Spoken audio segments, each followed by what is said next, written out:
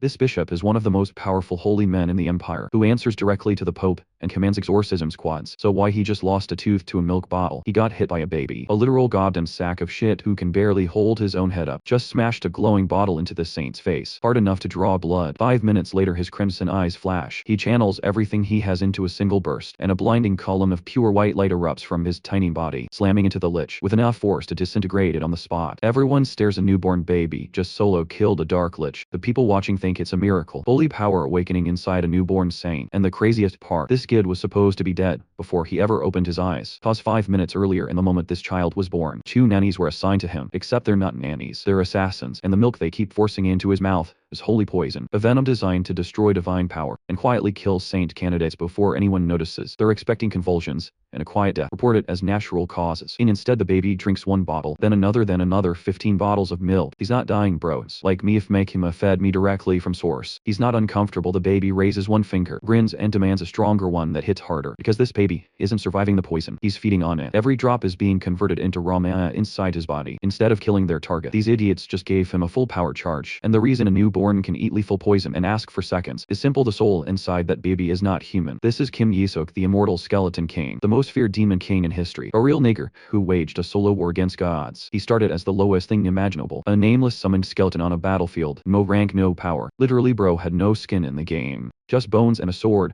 and an endless war. Nobody asked him to fight. Every demon stronger than him tried to kill him, but he evolved from a disposable foot soldier into an immortal lich, so powerful the heavens conspired to stop him. Just pure Clash Royale lore. But when the gods who summoned him refused to keep their promise to turn him human again, he didn't beg, he declared war on heaven. They panicked, used a holy relic to seal his soul. His response, he gathered every ounce of destructive energy in his body and detonated himself inside their temple. Middle East classic pure Osama. Last words to the gods: eat shit, you bastards. The explosion flattened an entire section of the divine realm. The gods were too shocked and scared when they tried sealing my bro, and his soul slipped through and landed in a newborn body. But that desperate, unbreakable will to survive didn't start in the Clash Royale arena. Before 6 towers and zaps, Kim Yuzuk was just a guy, a regular, exhausted human being who spent his entire life grinding like a machine, with nothing to show for it, like me writing this recap right now. But then one day 2 things happened. He won the lottery, and in the same day, a doctor told him he had just some days to live. A disease so rare they were going to name it after him, like ear mushroom with neck getting bigger. Never harder. Just pure wasted opportunity. He stood in the rain holding a jackpot ticket that meant nothing. He begged the universe to save him. The universe turned him into a skeleton on a demon battlefield, and all that rage, all that experience, all that power now lives inside a newborn baby. The one family in the world that trains every single day to kill him. The Asura family, the saint's bloodline. He is their heir, their precious saint candidate, in a mansion where knights stabbed skeleton king dummies every morning for practice, surrounded by people who would burn him alive if they knew what he really was. Pause right now. The bishop is bleeding and humiliated. Emperor Alexander is impressed by the boy's platinum hair, same as the empire's legendary founder. This baby is starting to look like a real saint. That's exactly what the bishop can't allow. He was sent by the Barrett family, who monopolized the papacy for generations. They already picked their own saint. Every other candidate needs to vanish. Isaac was supposed to be the easiest target, so the bishop goes nuclear. He announces he sends demonic energy from the child and demands an exorcist. He's not entirely wrong. Isaac leaked a tiny stream of undigested mana, a small slip, but the bishop caught it. The emperor shuts it down, refuses to investigate a saint candidate from an allied house. But then Isaac does something nobody expected. His tiny hand reaches out, touches the bishop's chest,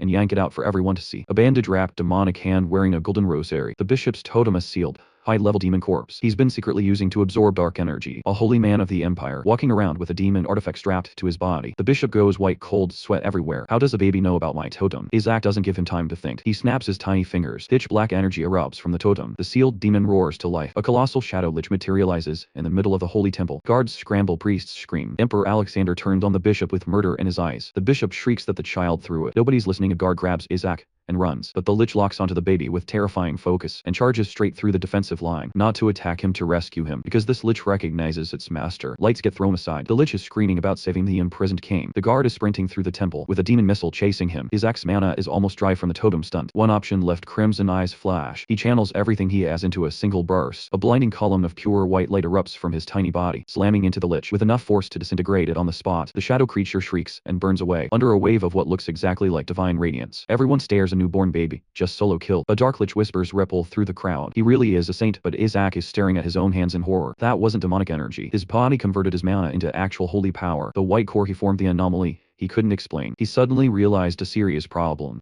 I'm out of mana. A horrifying hypothesis flashed. Is this body converting my mana into holy power? While Isaac panicked, the captured bishop shrieked, "Let me go, you fools." He pointed accusingly at the child. That baby is a heretic. How dare you crawl into the holy nation? The bishop begged the emperor. Your Majesty, I will prove it. I will expose him with an exorcism. Emperor Alexander interrupted coldly. Enough, bishop. You dare accuse a saint candidate? His gaze was sharp as a knife. I will not overlook this matter, even if you come from the Holy See. Cornered, the bishop gritted his teeth. If the emperor suspects, they will soon discover the intruder kneeling on the floor. He despaired. Even if I die, I must save my family. The bishop's eyes flashed with cruelty. That's why at least I must kill the Asura family's saint candidate. A gigantic golden wolf spirit beast roared into existence, charging straight for the emperor and the infant emperor. Alexander growled. This bastard finally shows his true colors. Does he really think he can kill me with this? Isaac scoffed internally. He prepared to counterattack, but a harsh truth dawned on him. Wait, I have no mana left at all. Suddenly a stream of icy blue energy tore through the air. The wolf beast roared in pain before being instantly subdued by the mysterious power. An icy voice echoed from the shadows. Who dares lay a hand on a direct descendant of Asura? Blue robes fluttering, a dignified figure stepped from the mist. The blue faith, the emperor exclaimed. It's the Asura Knights. The silver-haired man advanced, his aura overwhelming. It was the Asura family's seventh son. Really, Asura? Without hesitation, he pointed at the attacker. Execute the bishop immediately. A soldier snatched Isaac from the bishop. The baby struggled. Let me go. Don't touch me with Asura's filthy hands. Then he froze. Wait, Asura.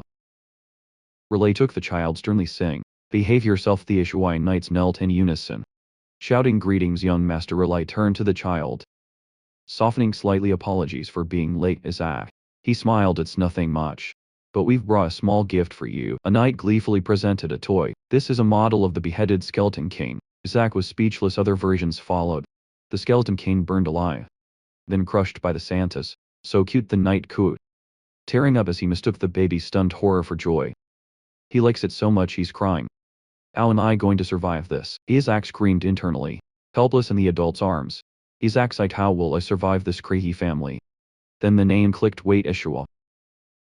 Memories flooded back. The 45th generation saint is no Asura. The 61st Ox Asura. All the sworn enemies bore that name. Damn it, did I reincarnate into the saint's family? What kind of karma is this? While Isaac cursed his luck, the cornered bishop yelled, heretics. Where did you get that creature? He pointed at Isaac. I will expose its identity. The Asura family is insane. It will end. The Asura Relay sword flashed. A cold decisive stroke silenced the bishop forever. Relay sheathed his blade, looking down at the corpse. Be grateful for Asura's mercy that I left your head attached. He kills people just for insults. Isaac thought he's got guts. A knight quickly covered Isaac's ears. Young master should only hear good things. He began humming a gruesome nursery rhyme to soothe the child. Isaac looked at the skeleton toy lunatics. But the blue Asura family, they really are strong. Meanwhile, Emperor Alexander approached. It seems I owe the boy a debt. He looked directly at Relay. Tell your family dead that the imperial palace wishes to raise this child. Really, I was stunned. Your Majesty, you just dial. Isaac thought gleefully. Am I being recruited by the imperial palace? The holy nation will target the boy. Alexander explained. Can the current blue faith protect him? The Pope will oppose him because of his hair color. The emperor's expression darkened. Furthermore, the skeleton king seems to be hunting him. Isaac was dumbfounded. What? I'm the skeleton king. Why would I hunt myself? An official interrupted. Your Majesty, the child carries Asura blood. He must be raised by the Asura family. Relay took Isaac. Pope or skeleton king, Asura can handle it. The emperor smirked. Saint Melissa would be delighted to meet the skeleton king again. Isaac froze. Melissa. Horror dawned on him. She was the craziest, most formidable enemy I ever faced. The ironic truth was a fatal blow. I'm Melissa's direct descendant. Why does my life like this? Santeses were the god's ultimate weapons, created to destroy him. He had never touched them. Killing one only summoned a stronger successor. And now the worst of them all was his ancestor. Relay smiled, unaware the child in his arms was the enemy his family was sworn to destroy. Emperor Alexander watched silently as Relay affirmed the Asura family's capabilities. A young knight interjected, recounting the martyred Santeses. I didn't kill anyone. Isaac screamed internally, refuting the baseless rumors. It's alright, Relay said gently. I'm not alright at all. Relay lifted the boy high. We are grateful you were born. We have only one wish. Don't grow up to be like that terrible skeleton king. A blessing that felt like a stab. The image of his past brutal self haunted him. I'm sorry for being a bad person. Alexander pressed the negotiation. The boy is a precious asset against the growing demon threat. Besides, Asura has no Santas. He delivered the decisive blow. The boy's mother disappeared a year ago. A lightning bolt struck Isaac. My mother is a saintess real. I countered the matriarch, is still alive. Lady Melissa will return soon. Isaac gasped, she's alive. His greatest enemy survived. Fear enveloped him. He knew better than anyone how dangerous Melissa was to survive. The tiny hand made a choice. It grasped the Emperor's finger. Isaac used all his acting skills. Blinking cutely, please take me with you. Alexander melted see. The boy wants the Imperial Palace.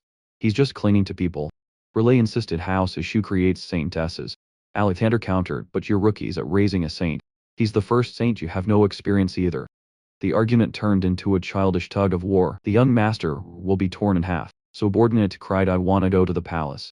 Isaac panicked, I don't wanna die. Then he felt a warm stream of light radiating from the Emperor. The source of life, this is the true path to survival. The Emperor smiled, a wise choice. But a sudden chill rose in Isaac's heart. Elsewhere a failed bishop knelt. I am innocent, that thing used mana. It's a demonic product, an icy voice echoed. Are you saying the gods bestowed divine power upon a demon? But it was mana, the Holy See calls such words. The mysterious leader's sword flash. Blood splattered blasphemy. The cardinal wiped his blade. No need for a new squad, the Emperor will take the child. We strike at the Imperial Palace. Back in his crib, Isaac shuddered. Sensing the threat, I won't survive the palace. He recalled the negotiation from a few days prior. Raleigh had played his trump card against the Emperor. The most precious thing we possess is the skeleton. King's body, my body. You have it. Raleigh extended a hand. Isaac pointed decisively at him. Bagheya. Let's go to Asura. Raleigh. The iron-willed man melted Isaac in the carriage. Isaac accepted his fate. He gave up the palace. But I need to reclaim my old body. A body strong enough to contend with gods. Why is the Holy See targeting him? A knight asked. Really revealed the secret. A prophecy states the saint will be adopted as a child of a god. Isaac was dumbfounded. What the hell? If the saint became Pope King of Priests, he would rival the Emperor. The Barrett household, having monopolized the papacy, was threatened suddenly. The carriage stopped. Young Master Relay. We have a problem. Guards block the city gate. You will not enter the duchy. Do you not recognize the Asura emblem? Relay raged. The guard grinned. Darkness surged, and demons materialized. Demons, Isaac gasped. Aphrobate attacking human territory. A demon general roared. Arcane ordered the death of all saints. Under the command of the great skeleton king. Lord Isaac, when did I say that? You bastards! A blue lightning bolt obliterated a demon. You despicable holy knight. The general roared. Raleigh's eyes were sharp as knives. How dare you speak such nonsense before Ashua of exorcism? Holy light converged on his blade. Eshu will eradicate all evil. He sneered. A cowardly skeleton king sending subordinates to die. Do not insult Lord Isaac. The horde screamed for the resurrection. An explosion threw a knight back. He clutched Isaac to his chest. Forgive me. He ran into the forest. Placing Isaac within a glowing magic circle, a protective barrier, Isaac touched at high level. But nothing enters means nothing leaves. He closed his eyes. Unlock magic. He may call, whisper the observer. A shadowy entity with red eyes materialize. A great lord. Quiet whisper. Long time no see. I thought I'd never see you again. Congratulations on seizing an infant's body. How wicked enough search for enemies. 80 demons, whisper reported, but the count is dropping. 51. 31 Raleigh and his knights were sweeping them. Suddenly a wave of purple energy annihilated the remaining demons. No enemies left, whisper reported. Detected a shadow lich. A colossal shadow appeared roaring. You who dare touch my king, pay with your lives. What is wrong with this guy? Isaac panicked. My king, my only master, imprisoned in an inferior child.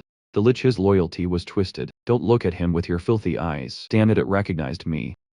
Relay ordered. Prepare for battle. Isaac babbled, trying to order the lich to stand down. Aga, don't touch my food. The knight misunderstood, sensing the baby's mana. Please be patient, young master. We'll deal with this. The lich, ecstatic at being acknowledged, roared. I will come to your side, my master. It darted past the knights. Relay froze, realizing its target. That worm is heading towards Isaac. The lich screamed at the knights. Filthy holy knights, how dare you imprison my master? Him Isaac gloated. He had its attention. I can't let Manhwa reserve be destroyed. He babbled a command. Break it. The lich obeyed immediately. Yes, master. It swung its shadow scythe with a roar. The magical barrier shattered. The knights screamed in despair as their young master's shield fell free. Him Isaac patted his subordinate, babbling a compliment. Well done. Now stop causing trouble and rest. The lich froze, utterly confused. And Master Isaac unleashed his power, forcing the lich to shrink. It let out a desperate scream. Why, before vanishing, really? Ashu stared dumbfounded. Did the boy just turn a demon into a totem? He looked at the infant sitting next to the petrified demonic hand. A knight cheered. He neutralized a demon instantly. Isn't the boy amazing? The entire Azure Knights squad erupted in cheers. You sick thought I didn't use holy magic. That was just magic. Really remained skeptical. But the knight commander picked up the child. In times of crisis the true nature reveals itself. The demons sense a threat from the young master. He is definitely a saint, Rely had to admit. Whether he's a saint or not, he is special. He gritted his teeth. But why does it have to be a boy? Thinking of the Skeleton King's curse. Really clenched his fist. I've made my decision. The commander saluted. As commander of the Azure Knights, I swear to protect young Master Isaac, the future of the Eshwa family. I understand now, Rely said softly. I've been foolish fearing the curse. This child will elevate our family. He lifted Isaac with a radiant smile. Let's go home, Isaac. As your uncle I will raise you to be a great holy knight. Just give me back my body. Isaac thought. And once we're home, Really added excitedly. The first thing I'll teach you is how to curse the Skeleton King. Isaac went rigid. F this family.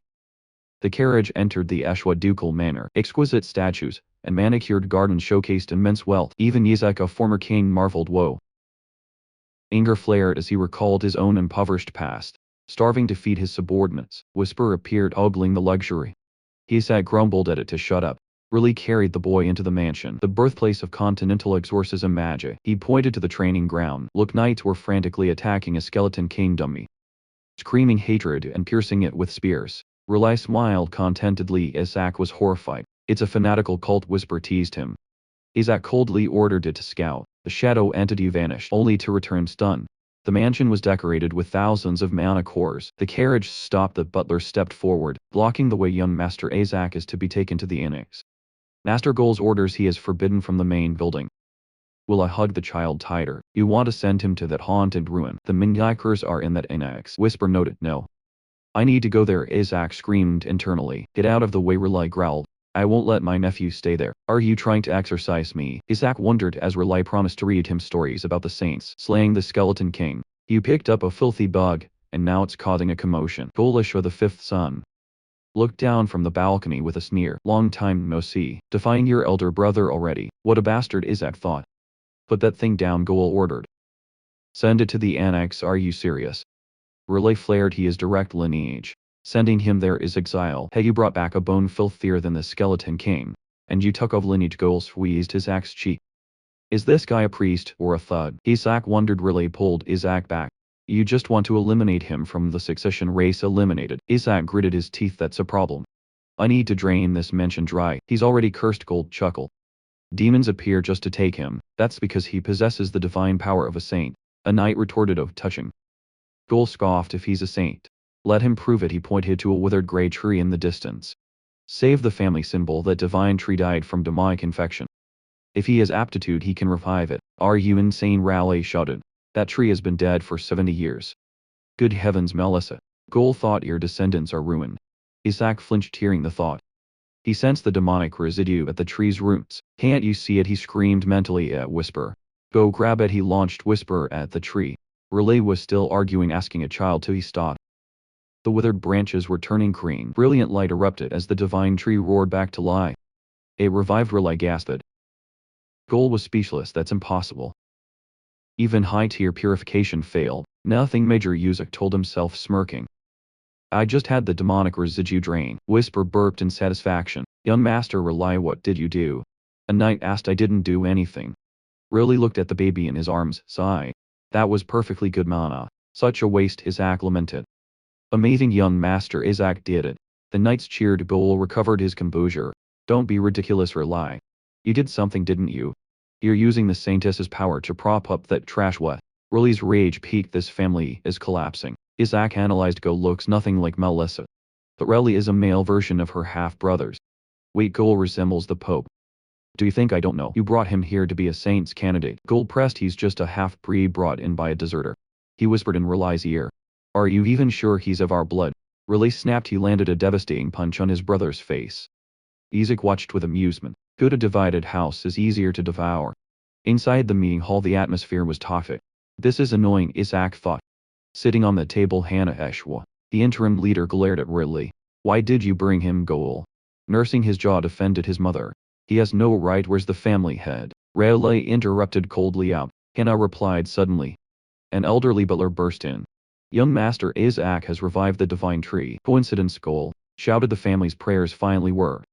Hannah smirked, there is no proof. You want proof? Isaac reached out his small hand. Boom, a whirlwind of pure power swept through the room, forcing the elders back. This energy.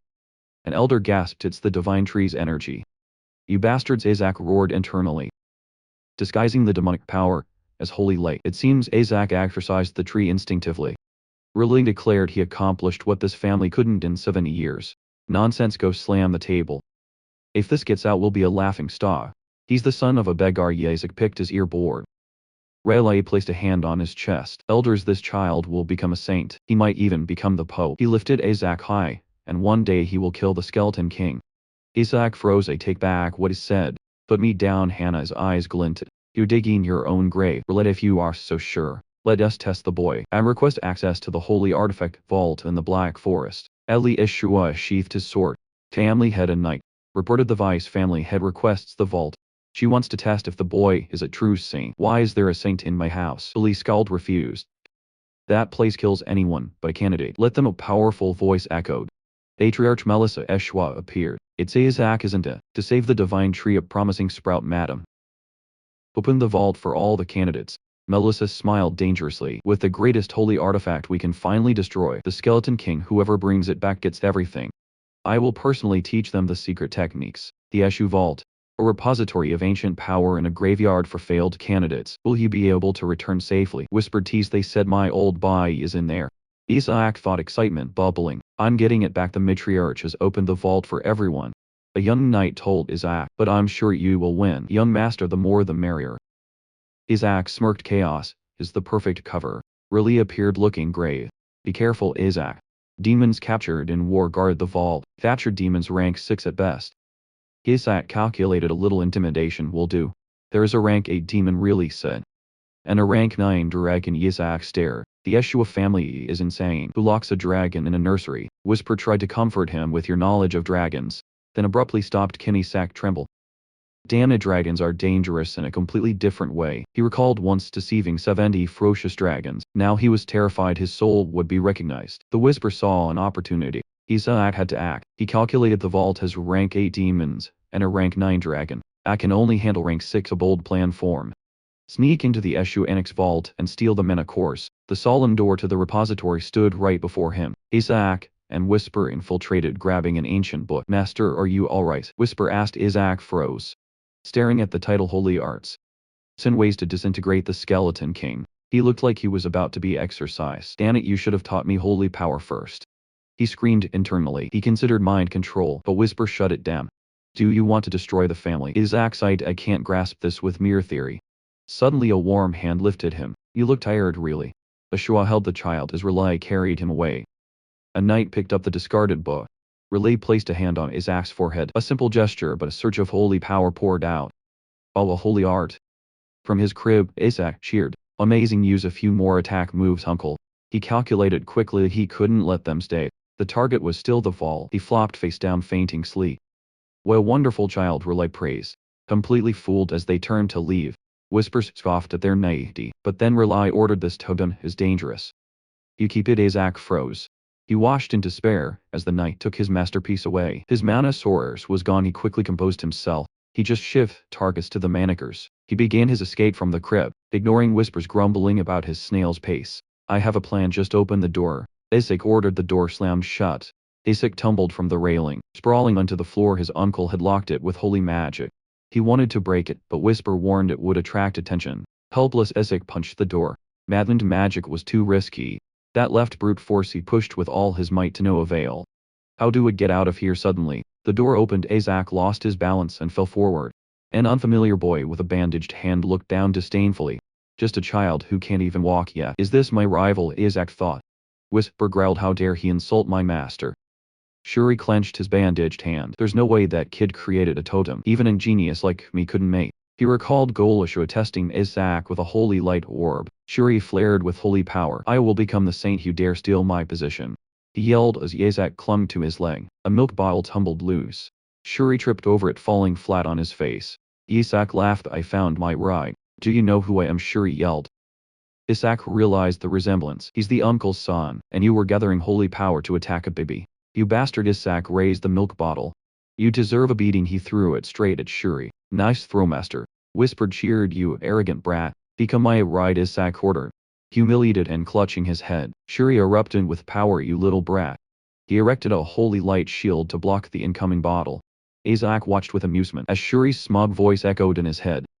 Surprised, "I'm the only one my age who can use level 3 defensive holy magic." Shuri smiled sinisterly. "Don't be surprised yet." Holy light, a giant magic circle flared beneath his feet. "Take this." Shuri unleashed 2 blinding beams. Usagi assessed the attack nonchalantly. "This looks tasty, thanks for the meal." The light slammed into a wall of energy and vanished. Shuri froze, watching his strongest attack absorbed effortlessly. "What kind of massive defensive magic is that?" he screamed. Isaac grinned. "Thanks for the show, no way." Shuri cried, overwhelmed. As the energy dissipated, whisper rose from Isaac's shadow. "Kill him," the servant asked. "Kill what?" Isaac thought. Realizing he was unharmed, Shuri blinked. "Oh." Embarrassment flared, and he snapped, "If you can't hit me, don't scare me like that." He tried to swagger, but a menacing voice froze him in place. "You dare?" Shuri's eyes widened. Cold sweat breaking out, a colossal shadow entity materialized. "Warring attack, my king." He grabbed Shuri's leg as he tried to flee. "Do you wanna die?" Shuri collapsed. Stammering in terror, Isaac patted the monster's hand gently, then climbed onto Shuri's shoulder. "What are you doing?" Isaac smiled. "Carry me, you bastard." "My name is Shuri Ashua," the boy thought, his internal voice resolute despite the tears. He was destined to be a saint. He had vowed to escape this corrupt family and become the Pope. But that grand plan halted the moment a demonic baby turned him into an unwilling mount to the annex. Isaac yelled, "Keep moving, or I'll tear you apart, human." The shadow threatened trap. Shuri obeyed, sobbing. "Just survive first, someone save me." Under the moonlight, Shuri carried Isaac across the garden, following the baby's erratic commands. "Left," said left. Isaac shrieked, pointing imperiously. "Do you want to die? Go the right way." Shuri sweated profusely until his feet suddenly rooted to the spot. He looked up, pale. "Wait. This is the second annex, the haunted house." "Why here?" Shirley panicked. Recalling the master's warnings, Isaac flashed a sly smile. "Oh my. Must be a few thousand spirits here." The old building reeked of dense magic, accumulated from decades of resentment. "Let's go," Isaac urged. "No, we can't go in there." The shadow reappeared. "Shut up and go, dog." Inside the abandoned annex was dark and chilling. Shuri's heavy footsteps and sniffles echoed through the corridor. "Messier than I thought," Isaac mused. Crimson eyes scanning the gloom for dark energy. He spotted a large sealed door. Whisper materialized. "Master, the entire building is sealed." "Hey, let's go back." Shuri panted, terrified. Isaac yanked his hair in response. "What now?" Shuri yelled. He stopped before a row of old portraits. Former family heads. Isaac scoffed. "You aiming for family head too? Don't even dream about it. That position is mine." Smash. Isaac slammed his milk bottle directly into a portrait, shattering the magical barrier. "Ancestral painting," Shuri wailed as the blast threw him backward. "Then don't put a barrier on the paintings." Isaac thought. "The barrier is broken." Master whisper confirmed. "I did it," Isaac cheered. Without giving Shuri time to recover, he urged him toward the open passage. "You psycho, don't just break things and run." Shuri screamed. Shuri yelled. As the child was dragged toward the darkness, Kim Yusuk only babbled excitedly.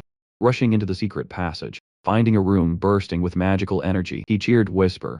Close the door," Yusuk ordered. Determined to claim the space, Shuri rushed forward. "Hey, wait. What are you doing?" Isaac spur. "A kid like you doesn't need to know." The door slammed shut inside. The boy sat calmly. "It's time to begin." Blue energy swirled around him. Outside, Shuri pounded on the door. "Come out or I'll tell the adults to kick you out." Shuri. A cold voice made the boy freeze. A white-haired man appeared, lifting Shuri into the air. "Why are you here?" Shuri opened his mouth, but an old woman roared, "We forbade entry to the annex." "So?" Shuri asked blankly. Witnesses had seen Shuri carrying Isaac here. He stammered a defense, admitting he used holy magic to carry the baby, which only confirmed their suspicions. The white-haired man sighed. "Shuri, you've gone too far." He gripped the boy's shoulder. "Where did you lock Isaac up?" Shuri screamed in denial. He was about to explain that Isaac locked himself in, when violent noises erupted. From behind the door, the man rushed over. "Isaac, are you in there?" He pressed his ear to the wood. Inside the darkness, the play began. Isaac's mournful sobs echoed. Pitifully, the door opened, and the elderly lady rushed in. "Oh dear. Look how scared he is." The man picked up the sobbing child. "He's in shock but seems unharmed." He looked at the baby, relieved yet thoughtful, then turned to Shuri. "You should be ashamed." "But it wasn't me, I swear." As he was carried away, Isaac mouthed a sarcastic thank you at the stunned boy. His innocent expression vanished, replaced by a sinister smile. Thanks for the meal. Sherry clutched his head in agony, while the adults wondered why his blood pressure was spiking. Safe in their arms, Isaac assessed his spoils. I've acquired a century's worth of mana in one go. Energy glowed in his small hand. With this I can use that plan. The man mistook the boy's sinister look for shock. Sunlight bathed the magnificent mansion. Isaac sat calmly beside a book until Relai's voice rang out. Isaac, I have someone to introduce really. Ashuat entered with a uniformed woman. This is Ashley, she will take care of you. Ashua's holy knight Ashley large.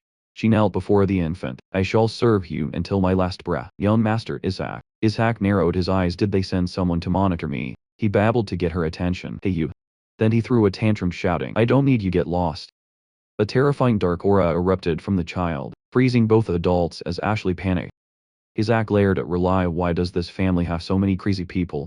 Relai just smiled, and Isaac, this is my gift. He opened a box to reveal a simple ring. Isaac scoffed internally. Had the issue of family fallen so low giving cheap jewelry? All night. Ashley gasped. Is this the holy maiden's treasure? Relai patted the child's head, confirming it was a gift from the elders. Isaac's eyes flashed red. Oh. So it's the real deal. Memories flooded back. It was the elder's ring the holy maidens had used against him. In his small hand the ancient power hummed. The holy artifact began to glow warm. Isaac smirked to himself. Currently it only has a charge or two left. But I can fix that. He sensed a presence. Ashura stood in the distance. Arms crossed, teeth gritted, eyes burning with hatred. Isaac glanced over. That Fujish look proves it's real. Relay turned cheerfully at my nephew. Isaac immediately changed his demeanor, flashing a dazzling yet terrifying smile. You're adorable as always. He leaned down to whisper in the child's ear. Isaac flinched, screaming silently at Goal's madness. Goal was seething. He had secretly sabotaged the blessing device, only to watch the treasure fall into Isaac's hands again. He remembered begging the matriarch, please let my son have it too, only to be coldly dismissed. Jury already received the blessing. Don't be greedy, resentful that his plan was ruined by a child. Goal approached Relay. He sneered at Relay's gift, falling it trash, then turned to Isaac with a cunning smile. My dear Isaac, how can you accept such a useless item? Go open a box to reveal a magnificent ring. This has received countless blessings from the Holy See. Life froze, realizing Goal was undermining him. Isaac reached out. Goal grinned triumphantly, until a small hand slapped him square across the face. Get lost, Isaac thought. Disgusted by the object reeking of the Pope, Isaac snatched the box and hurled the expensive gift away. It arced high and sank into the fountain, while Goal screamed. Relay was stunned that a priceless treasure had been discarded, but Isaac stood tall, full of self-satisfaction. The boy happily held up the simple ring Relay had given him. Overwhelmed, Relay burst into tears of joy, cheering for the nephew who had chosen him, while Relay celebrated. Goal's subordinates frantically fumbled in the cold water. Isaac gloated inwardly. He had used magic to make the ring unnaturally heavy.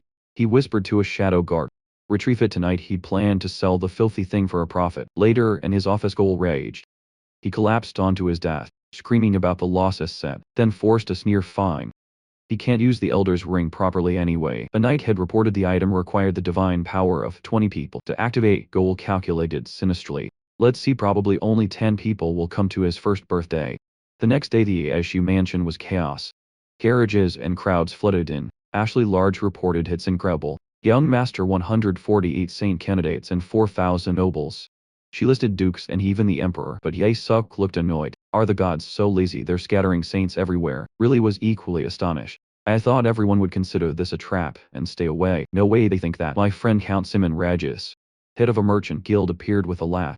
Every family in the empire is buzzing. They heard the weaklings of the Ashua family were attending, so they knew it couldn't be a trap. Simon continued, besides, the lady of the Ashua family offer a prize. How could they not come? Isaac looked up curiously, wondering about the prize. Relay suspected that even the Simon sneered at the arrogant Barrett family.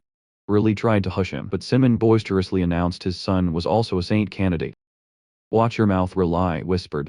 Gripping the doorknob, Simon kept prattling behind him. It seems ancient proverbs are never wrong. The voice stopped them. Cardinal Barrett Riley gasped. The cardinal smiled sinisterly. The weakling Eshua is holding a birthday to salvage dignity. He thought I wanted to see their candidate. His gaze landed on the child in Ashley's arms. What a godsend. He placed a hand over his heart, feigning sincerity. I pray the Eshu's saint candidate will bring glory to the family. A bad premonition struck Riley. A trap. He realized the candidate count had surged to 148 last week. The Holy See let the rabble in. If they cause chaos in the treasure vault, they'll tear apart the weak. Horror dawned on him. Isaac is in danger. Esau's sons were known for beauty and uselessness, making them prime targets for those currying favor with the church. A shadow order had been given. Play with the Yeshua brat. Mix holy poison into his water. Make him a laughingstock. But Kim Yusek gulped down the poison water, looking satisfied. Whoa, this stuff is amazing. The other candidates stared. How many bottles is that? Kim Yusek inwardly rejoiced. Bring more of this, little bit won't kill me. He hurled the empty bottle at Shiri Eshu. A panic set in among the conspirators. He should have dared here. Wrong bottle. Shiri covered his face in shame. Why does he keep drinking it? Desperate to save face, he kicked the bottle from Kim Yusok's hand. Stop drinking, are you possessed? Kim Yusok offered a clean bottle. Shiri slapped it away, unaware the boy was thinking. No poison in that one. The child clung to Shiri's leg, wailing for the toxic wire. Mine was holy poison, a blonde boy confessed frantically. Give it to me, Kim Yusok roared. His eyes flashed as he floated into the air, dark energy surging as he reached the realm of self-detoxification.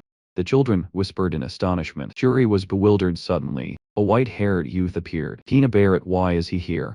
Shuri exclaimed while Kim Yuzha calmly downed the fresh poison, thinking. Damn, so he's going to win. The room buzzed. Why was the pontiff's house here? Despite Kina's hair color, everyone recalled the messy brown hair of previous pontiffs. Kina sneered. It's not strange.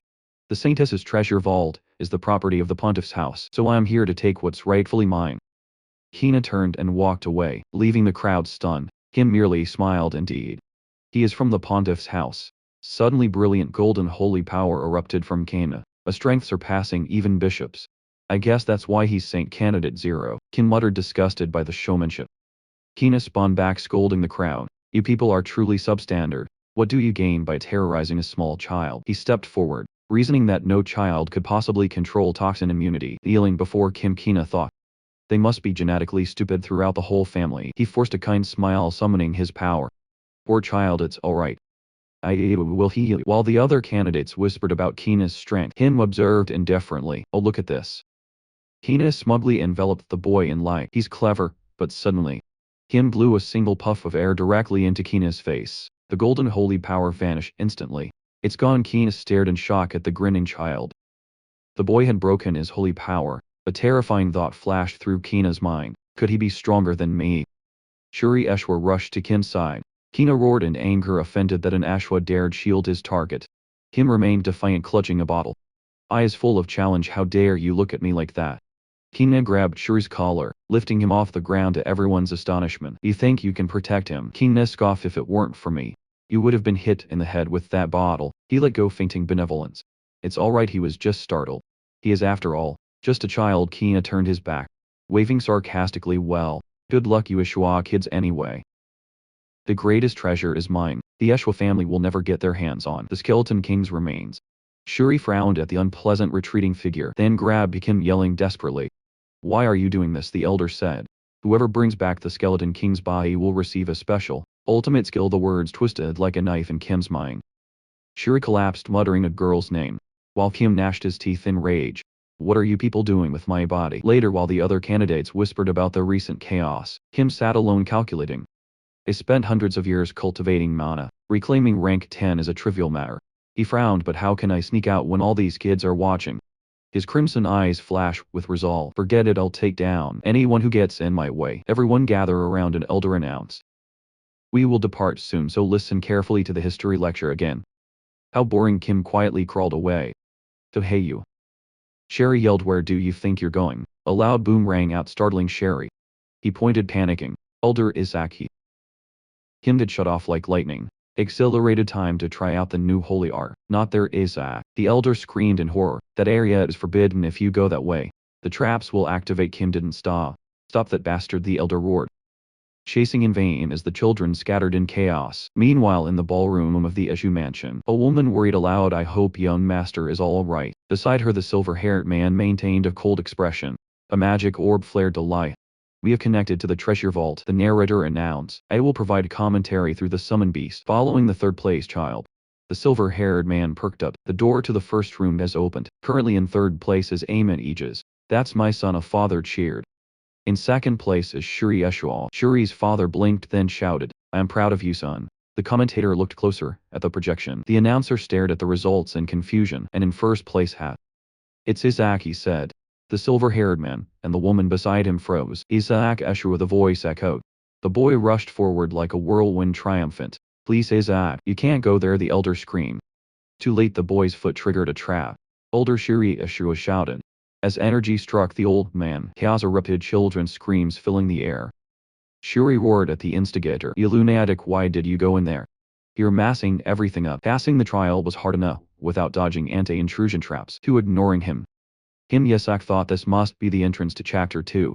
He triggered another layer of traps. Well done, Master, the shadow entity whispered. Thanks to the Menakar you absorbed. I've leveled up good, now I can exploit you even more. Yes, I thought. Now go catch him, the shadow rushed off. In the crowd a boy muttered. I didn't expect it to be this hard, so this is why the Sands are so strong. His friend looked bewildered. Suddenly, Shuri was lifted into the air. Isn't that the Ashua kid? Someone asked. Yes.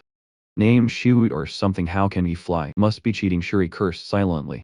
That's not it, you idiots. Ripped by the shadow he screamed. I'm flying against my will. Put me down, Master. I've caught the informant. The entity threw Shuri face first in front of Kim Yesek, groaning. Shuri warned, stop it. You madman, the second room.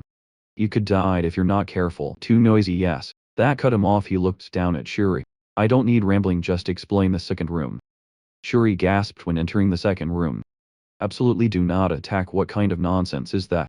It's the only way to pass. Just wait 3 minutes, until they disappear. Someone already died in there. A test of patience, how clutch. Isaac thought. He crawled away, replying in a childish voice. Alright. Sounds easy as pie, just don't attack right.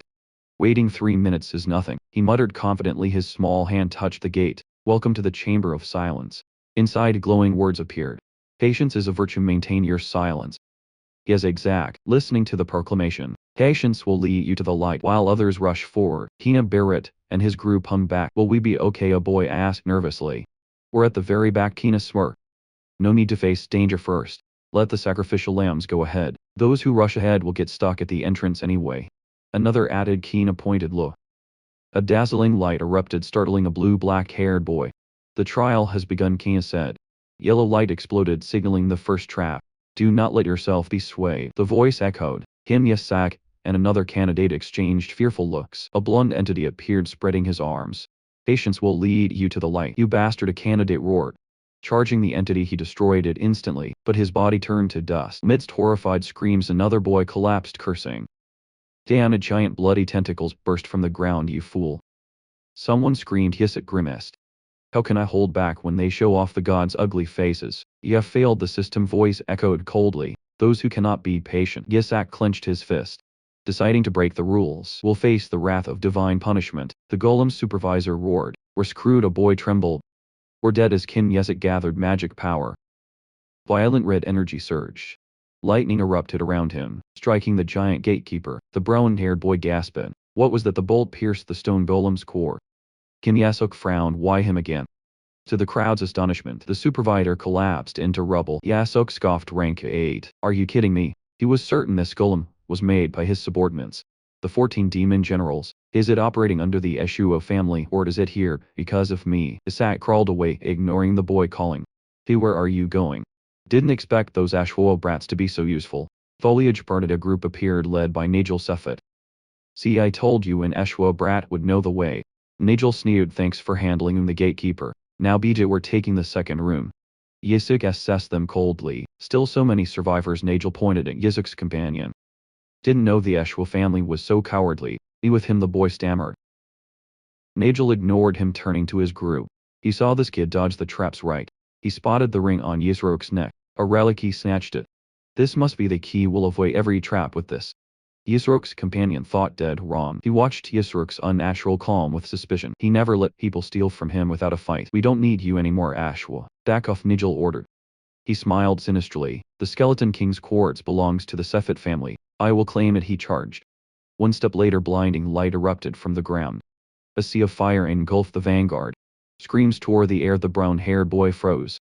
Isaac, that brat, through the flames. Isuk smiled. He lured them. The fire died into ash and smoke. Isuk hoisted his companion onto his shoulder, and stepped over the bodies to enter the second room. He looked back at the charred remains. Thanks for the sacrifice, kid. Isuk frowned. Another group was trailing him. Why are they still following me? He definitely has divine power. A purple-eyed boy whispered. He's from the Saintess's house. Isak scowled. I don't need their reverence. From his shoulder Shuri Ashwa thought. Run guys.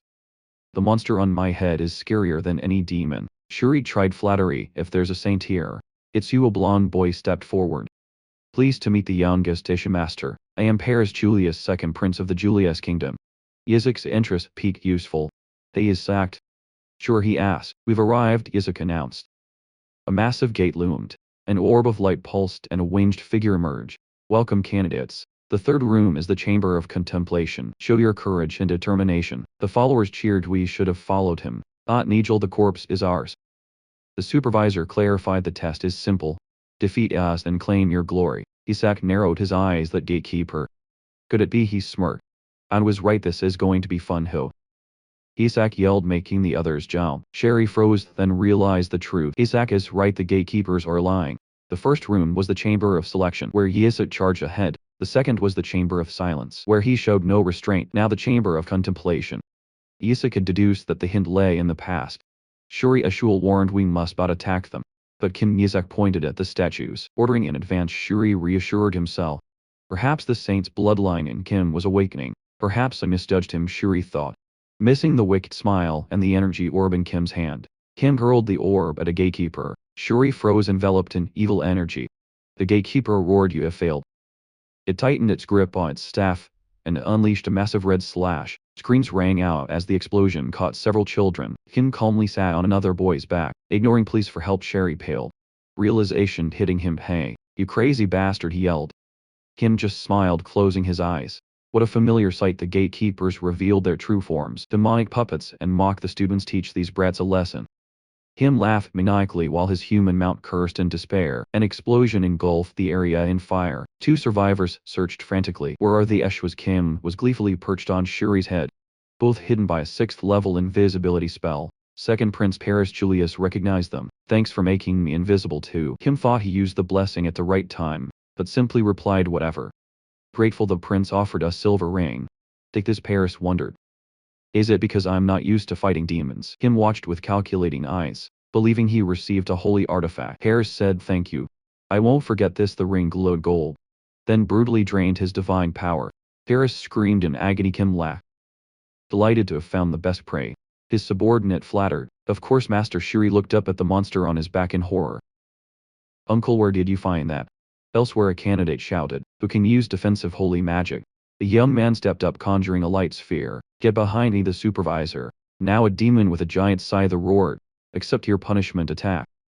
Another ordered. The young man unleashed a stream of holy light. Take this. The attack was neutralized, throwing him back and shocking his team. As he lay motionless, his friend cried, hey, what's going on? Above, the ring floated with an eerie red glow. The supervisor sent a candidate flying. Suddenly the skeletal puppet paused, tilting its head. Him. Where did all the trick kids go? The shadow subordinate reported. We've absorbed the holy power here. Moving to the other side. Kim. Watch the chaos, don't feel bad, weaklings. That doll stops when you fall. Better I take the power than you hurt yourselves, master. Almost done. The shadow paused, as a golden sphere materialized. What is that? A dazzling pillar of light erupted, blasting the shadow creatures away. Through the smoke a figure appeared. Found it, Kim whispered. A white-haired, golden-eyed boy wreathed in holy fire. Declared Isaac. Ashwakina Barrett stepped forward. I wondered where you went. Nigel Sifit stared, sweating. I knew he was a genius, but this giant wings of holy light unfurled from Isaac's back. To summon a holy spirit at this age, it's absurd, Nigel screamed. Kina Barrett faced Kim Isaac, who had returned to his original form. Surprising that someone could defeat a demon. Kina sneered, or did you lure the children into a trap again? Just like the first room, Kim Isaac smiled cunningly. The children cried out no. That baby did everything for us. A candidate insisted he even showed us the way. Are these fools suffering from Stockholm Syndrome? Kim Isaac thought. Kina scoffed, save. Aren't you ashamed to call yourselves saint candidates? What right do you have? A black-haired boy snapped. You just hid in the back. Isaac deserves to be a saint more than you. The group rallied around Kim. Isaac, that's right. Shuri Ashua realized the truth in desperation. No, everyone, this demonic child is draining you. But nearby other survivors whispered. If not for them, we'd be in big trouble. Suddenly they looked up in terror. A massive fireball descended, shaking the ground violently. The survivors gathered before a large gate. That's the entrance to the third room. Isn't it? Fireball boomed. Congratulations on completing the second room. I am the final guardian of the treasure vault. Choose who will take the treasure here and end the trial. A boy opened his mouth, but the guardian cut him off. Or face the challenge to enter the third room. Answer carefully. Kina Barrett remained calm. If you overcome the challenge, the guardian continued, you will find the treasure of the third room. However, if you fail, you will die. The candidates froze in horror. Only Kim Yusak remained unmoved. Master the mana from this voice. His shadow spirit whispered yes. It's a dragon, Isak noted sharply. The threat is real. I will still go. A candidate shouted, if I get the treasure, I can become a saint. Me too. The others echoed, I'll go to the third room. Then face the trial. An invisible force pushed them forward. As blinding light enveloped the group, when the light faded, a boy grimaced dizzy. Kim Isak chuckled, the final trial is simple. The guardian announced. A colossal stone statue appeared. Worship the Lord. Another statue. A candidate cried, it's the cardinal. Only those who show reverence may enter. The voice intoned. The candidates whispered.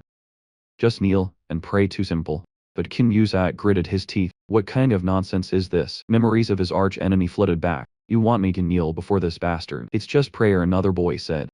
He knelt and clasped his hands. Your servant worships you. My lord, you have learned well. The statue replied, you may pass. The boy jumped up, stirring hopeful murmurs. Isaac Sherry froze, feeling a chilling intent from the boy on his shoulder. Guys, you need to pray. Kim Yusak kicked Sherry in the stomach. As Sherry stumbled, Yusak clung to his leg, dragging himself forward defiantly. Meanwhile, Kina Barrett approached the statue. Watch closely, he knelt with perfect posture, radiating holy light. This is the proper way to worship. The others cheered. Me too. A boy clasped his hands, trembling. You are worthy of all glory. Suddenly an invisible pressure crushed him down. Oh, let me do it. Others cried, frantically clasping their hands before the statue. The stone statue seemed to react. Someone called out to Kim Isak. Hey kid, why aren't you kneeling? Isak scoffed internally. Only a fool would kneel. Whispers rippled through the room. Why is he doing that? Is something wrong with his faith? Shuri Ashua's voice hissed in Isak's mind. Hey you bastard. Pray now, don't defile our family. Kina Barrett smirked, calculating this will be recorded. Does he want to be disqualified? No matter how talented, without faith, he's finished. One less rival. Isak glared at the statue. So what, you bastard? I'd rather die than kneel before this thing. The statue remained silent, radiating terrifying pressure. Isak trembled, but didn't back down. Then just kill me. Dark energy erupted from the stone, engulfing the space. A shadow within roared. Those who disrespect me shall die. Damn it, just do it. Isak yelled, stupid statue. I'll destroy you. His shadowy subordinate materialized, frantic. Master, it's too dangerous. Isak crushed the shadow in a blaze of fury. Die suddenly. Brilliant light pierced the darkness. A solemn voice echoed, excellent. Isak froze, staring at the charred remains in his hand. You have passed, young candidate. Kina Barrett K. Wait, what? He said we needed to show reverence. He pointed accusingly at the child. How can he pass without praying? It's absurd. That child, the statue replied, is the only one who showed true faith in God. Isak stood in bewildered silence. Don't you understand? The statue asked. You did not kneel before God, but a statue does. Your faith command you to bow before idols. The candidates froze. A statue. One muttered, an idol. Panic spread as they realized the doctrinal trap. Look at that child, the statue declared. Even facing death, he did not lose his faith. Faith, Isak mumbled, then puffed out his chest. Shut up. Kina gritted his teeth. Unacceptable, he's just a baby. You can't prove his refusal was faith. Isak crossed his arms, nodding in agreement with his accuser. Kina delivered his final blow. And if he has so much faith, where is his holy mark? Isak flinched. Who? The room stirred. A saint candidate without a mar. Isak smiled smugly, enjoying the show. He's the only one without it. Kina pressed. Give up a saint candidate without a holy mark. The statue echoed, that is because he is a child. A small child does not need to possess it. Yet the excuse stunned everyone, even Isak. Absurd. Kina roared, and you could move this whole time. The others chimed in. If he gets in, we should too. You all wish to enter the third chamber? The statue asked. Silence fell. Very well, you may all proceed.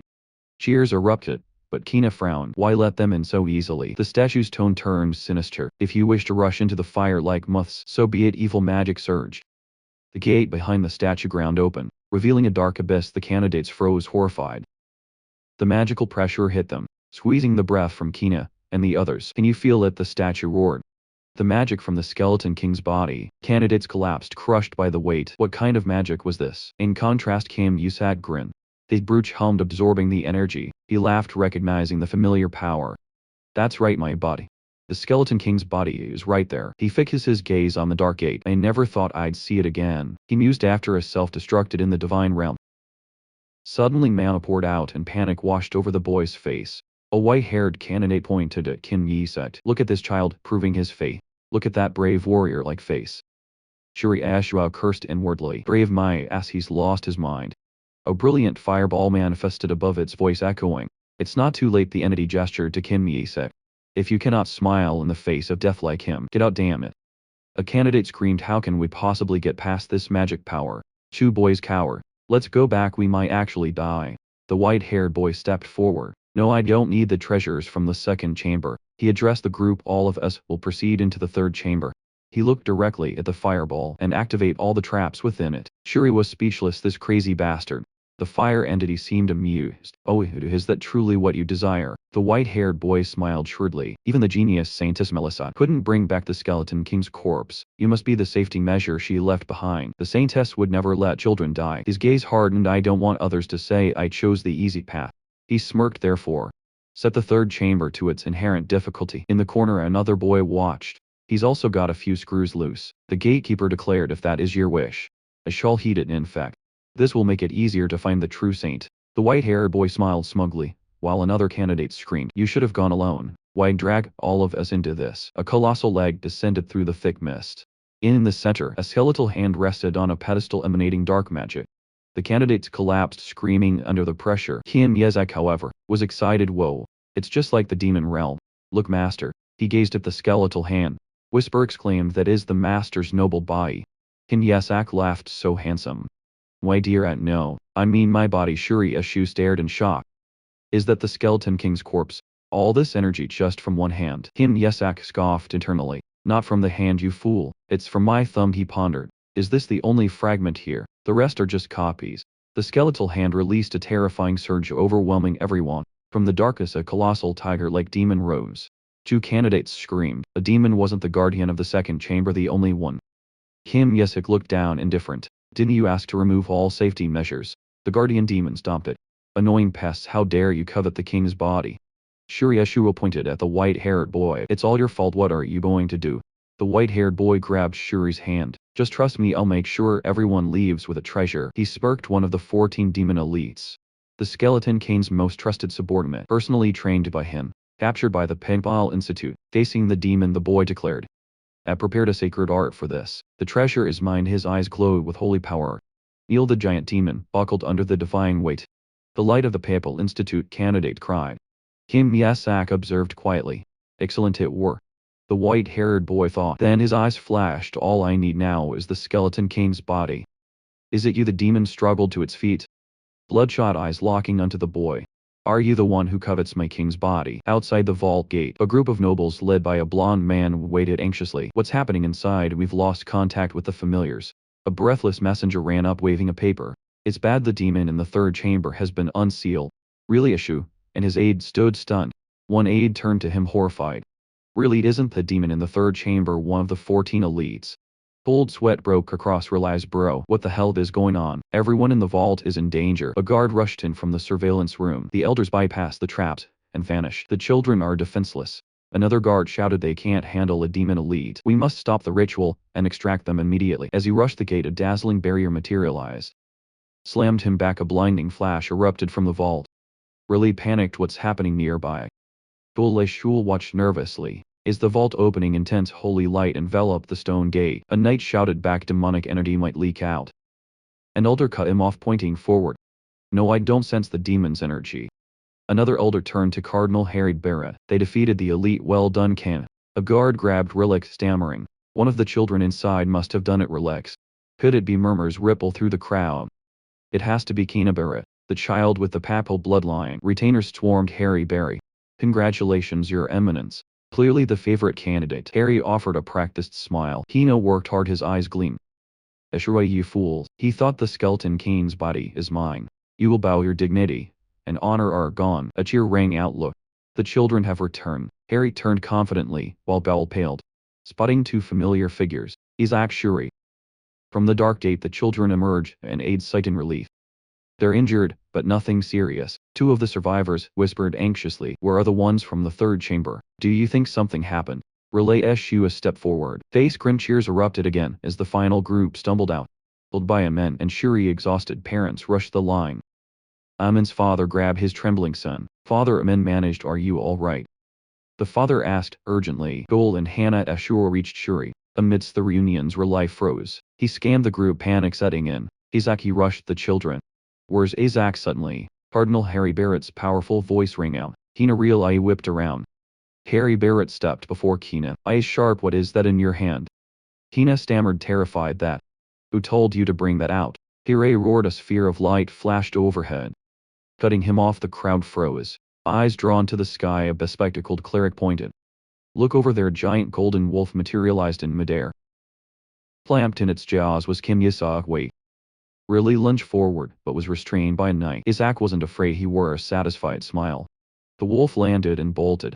Relay, and the others gave chase, shouting Isaac's name. And aide stammered, young master Relay. That wolf is the young secret dragon, the guardian of the Eshua treasure vault. Relay stopped, dazed. She's right, that energy. It belongs to a holy dragon. A strange gnawing sound cut the silence. Kim Isaac sat nearby, engrossed and sucking on something. A knight paled. Elder, look. Could that be the skeleton king's corpse? An elder screamed. Why is that in your mouth? The boy brought it back. A priest gasped nearby. Harry Barrett glared at Kana. Did you give the corpse to that child? He masked his panic with arrogance. Saving face for the host is a virtuous saint must possess. Really seethed at the audacity. The dragon roared, what nonsense are you spouting? This kid brought the corpse out. You are all fools, Hore. And Kana froze. Kana's mind flashed back to the treasury in horror. Why had the golden holy art fail? The giant guardian demon had towered over them, filthy trash paralyzed by its aura. The candidates screamed as the demon swung die. Demonic energy exploded, flinging them away. Hina awoke in the rubble to see a blue holy barrier shielding them. Blue holy art. It wasn't Kina's power, it was the Eshushield's filthy priests. The demon roared, lunging.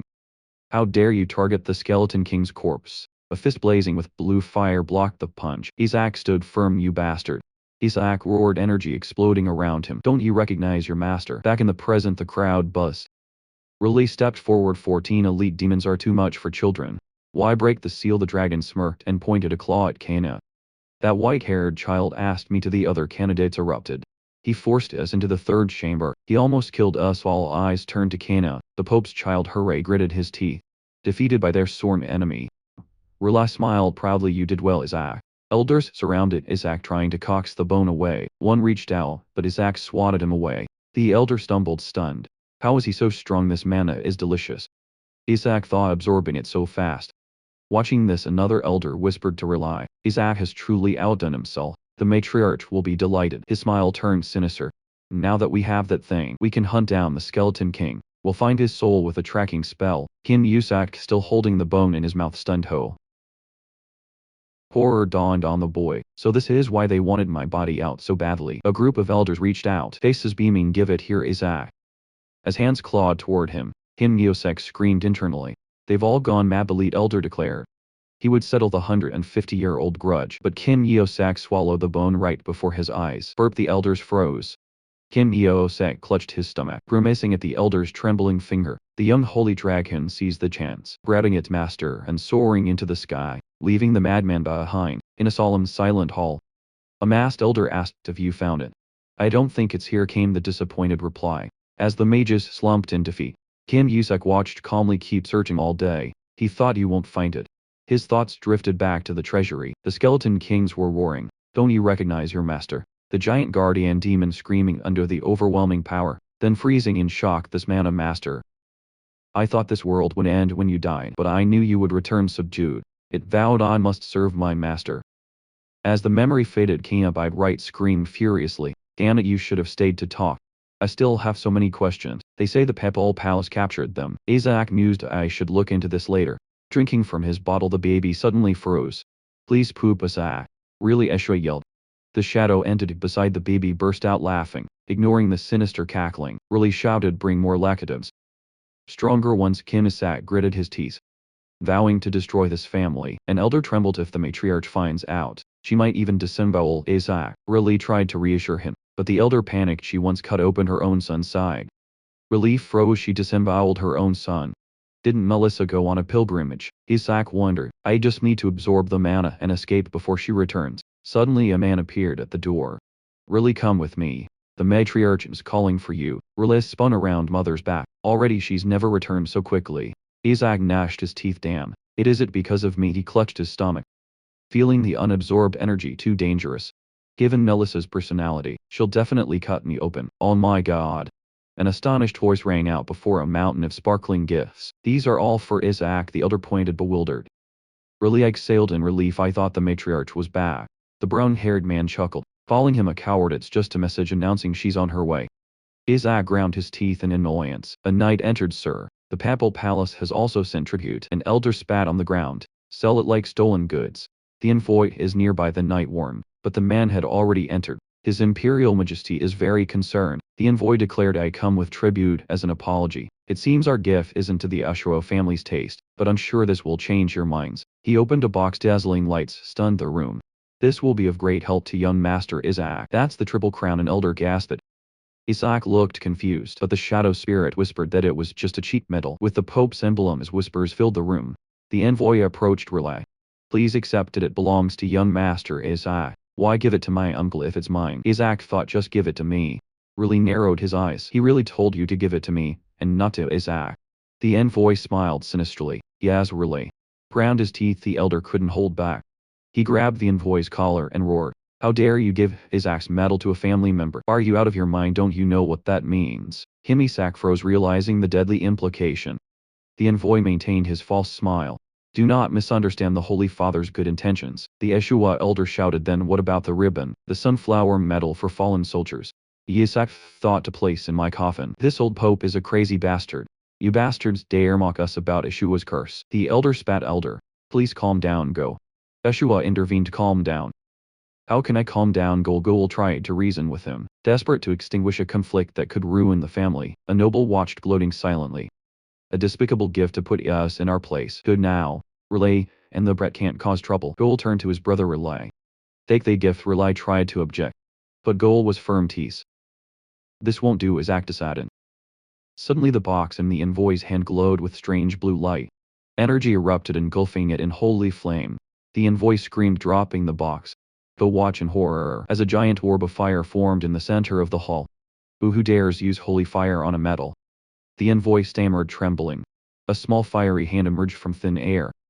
It was Kim Yizit, flashing a mischievous smile as he controlled the flame. The envoy roared, accusing the family of rebellion. A female elder scoffed, that was done by a baby. Are you furious with an infant? The envoy tried to regain composure. I will pretend I did not receive the gift. Must I accept this trash even from His Holiness? Really cut him off, holding up the melting, deformed metal. The envoy paled. Give it to me, he stammered, reaching out. I must have brought the wrong item. Too late. Emerald holy fire erupted from the metal, engulfing him. Terrifying screams echoed through the hall. Meanwhile the elders happily pinched Isaac's cheeks, unaware he was the culprit. Let me go before I burn your asses. He cursed silently. The chaired envoy scrambled up and fled, screaming curses chased by the elders' delighted laughter. Well done, Isaac. An elder cheered. Get rid of that troublesome thing. But then they turned to Relay. And well done to you, Relay. Excellent use of holy fire. Relay blinked, bewildered. The elder patted his shoulder. Don't pretend you cast the holy art on Isaac. Relay pointed to himself. Didn't the elders do it? The three elders froze. They looked at each other, realizing none of them had cast the art. Slowly their horrified gaze turned to Kim Yezid. The baby. The power came from the secret skill record, a mythical artifact allowing instant mastery of secret arts. Good thing I took it from the treasure vault. Isaac thought, weaker than during the Skeleton King's era, but still usable. The elders stared in disbelief. One guessed, could it be Isaac's mother? His mother has no fire attributes. A long-bearded elder roared. This is a different level of talent. Even Saintess Melissa had to learn to read before using holy magic. An assistant interjected. Elders, the baby dispelling the Pope's blessing is even more astonishing. Two elders nodded. You have a good eye. The bearded elder ordered. Bring the metal here, I need to confirm. A knight opened the box, then hesitated. It's not here. What? I threw it away, Relay, Yeshua said calmly. The elders told me to discard it. No, that's unacceptable. Find it immediately, Relay chuckled inwardly. The horrifying truth. The baby had melted the Pope's fire-resistant metal. He clenched his fist. I can't let the family head know. A wicked smile spread across his lips. Without proof, it's just a rumor. Days later, black cloaks fluttered in the western Dutchy wind. Family head Ashua led his troops. Gliding across the water, the mansion is near. Stay focused, yes. Family head Ali paused, narrowing his eyes at the distance. Whom is it? The mansion loomed ahead. Inside, the elders slumped in despair, while Kim Yusuk sat amidst a mountain of milk bottles, patting his belly. Why won't the skeleton king's body come out? Thanks for the meal, though. Hundreds of bottles of laxatives and sylvan fruits had only produced a contented Burr. He smirked. Increasing affinity with divine beasts is good. I'll need them to crush the gods and the Pope. Suddenly a giant energy tail swept past. I'm sure the Ashua family has a divine beast. Kim Yusuk flinched. The guardian beast. Daring blue manifested in a stream of holy light. The baby broke into a cold sweat. Wait, maybe we should go to the party first. Ili Ashua burst in family head. A knight shouted. The elders and relay bowed. Kim Yusuk watched. So this is the family head. My grandfather. He sensed a familiar energy. Really block his father's path. Father, please. Cutting open, Isaac won't do any good. Ili swept past his son without a glance. Pointed at Kim Yusuk, eyes blazing. Burn it, no father. Really cry. Kim Yusuk froze. Burn it, the baby is too young to be burned. Really pleaded. Another noble intervened. I agree that reward is too much for the baby. Reward? Yusuk blinked blankly. Burning someone is a reward. Please give us more time or we could disembowel him instead. Really cried in panic or drown Isaac in water. This crazy family, Yusuk thought. Just collapse already, Goleshua scoffed. No, the temples, fire, and water are secret techniques for raising Santuses. We cannot use them on a powerless infant. Yusuk realized that's a good thing. Shuri is more suited for the blessing. Gol continued. Isaac defeated the demon. Really roared. The holy dragon confirmed it. The dragon was mistaken. Don't be absurd. Really played his trump card. Furthermore, Isaac burned the Pope's medal with holy fire. Who knows, perhaps you conspired with the elders. Gol retorted. There's no proof. Suddenly Ili Ashua held up a melted golden object. When you say medal, you mean this. It was the sacred gold, a holy relic blessed by the Pope, directly connected to God. Isaac was stunned even as the skeleton king melting. That was tough. How is this possible? Did I get stronger after reincarnating? Gol stammered. How did you find it? Ili replied calmly. I picked it up from the bottom of Lake Ilisava. Relil turned to his father. Look, father. The boy burned the Pope symbol. This proves the Ashua family can gain the upper hand. An elder chimed in, excited. He can resist the skeleton king's fire. He was born to hunt him. As they discussed recent losses caused by the skeleton king, Isaac stood bewildered. Ho. A voice echoed in his mind. They're saying it again. Someone is impersonating you, master. It happened 70 years ago. A night burst in. The skeleton king has appeared in the Ashua mansion to spread his curse. Isaac was dumbfounded. The night raged on. He attacked us, declaring he'd eradicate the saint's bloodline. Isaac calculated quickly. If that was 70 years ago, it wasn't me. I died 100 years ago. He smirked. A petty demon's curse was child's play. The knight listed the symptoms to the terrified elders and boatmen. Oddness. Isaac gnashed his teeth. Furious at the impostor and the ridiculous hair loss curse, family head Ali Yeshua fixed his sharp gaze on the child. He has red eyes. He must be affected. Ali rejected the usual purification. Fire and water are too weak. He stunned the room with his decision. I will bestow a Holy Spirit upon him. Isaac's eyes went wide. A Holy Spirit. The ultimate grace, a shortcut to transcendent power, even gods coveted. A cunning smile spread across his face. Jackpot, I'll give those damn gods a beating. Goal. Ashur the fifth son. Rush forward. A Holy Spirit. That's too much, father. They are for those with merit. What has he done? He sneered. Even if he burned the metal, he only angered the papal family. Isaac slumped. Ali interrupted coldly. Tell me, Goyle, what did you do when they sent us that humiliating gift? Goyle froze. The family head roared. Eyes blazing. They caused trouble on Eshuland. Yet you let them go and now defend them. Go remains speechless. Besides criticizing my nephew, what have you done? You take away his lifeline. Ili's gaze sharpened. Even beasts protect their young. The Ashua family protects everything. Isaac gloated inwardly. Eli continued. The smallest one protected our family's pride. Is that not glory? Go collapsed to the floor. The order was given. Gather everyone at the main building. Standing before the family, Eli announced, we will bestow a blessing upon Isaac. Days later, Real hurry after his father. Father, aren't you simply bestowing the Holy Spirit? What do you mean? Ali stopped. Don't you understand? Using the temple's fire or water to purify the skeleton king's curse would cripple him. It's too intense. It would destroy everything demonic, preventing Isaac from learning exorcism. He'd never surpass level 4. I will let Isaac choose between fire, water, and a Holy Spirit. A family member sneered. So it's a test. He'd never give it away so easily. 3 energy orbs hovered before Isaac. Choose one, Ali commanded. Relay held his breath. Fire water. Holy Spirit, please choose the white orb. The room fell silent as the child's small hand reached out. To everyone's astonishment, he grasped the red fire orb. Isaac raised his prize high and cheered. The scoffer turned to his disappointed companion. Don't be disheartened, level 4 is enough for an Ashu, a child to bring glory to. A dazzling flash cut him off. The fire orb in Isaac's hand cracked, releasing an uncontrollable surge of holy flame. What is this? The temple's flame. The elders cried in terror. From the inferno, a graceful figure with cracked skin emerged. Really, Elishua stared stunned. No way, that's a powerful Holy Spirit. Even Patriarch Yeshua was pushed back by the force. Father Ghoul shouted frantically. Stop making a fuss, Ghoul. Ili replied coldly, I never said there was only one spirit. He sparked the Yeshua foundation as water. But the boy used fire to melt the papal gold. I set a trap and he chose the right answer. Shalak's composure shattered into fury. Ili Yeshua, you must have lost your mind. How dare you summon me, a king, to the mortal realm? Her aura brought the elders to their knees. Killing intent flooded the hall, followed by a wave of furious fire that swept everyone back. Erect a holy defense spell. The elders screamed in despair. Father, are you trying to burn down our domain? Ghoul yelled over the roar of flames. I didn't summon it, Elise said calmly, pointing at the table. That boy did. Ghoul froze. Elise smiled amused. That boy? Isaac broke out in a cold sweat.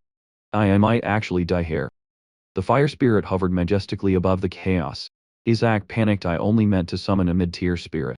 How did it turn out to be king tier? A crazy thought crossed his mind. What if he used all my holy power? The shadow entity beside him realized what was happening. Magic-resistant flame, that's it. A flame capable of transforming mana into holy power.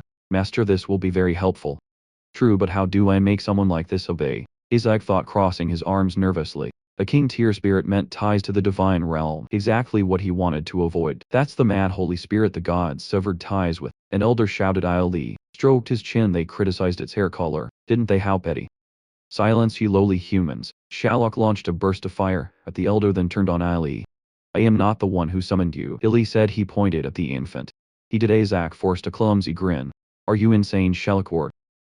You sacrificed a baby to summon me. Your family may be in decline, but how could you do that to a child?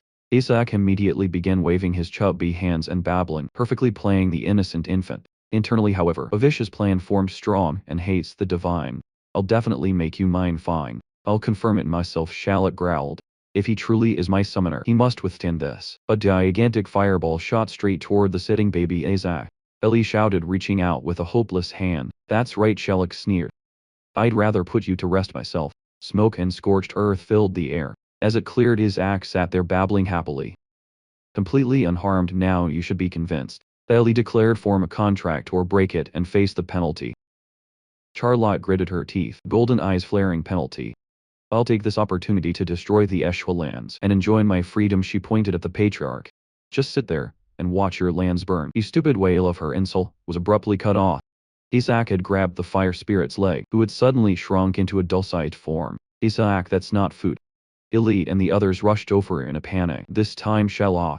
Shalak froze. You crazy bastards. How did you raise this child? She shrieked as Isaac happily nodded on her arm. I'll retreat for now, but I will repay this humiliation. Trying to teleport, Isaac thought, his eyes flashing red. See you later, you stupid bitches, Shalak yelled. Vanishing in a flash of light, or trying to silence, fell over the room. Isaac innocently chewed on the fire spirit doll, while his inner voice whispered, too bad, isn't it? Shalak panicked. She hadn't vanished. The Skeleton King's demonic energy bound her like a fiery shackle, nullifying her magic. What the hell is this? An elder cried. Demonic energy. That's because he swallowed the Skeleton King's finger.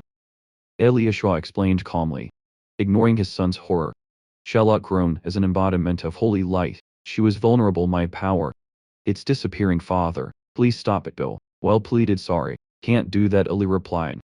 He turned to the spirit. Remain in my grandson's body and purify the Skeleton King's mana. Do that, and I'll let you go. Refuse, and I'll let you be devoured. Illuminatix, Shalak screamed. I would have cut ties ages ago if this wasn't the saint's family, but she had no choice. She gritted her teeth. Fine, I'll use this child to mess with that damn Skeleton King. Suddenly, Isaac squeezed her tight, his voice echoing in her mind. Damn, what? Say that again. Terrified, she locked, pivoted. 4 days imprisoned me with this guy for exactly 4 days. I had hoped for longer, Eli mused. He raised his voice, "Open the east castle gates. Take Isaac and the spirit. No one enters until purification is complete. Father, the east castle is goal started enough." Ailey's cold gaze silenced the room. Isaac gleefully gnawed on the spirit. Internally he cheered. His exile was right next to the massive mana core storage. Soon a violent explosion of demonic energy shook the east castle. Outside, servants gossiped. "Young Master Isaac has lost the succession. Is he really cursed? Of course." Wild rumors spread that Isaac had withered into a bald old man, or a skinless skeleton. Time passed in a blur of fire and curses. Then chaos erupted again. A manager rushed down the hallway, ignoring the maid's screams, and threw open the heavy door. "Lord Isaac," she gasped. "Are you alright?" Isaac sat calmly on the floor, sucking a lollipop. "How strong is the curse that you're still so small?" The manager whispered. "I'm keeping myself small on purpose." Isaac thought a baby's body would absorb power best. It was the only way to reach a new realm. Beside him, Sherlock Wright. "No matter what, I must purify that damned brat." She hissed. She looked at Isaac with despair. "Why do you have more mana today? I was almost done yesterday." She screamed, unable to understand why. The demonic energy continued to pour out of him. Isaac sneered, revealing this secret only to himself. "Because I've been absorbing mana from the cores under the annex for 10 years. He fool, after a decade of effort. He had finally gathered enough. Sherlock collapsed from exhaustion, while the dark entity within him rejoiced. Without proper schooling, it can now use level 6 holy magic. He declared proudly to himself. "It will be all right, Master." The manager reported. "The Pope is also mobilizing." Isaac spun around the Pope. She picked him up. "They intend to execute the Skeleton King's 14 minions for threatening the Empire." Isaac screamed internally. "Are they crazy? I need those guys." Unaware of his panic, the manager placed him in his crib.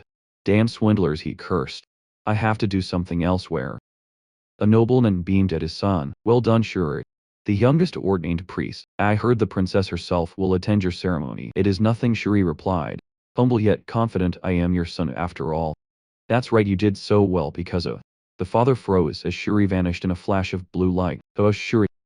Shuri screamed as he was thrown through the air, crashing hard onto a floor. He looked up in horror at a familiar figure leaning over the railing.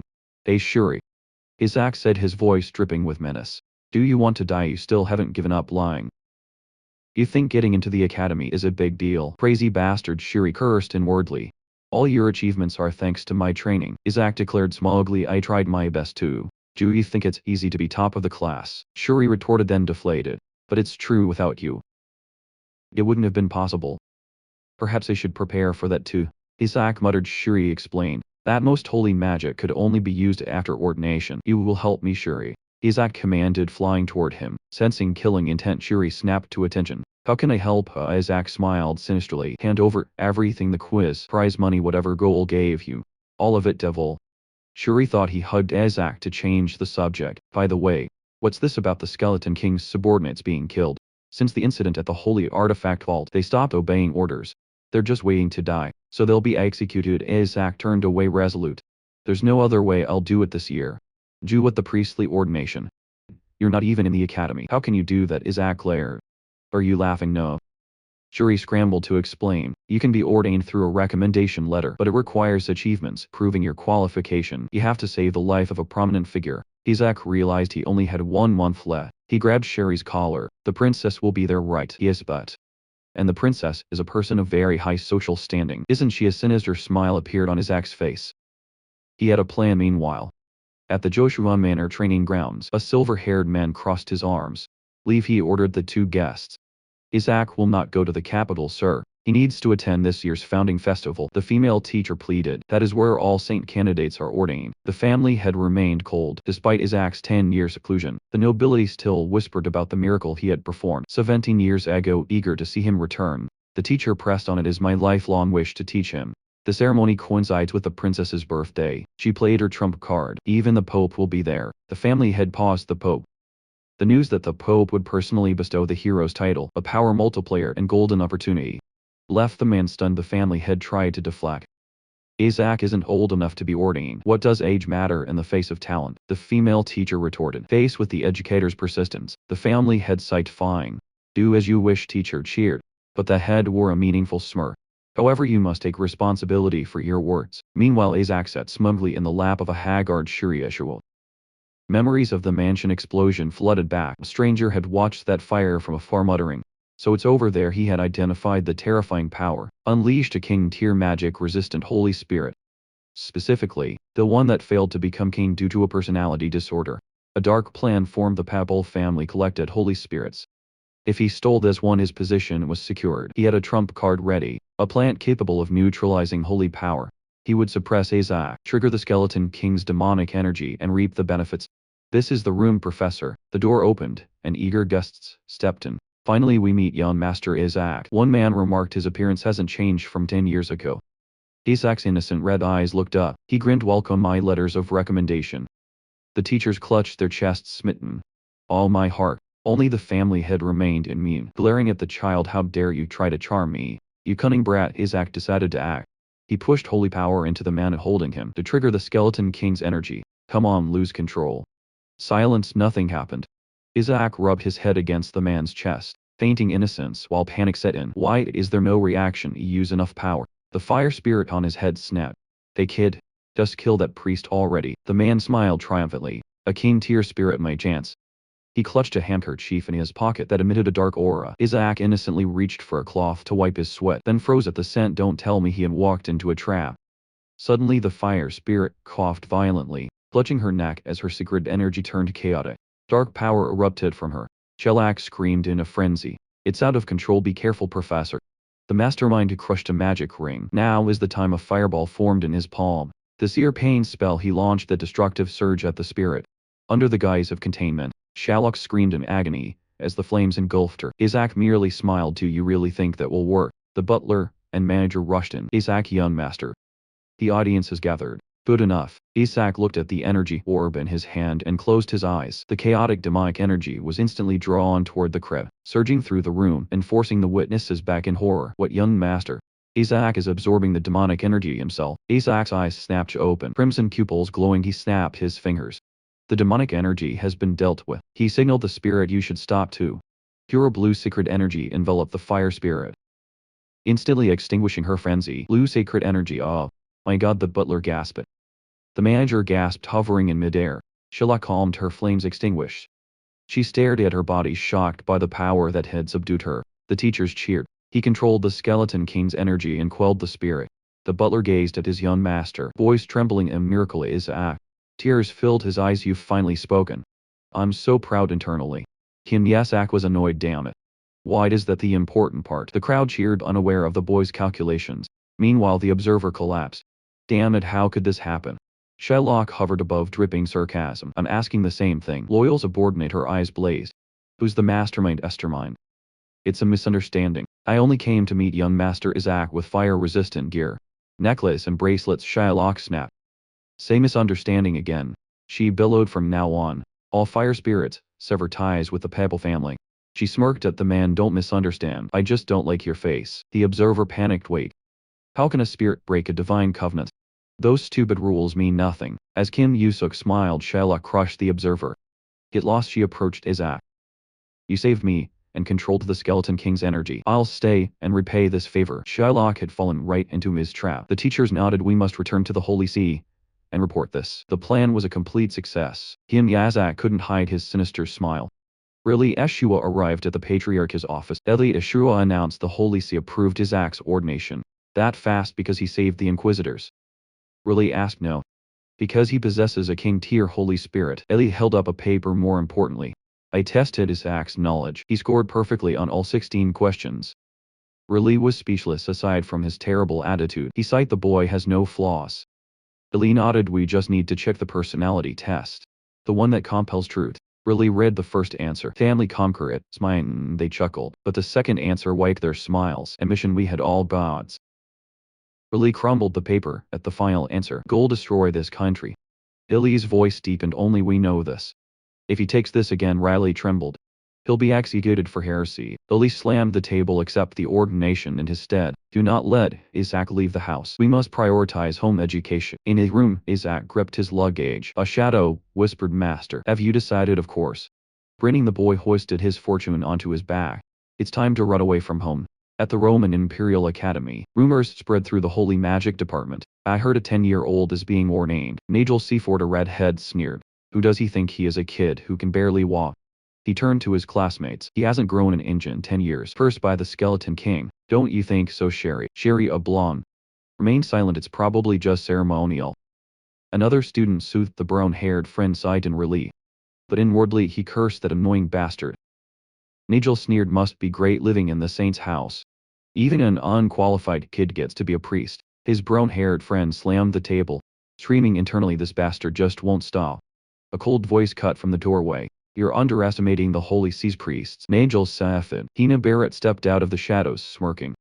Most importantly, the one who accepted Isaac's nomination was your father, Duke Rion Seaford. I didn't realize you were stupid enough to insult your own blood. Nigel spun around. Shut up.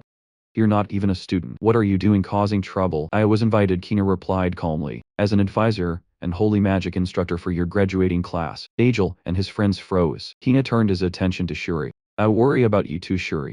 Since Isaac is cursed and cannot become a priest, we can only hope the Ashua family survives until you become patriarch.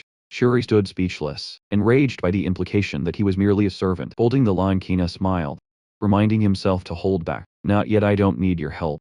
Shuri growled. He turned his back, storming off. Mind your own damn business. In the lavish dormitory, Shuri slammed a book to the floor. Those bastards, how dare they mock me? He paced the empty room, furious. My family doesn't even care about my ordination because of that runaway useless punk. He clutched his head in despair. He should go bald like the Skeleton King. A small figure popped out of a suitcase. Eyes murderous. What did you just say? Shuri panicked. Hair loss. Do you want to die? I came to be ordained. Kim Yuzuki explained, dusting himself off. My uncle and the patriarch wouldn't allow it, so he ran away. He gripped a strange object, his expression shifting, setting that aside. Look at you getting careless. Letting that trash from the Pope's family call you a servant. Shuri tried to speak. Shut up. A surge of invisible power knocked Shuri down. Yusuk lunged, punching and kicking mercilessly. How dare he disrespect the Ashua family? Ashua is mine only. I have the right to insult and destroy them. Standing on his flattened Kausen, Hisu declared, remember this well. I am the one who will burn Ashu to ashes. Shuri groaned on the floor. God, please save that bastard. Don't overreact, Yusuk ordered. Stepping off, get up. Lead the way, we're going to deal with the scoundrel who insulted you. Shuri staggered after Yusuk into the luxurious dining hall. The unfamiliar child drew immediate attention. Whoa, a red-haired girl remarked. His hair color is really beautiful. Yusuk hummed mischievously, then shouted, which bastard dared to lay a hand on Ashua? The red-haired girl turned. Shuri froze. That's Nake's fed. Nigel's sister panic set in. I have to stop him before the Inquisitors get involved. Bang! Shuri lunged. Too late. Yusuk was already standing on Naki's table. He redhead. He pointed a finger in her face. You bullied Kim, Shuri, didn't you? I have never bullied Shuri. Naki replied calmly. Nigel did. You grinned. I see. So you admit to it. Shuri clutched his head in helplessness. Suddenly a shadow whispered to Yuzu. Master, a sense of familiar energy from this girl. A powerful aura erupted around Naki, the energy of one of the 5 supreme gods. Amidst the tension, a voice addressed the boy. You must be the rumored Isaac. Nakasifit sneered, mocking the cursed child and the Pope's son. Opposite her she scoffed that the Ashua family would soon be purged from the 5 great faiths. Truly a high society type. Him Yizuk thought. Sherry Ashua frantically intervened. Isaac, don't get involved with that red-haired family. Let's go home. The blonde boy brushed him off. Shut up, I need to be ordained. You never will be, Neki declared coldly. Nahir will appeal to the Holy See and have it cancelled. Sherry gritted his teeth, secretly cursing Neki's brother. Even if Nigel does nothing, your behavior warrants cancellation. Neki added behind her. Our rad-hooted escort whispered, my lady, should I call an inquisitor? Don't, Shuri yelled in despair. 70 of the inquisitors are from that red-haired family. Terrified, he grabbed Kim Yizu. Isaac, let's go. Suddenly a piercing scream made everyone jump. A gigantic beast's foot wreathed in dark purple.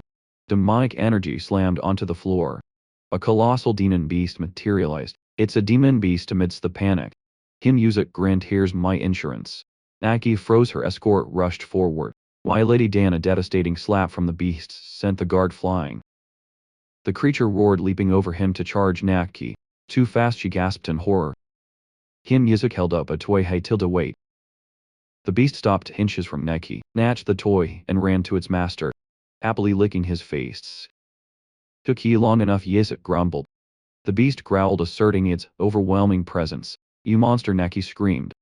Shuri whimpered. Kim Yuzuk's red eyes flashed coldly. Begone. The fierce beast wagged its tail and darted away like a puppy, vanishing from sight. A shadow entity whispered to Yuzuk. Truly mine, master. summoning a demon beast just to put on a show of chasing it away. White armored inquisitors burst in. Where is the beast? Naki pointed as the squad leader ordered a pursuit. An inquisitor approached her. My lady, are you alright? Shuri watched dumbfounded. An inquisitor, he scooped up Kim Yusuk. Forcing a laugh, will be taking our leave. Halt. No one leaves until the investigation is complete. We're screwed, Shuri thought. We don't know anything. Taeher, stop. Naki shouted. She pointed at the boy. He saved my life. Kim Yusuk stared blankly from Shuri's arms at a face. Heel turned faster than flipping a rice paper. Naki approached. Is Zach right? She blushed awkward. My words were harsh, I apologize. Then quickly, but it's not like I'm grateful or anything. Shuri sweated. What is wrong with this girl? The crowd murmured about the boy receiving a commendation. Escort noted the rumors about his skills must be true. Nearby Princess Charlotte, Alex Frickhella of the Holy Kingdom, wondered if this was the baby her brother had mentioned. Meanwhile, at the Ashua mansion, a voice echoed from a communication orb. Why refuse, Blue Cardinal? Isn't it good for your grandson to be ordained? Billy Ashua cut him off. Get lost.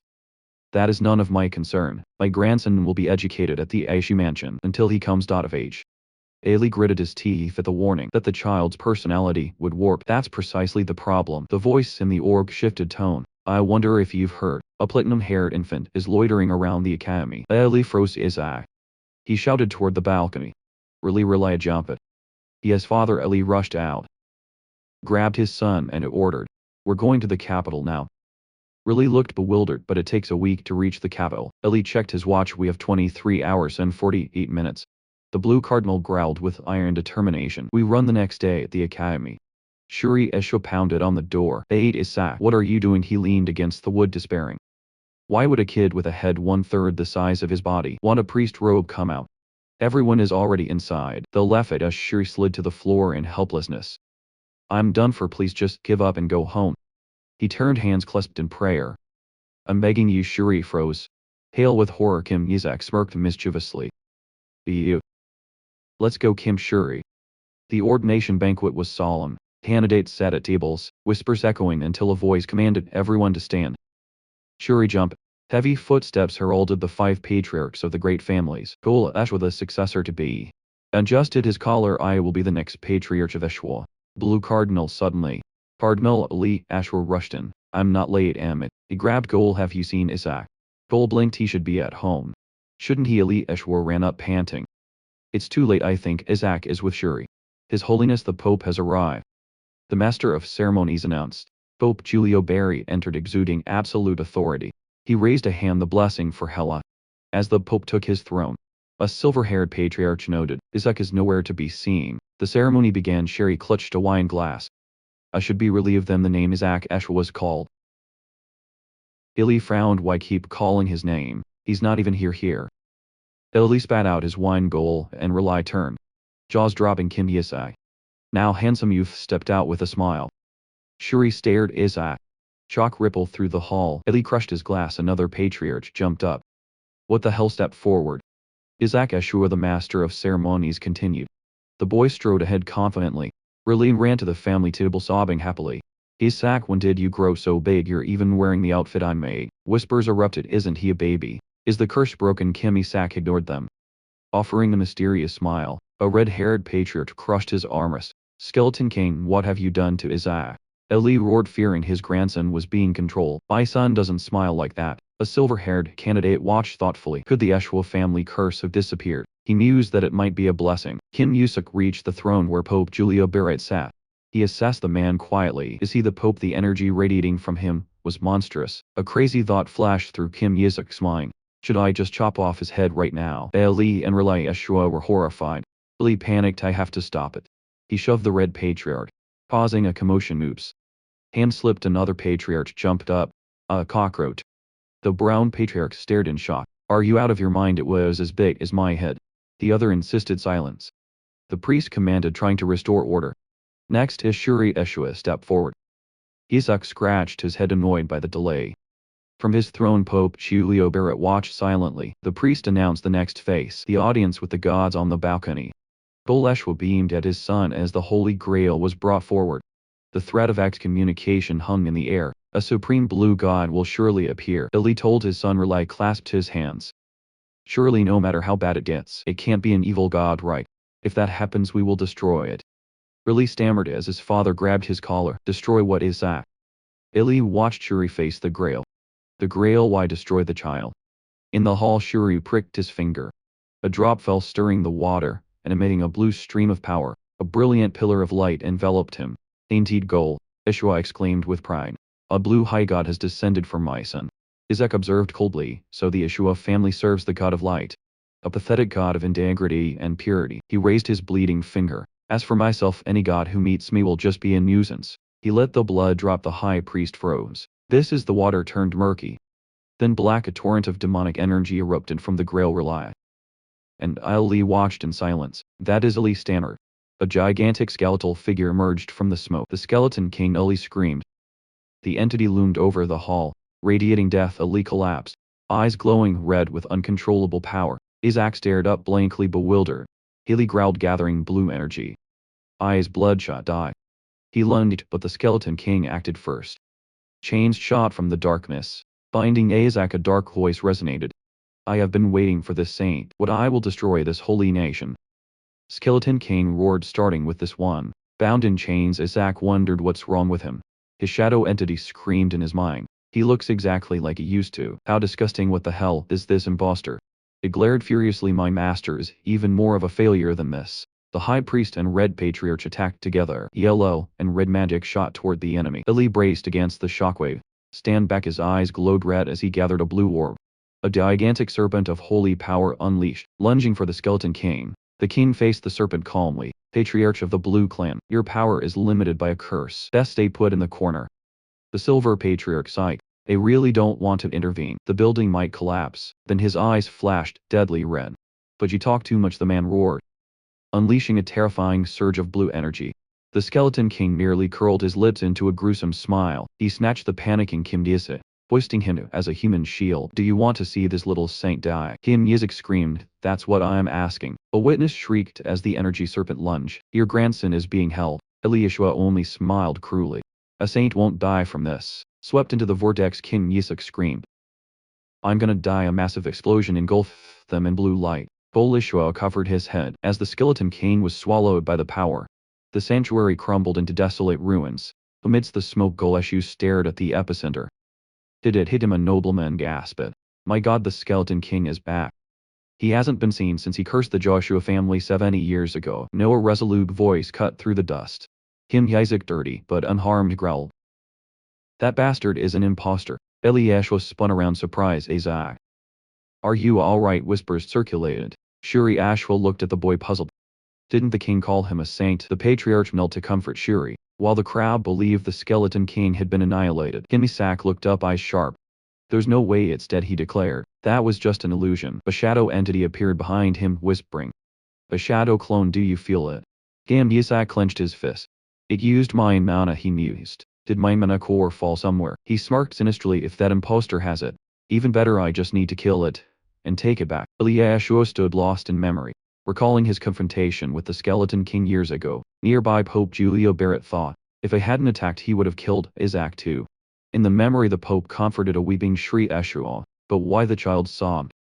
The Pope's mind drifted further back, to the greatest god his family had served for millennia, the one above the 5 supreme gods. Fury seized him. He almost chose that brat from the Joshua family. The flashback ended as the Pope watched Ali Eshwal walk away. In the ruins, Ali Eshwal approached Kim Yesed. Isaac, let's go home, Ili said, extending his hand. Suddenly he grabbed Kim's head with a chilling grin. My grandson defeated the curse splendidly. Grandpa will buy you candy. Ili leaned close. Kim recoiled inwardly. He looks like he's dragging me to a slaughterhouse too. A cold voice cut the air. The silver-haired youth stepped forward. I don't think Isaac should return right now. The ground shook as dark energy erupted. Ideas monsters roared from the ruins surrounded Ali. Eshwa calmly said, there are still a few things to settle here. Nearby priests watched in dismay. Nothing can be done now. Patriarch Kim Yisik smirked. I don't think we should rush back. He stepped toward the astonished youth. The youth growled, arrogant bastard. You call yourself a saint just because you've grown. I'll show you who the real saint is. Holy power swirled in Kim's palm. He thrust his hand forward. Purification, divine light enveloped them, burning the beasts. The patriarch explained. Magnificent, it's been 100 years since I've seen such pure light. But a bespectacled priest frowned. Why use a cleansing spell instead of an attack? The beasts weren't dead, merely stunned. Isaac recalled the woman who taught him. There's no other way. Seluk is the only one I could learn holy arts from. He knew, however. Once the purification holy art reaches level 6, a wicked smile curled his lips. It deals damage over time across a wide area. The demonic beasts shrieked. Writhing violently, the silver-haired youth intercepted him. Move your arts can't destroy them. He thought even a once-in-a-century talent is capped at level 5. You're no match for me, he declared. Watch closely. But the sphere of holy power in his hand crumbled to dust. Isaac scoffed. Focus your attacks on multiple parts. The youth spun around angry. Don't you know anything? These monsters have extreme regen. Isaac's laughter drowned him out. He crossed his arms, sneering. Kid. You know nothing, those are decoys. He scanned the ruins. Where is the core? Blue divine power streamed from his palm. Sweeping the room, found it. He zeroed in on a small glowing bug. The silver-haired youth frowned. It's just a bug without a word. Isaac speared it with a pin. Dark energy exploded outward. Slamming into the youth, he collapsed. Isaac smirked, holding up the remains. It slowly poisons humans simultaneously. The other students fell, bodies convulsing. The silver-haired youth gasped, recalling the enemy's threat. That skeleton it wants to destroy the holy nation. Isaac smiled maliciously. And these students are its future. While priests shouted orders amidst the chaos, Isaac watched calmly until golden power swept the hall. His eyes widened. Wait. If you purify them all at once. Dark energy lingered around the students. The shadow entity whispered, Master. This is our chance. Isaac grinned. You're a genius, Pope. Julio Barrett raised his staff. Immense light flooded the room, absorbing the toxins. Isaac and the youth stared, stunned. The Pope smiled benevolently. You need not worry about the poison. Useless geezers, Isaac muttered. His plan ruined. A heavy stump shook the floor. A giant wolf demon materialized. You dare defy the great king? It roared, desperate. I'll drag you to the grave with me. Isaac's red eyes flashed. An invisible wave of pressure slammed into the beast. This power, the wolf gasped as it was blown away. He heard Isaac's disdainful voice, acting like it's a big deal. During the cleanup, the silver-haired youth stared at Isaac. He drove away a demon with a glance. He clenched his fists. Impossible. He grabbed a passing student. That skill, only the Pope should be able to use it. Meanwhile, news of the Skeleton King spread, causing an uproar at a high council meeting. Pope Julio announced there was an issue with the holy water vessel. We are investigating. Is it due to the outsiders? A patriarch asked, only partially. The truth was revealed. The holy dragon's barrier was weakening at the Joshua mansion. Isaac read the paper. The invasion weakened the barrier. Since the dragon connects to the royals, the papacy takes no blame. Clever, my grandson reads so well. A surprised voice rang out. His uncle clapped insincerely. Congratulations on your ordination, nephew. Really? Ashua beamed. Our Isaac speaks fluently. Now finally, he can read the Skeleton King's cursed letter. The door burst open. Blue card, Null Uli Ashwa entered. Solemn good. You're both here, Isaac. Could you leave us to talk privately? As Kim Yusuk left, Ali wasted no time. Divine Art Level 3. Absolute soundproofing. Silence enveloped the room. Relay asked, is the soundproofing art really necessary? Cole looked equally confused. It's about Isaac, Ali said grimly. During the ordination, I think Isaac was chosen by an evil god. He let the words hang in the air. Clearly it wasn't an ordinary summons. That symbol has never appeared before. He lowered his voice. Only the Pope and the Cardinal of Gold saw it. And the Pope tried to kill him. Unless it was an evil god. There's no way he would do that. Cole muttered, if it wasn't an evil god. A realization struck him. Could it be a symbol of the Golden Faith? The Golden Faith, really shouted. They're obsessed with purity, Cole explained. They wouldn't overlook the issue of family summoning one of their gods. Illy nodded. It might even be a god they themselves have never summoned. Isaac definitely did it, Relay exclaimed. No chance, Cole said flatly. Deflating him, use a holy relic as bait for Shiri. Illy ordered Cole investigate the papal family. If you do well, Shiri will be rewarded. And Isaac will be under special surveillance until his internship begins. Illy clenched his fist. If Isaac failed the trial of faith again. The image of an eerie dark priest flashed in their minds. Treason, exile. We must stop that at all costs. Illy gritted out, you will soon begin your internship. Riley was droning on about the past when Isaac interrupted. Stop it sounds like military service. A trainee whispered earnestly. Do your best, this evaluation determines your future. Oh, right. Isaac replied. Ghoul smiled cheerfully. Are you interested in the ritual of sacrifice? Isaac gave a sinister smile. Very, especially in executing the Skeleton King's subordinates. I am so happy to see your faith growing. Let me explain the ritual. Ghoul launched into a rambling discourse. Getting lost in his own theology, Isaac looked utterly bored. He looks really happy, he thought. He whispered to the demon beside him. Those low-level gods better start praying. I'm going to tear them apart. Misunderstanding completely go lack. Isaac wants to take action himself. That fighting spirit is excellent. The team with the highest score gets the honor of execution. Good luck, Sherry. At the words group project, Isaac froze, his face paling with horror. Gold patted his shoulder. I hope you achieve what you desire. Yes, Uncle, Isaac said stiffly. There's no other way, he smiled brightly. I'll kill the other teams. Then go save my subordinates. Seeing the innocent smile, Goal sighed in relief. How could a child like this become a dark priest? Suddenly a man asked, by the way, Isaac, which god came to you during the ordination? Isaac froze. In his mind a dark priest screamed. Destruction, an unpleasant symbol, Isaac said finally, made me want to vomit. The men paled. An evil god. Go whispered. They quickly backpedaled. It's fine. Faith is what matters, I don't care. Isaac shrugged when told the Cardinal of Gold wanted to meet. He frowned. What does that guy want now?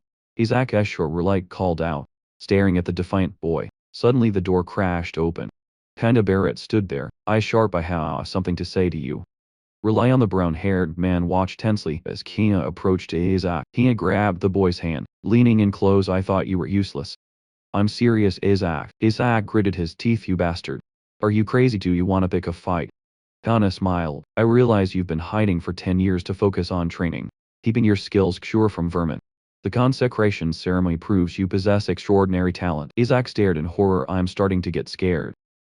This guy really is crazy. Kana extended his hand. Train with me under my grandfather. We'll step directly into the professional world. Take my hand, Isaac. We'll behead the skeleton king in front of everyone, and together we will lead this empire. The brown-haired man stood stunned. Is this the Papal family's new way of bullying? No, he looks too serious. The conditions are so good, it's giving me goosebumps. Isaac slapped Kana's hand away. It lost. Kana blinked in astonishment. But the brown-haired man just smirked. That's right, he's always been a lunatic. Kinda tried to press the offer, but Isaac cut him off. I don't care. He pointed at the brown-haired man. If you really wanna bring something along, take that thing. He's on a completely different level than you. The brown-haired man raged silently. Kana lost his patience. You have extraordinary talent.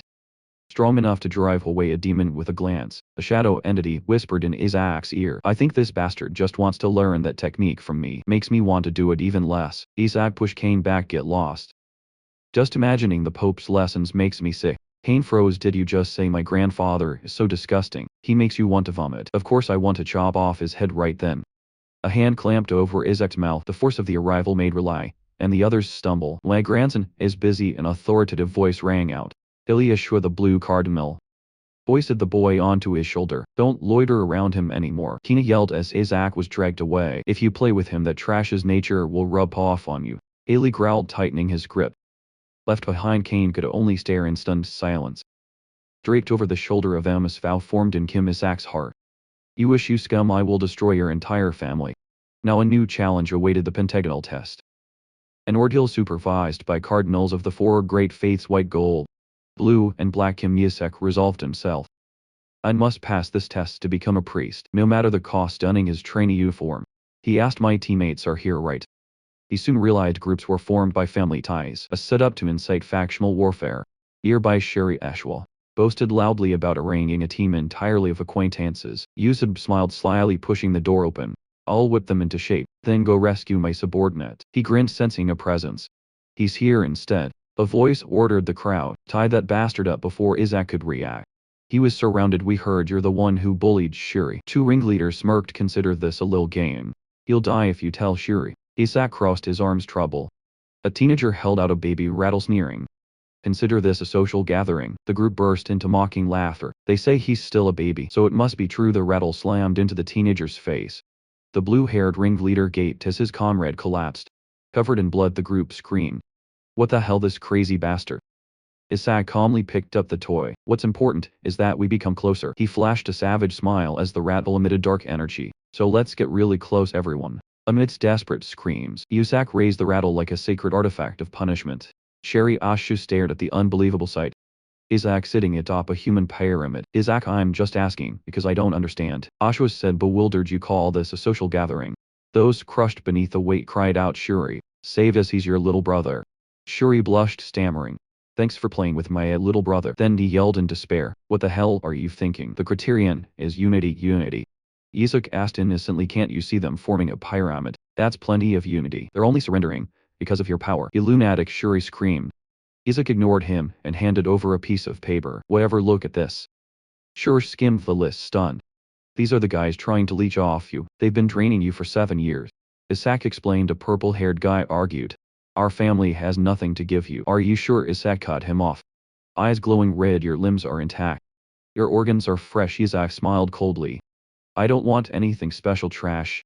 Just a healthy exchange, so make sure you work as a team diligently, innocently, and loyally. He flashed a savage grin. Understood, understood. A trembling voice replied from below. All right, social gathering over. The thugs scattered like a broken beehive. A brown-haired young man ran after Yeso. What if we fail the assessment? The first criterion is unity. Don't worry, Yesuk replied. I have a plan, follow me. Yusu gleefully threw open a large cabinet. Look at this inside. A candidate was tied and gagged, eyes wide with panic. Tada. Yusuke exclaimed. The brown-haired man grabbed Yusuk's collar. You crazy bastard, he's a teammate. Our uncle's son, he had a letter. Yusuk said calmly. I hereby withdraw from the position of spy. They froze. Yusuk removed the gag. And the brown-haired man knelt before the traitor. It was Nigel, wasn't it? The captive sobbed. I'm sorry. I had no choice. He told me to sabotage the Asura team by making unreasonable demands, knowing Shuri would accept them. Then came the final truth. Nigel ordered us to attack Isaac as a greeting. Yusuk's eyes gleamed with deadly light. Nigel see that attacking me wasn't enough. Now he's trying to execute my subordinates. I need to teach him a lesson. Days later, a shout rang through a luxurious mansion. You can't do it anymore, Nigel Sifit yelled at his subordinate. What's so hard about being a spy? Why is everyone giving up? We had a social gathering. The subordinate trembled. I couldn't handle it. Furious, Nigel waved his hand. Whatever, get out of my sight. A female subordinate reassured him. Don't worry, the Ashu team still has 3 people loyal to our house. If they turn, the team is doomed. Nigel bit his nails. That brat is getting on my nerves. I should have killed him long ago. Even his father was interested in Yizik, which only annoyed Nigel more. Invite him to my house, don't make me laugh. Nigel stood up abruptly. Everything ends today. He strode forward with a smug smile. Certain the Asura team would finally be kicked out. The candidates gathered in the Pentagon of Unity, while the supervisor prattled on about teamwork. Isaac yawned, but when he heard the first criterion was voting, he froze. Nigel crossed his arms. The rule was insidious. If one person voted against maintaining the team, the whole team failed. His plan was set. The spies in the green team would ensure failure. Yesuk realized the infiltration. As Nigel smirked, the supervisor addressed the room. I will now announce the result. Her gaze focused on the list. Green team, Nigel confidently declared. This team will unanimously maintained. The supervisor announced, you have passed the Pentagon of Unity test. Isaac turned back with a triumphant smile. A panic call echoed from behind. Isaac, wait for me. His teammate caught up, panting. How did you all unanimously pass? Remember the Cardinal of Gold wanting to meet me? Isaac asked. I told him to give me a golden elixir first. He did so. I used it to make a deal with them. The teammate panicked. She gave it to them before the vote. Isaac stopped, smiling sinisterly. It's fine, I trust my teammates. The teammate felt a glimmer of hope. Is he finally becoming a true cleric? Desperate screams shattered that hope. The bullies right on the floor. Hey, we did everything you asked. They crawled forward begging for an antidote. Isaac feigned innocence. Antidote. What's that? He gave a thumbs up. I believe they wouldn't betray me. Was it poison? The teammate cried in despair. I gave them a real golden elixir. Isaac replied calmly. 93 flour. A bit of laxative and a dust speck of gold. Time for them to pay for sucking Shuri dry, please. We passed the test, the bullies begged. Alright, I'll keep my promise. Where did I put it? Isaac cheerfully held up a package. Found it. His teammate froze. This crazy bastard, that's a used diaper. As a bully crawled toward it, Shuri Asura screamed in horror. Suddenly Nigel Sifit kicked the door open.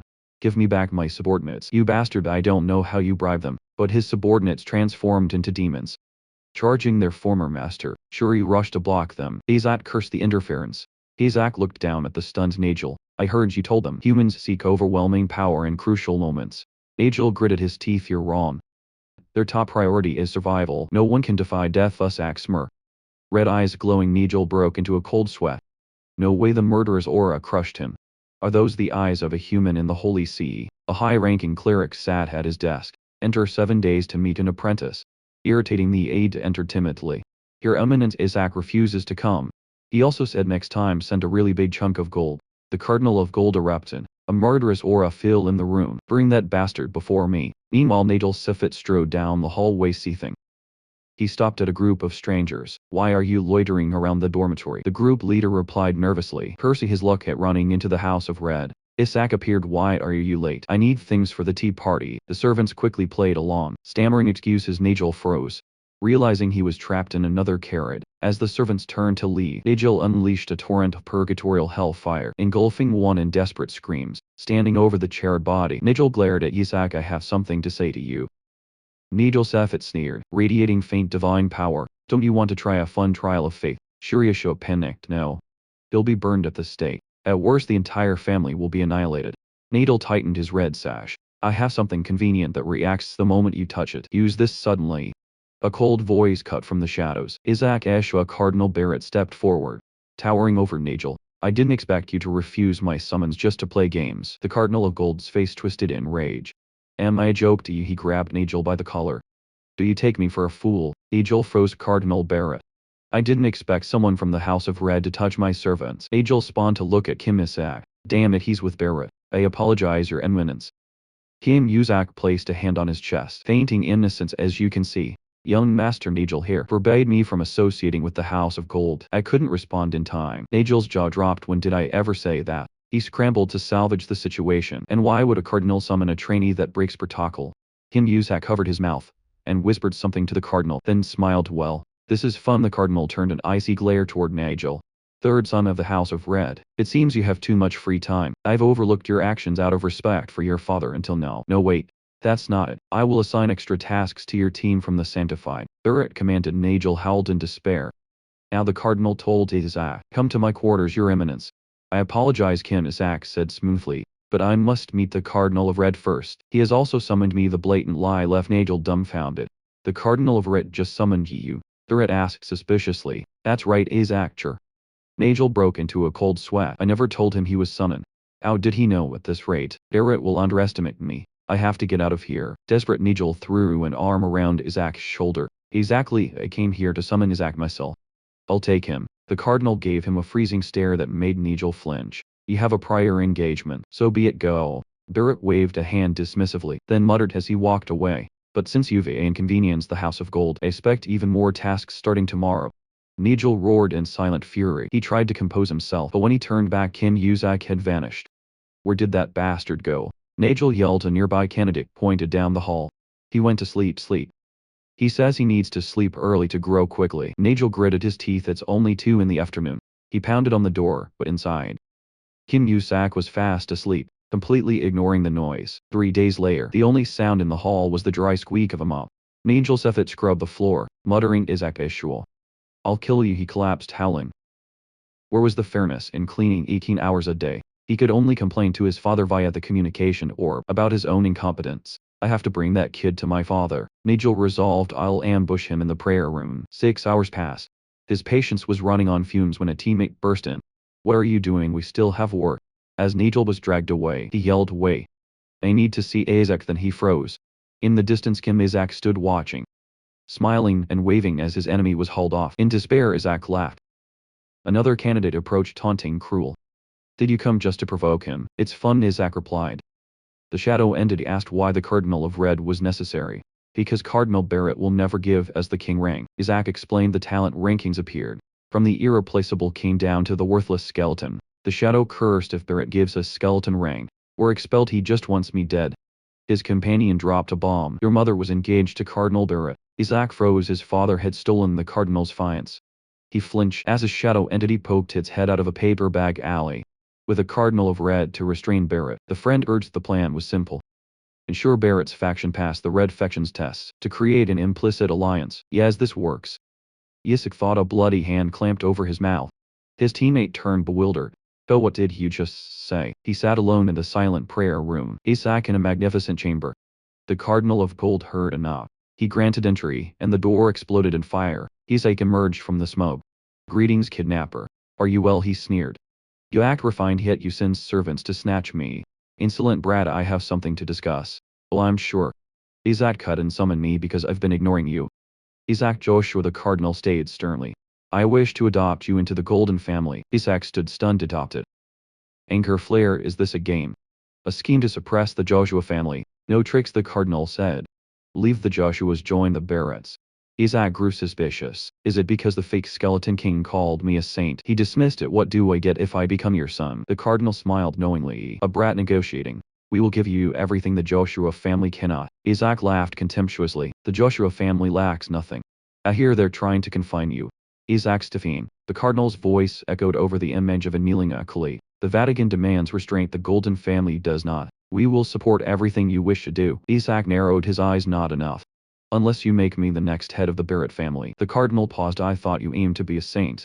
Now you want the papacy too. Joining my faction would be advantageous. I am a man of the Vatican regardless. Offered territory, gold, tax exemptions and status. Isaac finally nodded. I'll consider it. Excellent. We begin immediately. Wait. Don't tell the Joshua family yet. All right, Isaac grinned. I will keep the secret myself. Down the corridor another candidate froze, having overheard everything. He screamed. The cardinal's shadow loomed behind him. He collapsed trembling.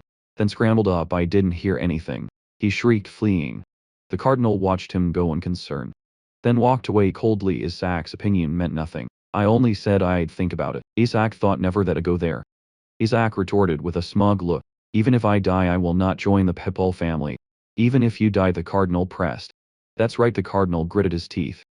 Anger flaring at the boy's stubbornness. You are exactly like your mother, from your appearance to your way of speaking, he growled, smiling sinisterly. He threatened that a single word from him could excommunicate Isaac and destroy his future. Grabbing the boy by the collar, the cardinal snarled, you know that. Yet you still dare to speak this way. Unfazed, Isaac smirked. Then I will create a country that needs neither priests nor popes. Why would a nation need two leaders? It will be my country regardless. The cardinal stammered, stunned. You. What the hell are you? Isaac's demeanor instantly brightened. To defeat the skeleton king, you need at least this much courage, don't you? He smiled casually. Let's just pretend I never heard your adoption offer. It would be better for you too. As the cardinal held him back, Isaac leaned in, whispering.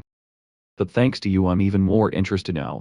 I wonder what happened at the investiture ceremony. What could have happened to make them want to adopt the direct heir of a rival family? The question struck the cardinal like a hammer. Isaac pulled back with a triumphant smile. I'm sure the people of the empire are incredibly curious too, maybe. Meanwhile at the Joshua mansion, a voice echoed in disbelief. He passed the 5-point unison. Elijah Yashua roared. Why did Isaac do that? He was supposed to fail. He turned away muttering.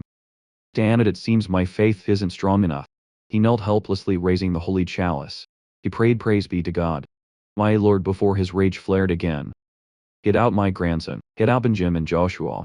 The second son watched in confusion. Really, what happened to the family while I was away? He gave a forced sarcastic laugh.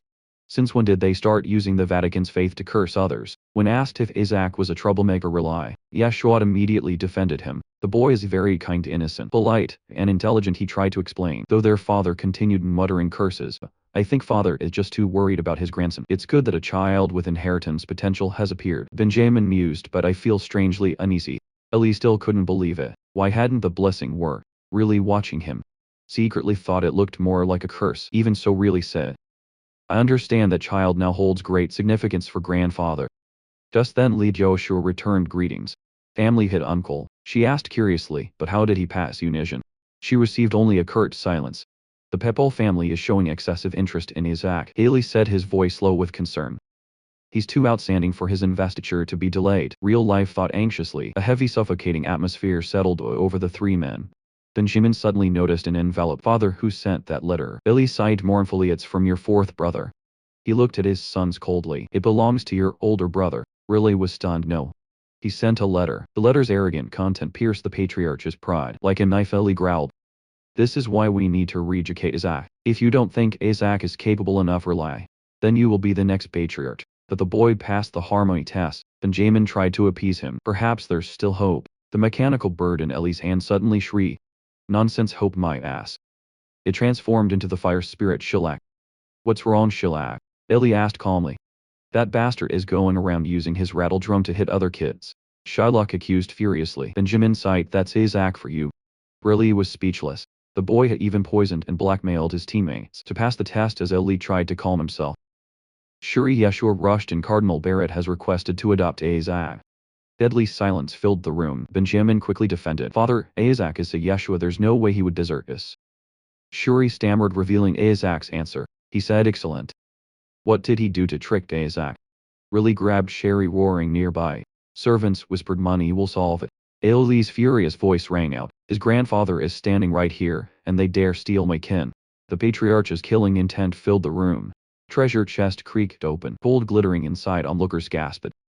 All from the Barrett family, a candidate murmured just for Isaac. So the rumors about his ties to the Pope are true. Isaac thought compensation. Push money, he eyed the gold. Mind racing with schemes. Then a candidate raised a banner. To Joshua Isaac of the Azure faith. Isaac froze. Gold is fine. But what is that? Why? A messenger handed him a letter. The patriarch sent this. That stingy old man. Sweat beading, Isaac cracked the seal. Inside was an image of El Yeshua making a heart symbol with a caption. You are one of us. Isaac recoiled in horror. Why are they doing this to me? Suddenly a figure materialized. Startling the crowd, Isaac flinched. Eli Yeshua, he paled. Trembling as he spotted the matriarch beside her. The matriarch too. What? Panic said in Dan at Melissa. Do you know how hard I tried to avoid you? He grabbed two candidates. Scanning for an exit, a brown-haired candidate shook Isaac. Whoa, looks so real. That video is from the communication orb, right? Isaac punched him in the face. You bastard, you scared the hell out of me. He snarled. I thought she was really here. An authoritative voice echoed from the orb. You must be Isaac. Melissa Eshwa's projection smiled. I heard you've grown quickly. So you truly defeated the Skeleton King's curse. Unimpressed, Isaac exhaled. Good thing it's just a projection. If she met me directly, she'd know I'm the Skeleton King. I heard you were recently abducted by his forces. Melissa continued, eyes sharp and cold. You must have suffered elsewhere. A green-haired woman called out Isaac. Isaac froze. No way can she sense it. Through the orb, the woman turned on a nearby young man, radiating hostility. Why do I sense Isaac's power on you? Isaac pieced it together. It's because I swallowed the Skeleton King's finger 10 years ago. He snapped back to reality as Melissa and Lee suddenly materialized in the flesh. Melissa smiled at the young man who had swallowed the finger. I heard from Lee. Isaac can't be here anyway. Isaac gritted his teeth. Nearby, Angel Sephet grumbled to his companion about the Saintess's presence. Melissa walked straight to him. Because I am interested in you. Third son of House Red as she exposed his failures. An invisible force knocked Nigel to the ground. While Nigel reeled, Lee stuck her tongue out at a stunned Isaac. Melissa turned to him anyway. I've prepared a special reward. Isaac's eyes lit up. A gift money. The reward was a nightmare. My ultimate technique, the one that defeated even the Skeleton King. The boy gaped in horror at the priceless gift. Humiliated, Nigel roared as his teammates dragged him away. The green-haired woman watched the crowd gaze, hardening. This won't do. Suddenly, Melissa's voice rang out, directed at a kneeling applicant. Do you think I would tolerate you poisoning your teammates? Moloch, a spy and son of a fallen count, spoke up Santos. And must speak about Isaac. His rights should be revoked. He adopted a sinister expression, then switched to feigned tears. Isaac gave his poison to pass the harmony test. The accusation hung in the hall. Moloch sobbed, playing to the crowd. A saint applicant using poison. Melissa looked genuinely confused. She was horrified by the accusation, while Isaac stood behind her, indifferent. In the crowd, Nigel Sephet whispered, excellent. Get him out and I'll put you on my team. Immediately the green-haired woman called out. Isaac, he flinched. Melissa's demeanor shifted instantly. Do you think poison alone is enough? She growled, leaving Moloch bewildered. It's ineffective for improving spiritual power. You did a terrible job. Moloch frantically grabbed her hand. Wait, Saintess Kim. Isaac really beat us black and blue. Melissa turned to lecture. Isaac, remember. Hitting the flesh does no good. Next time break their bones. She prepared to demonstrate on herself, but Lee stopped her. No, please. You'll kill the child, Malik screamed. Lee extended a hand toward the terrified spy. Want a hand? I can break them cleanly in one go. Her smile was terrifyingly radiant as Malata's shriek echoed. Isaac stepped in. No need. I'll handle it. Melissa watched in silence as he leaned down to the cowering spy. You should have listened when I threatened you. Isaac grabbed his collar. From now on, you are my meat shield and my servant. Moloch cursed under his breath. The Joshua family is full of lunatics. In a sunlit room within a magnificent building, Isaac scratched his head. Isaac. Do you want to become the family head? Yes, sure. Melissa Ishua press. What will you do if you succeed? Eliminate the Santos, Moloch screamed. But Isaac clamped a hand over the spy's mouth. The boy declared confidently, I will defeat the Skeleton King. He turned to the matriarch. You should also give up being a saint, as Grandma Lee was stunned. Melissa merely pondered his audacity, then smiled mysteriously. No. I committed a sin that no one should commit. Flashback, young Lee holds a wooden sword.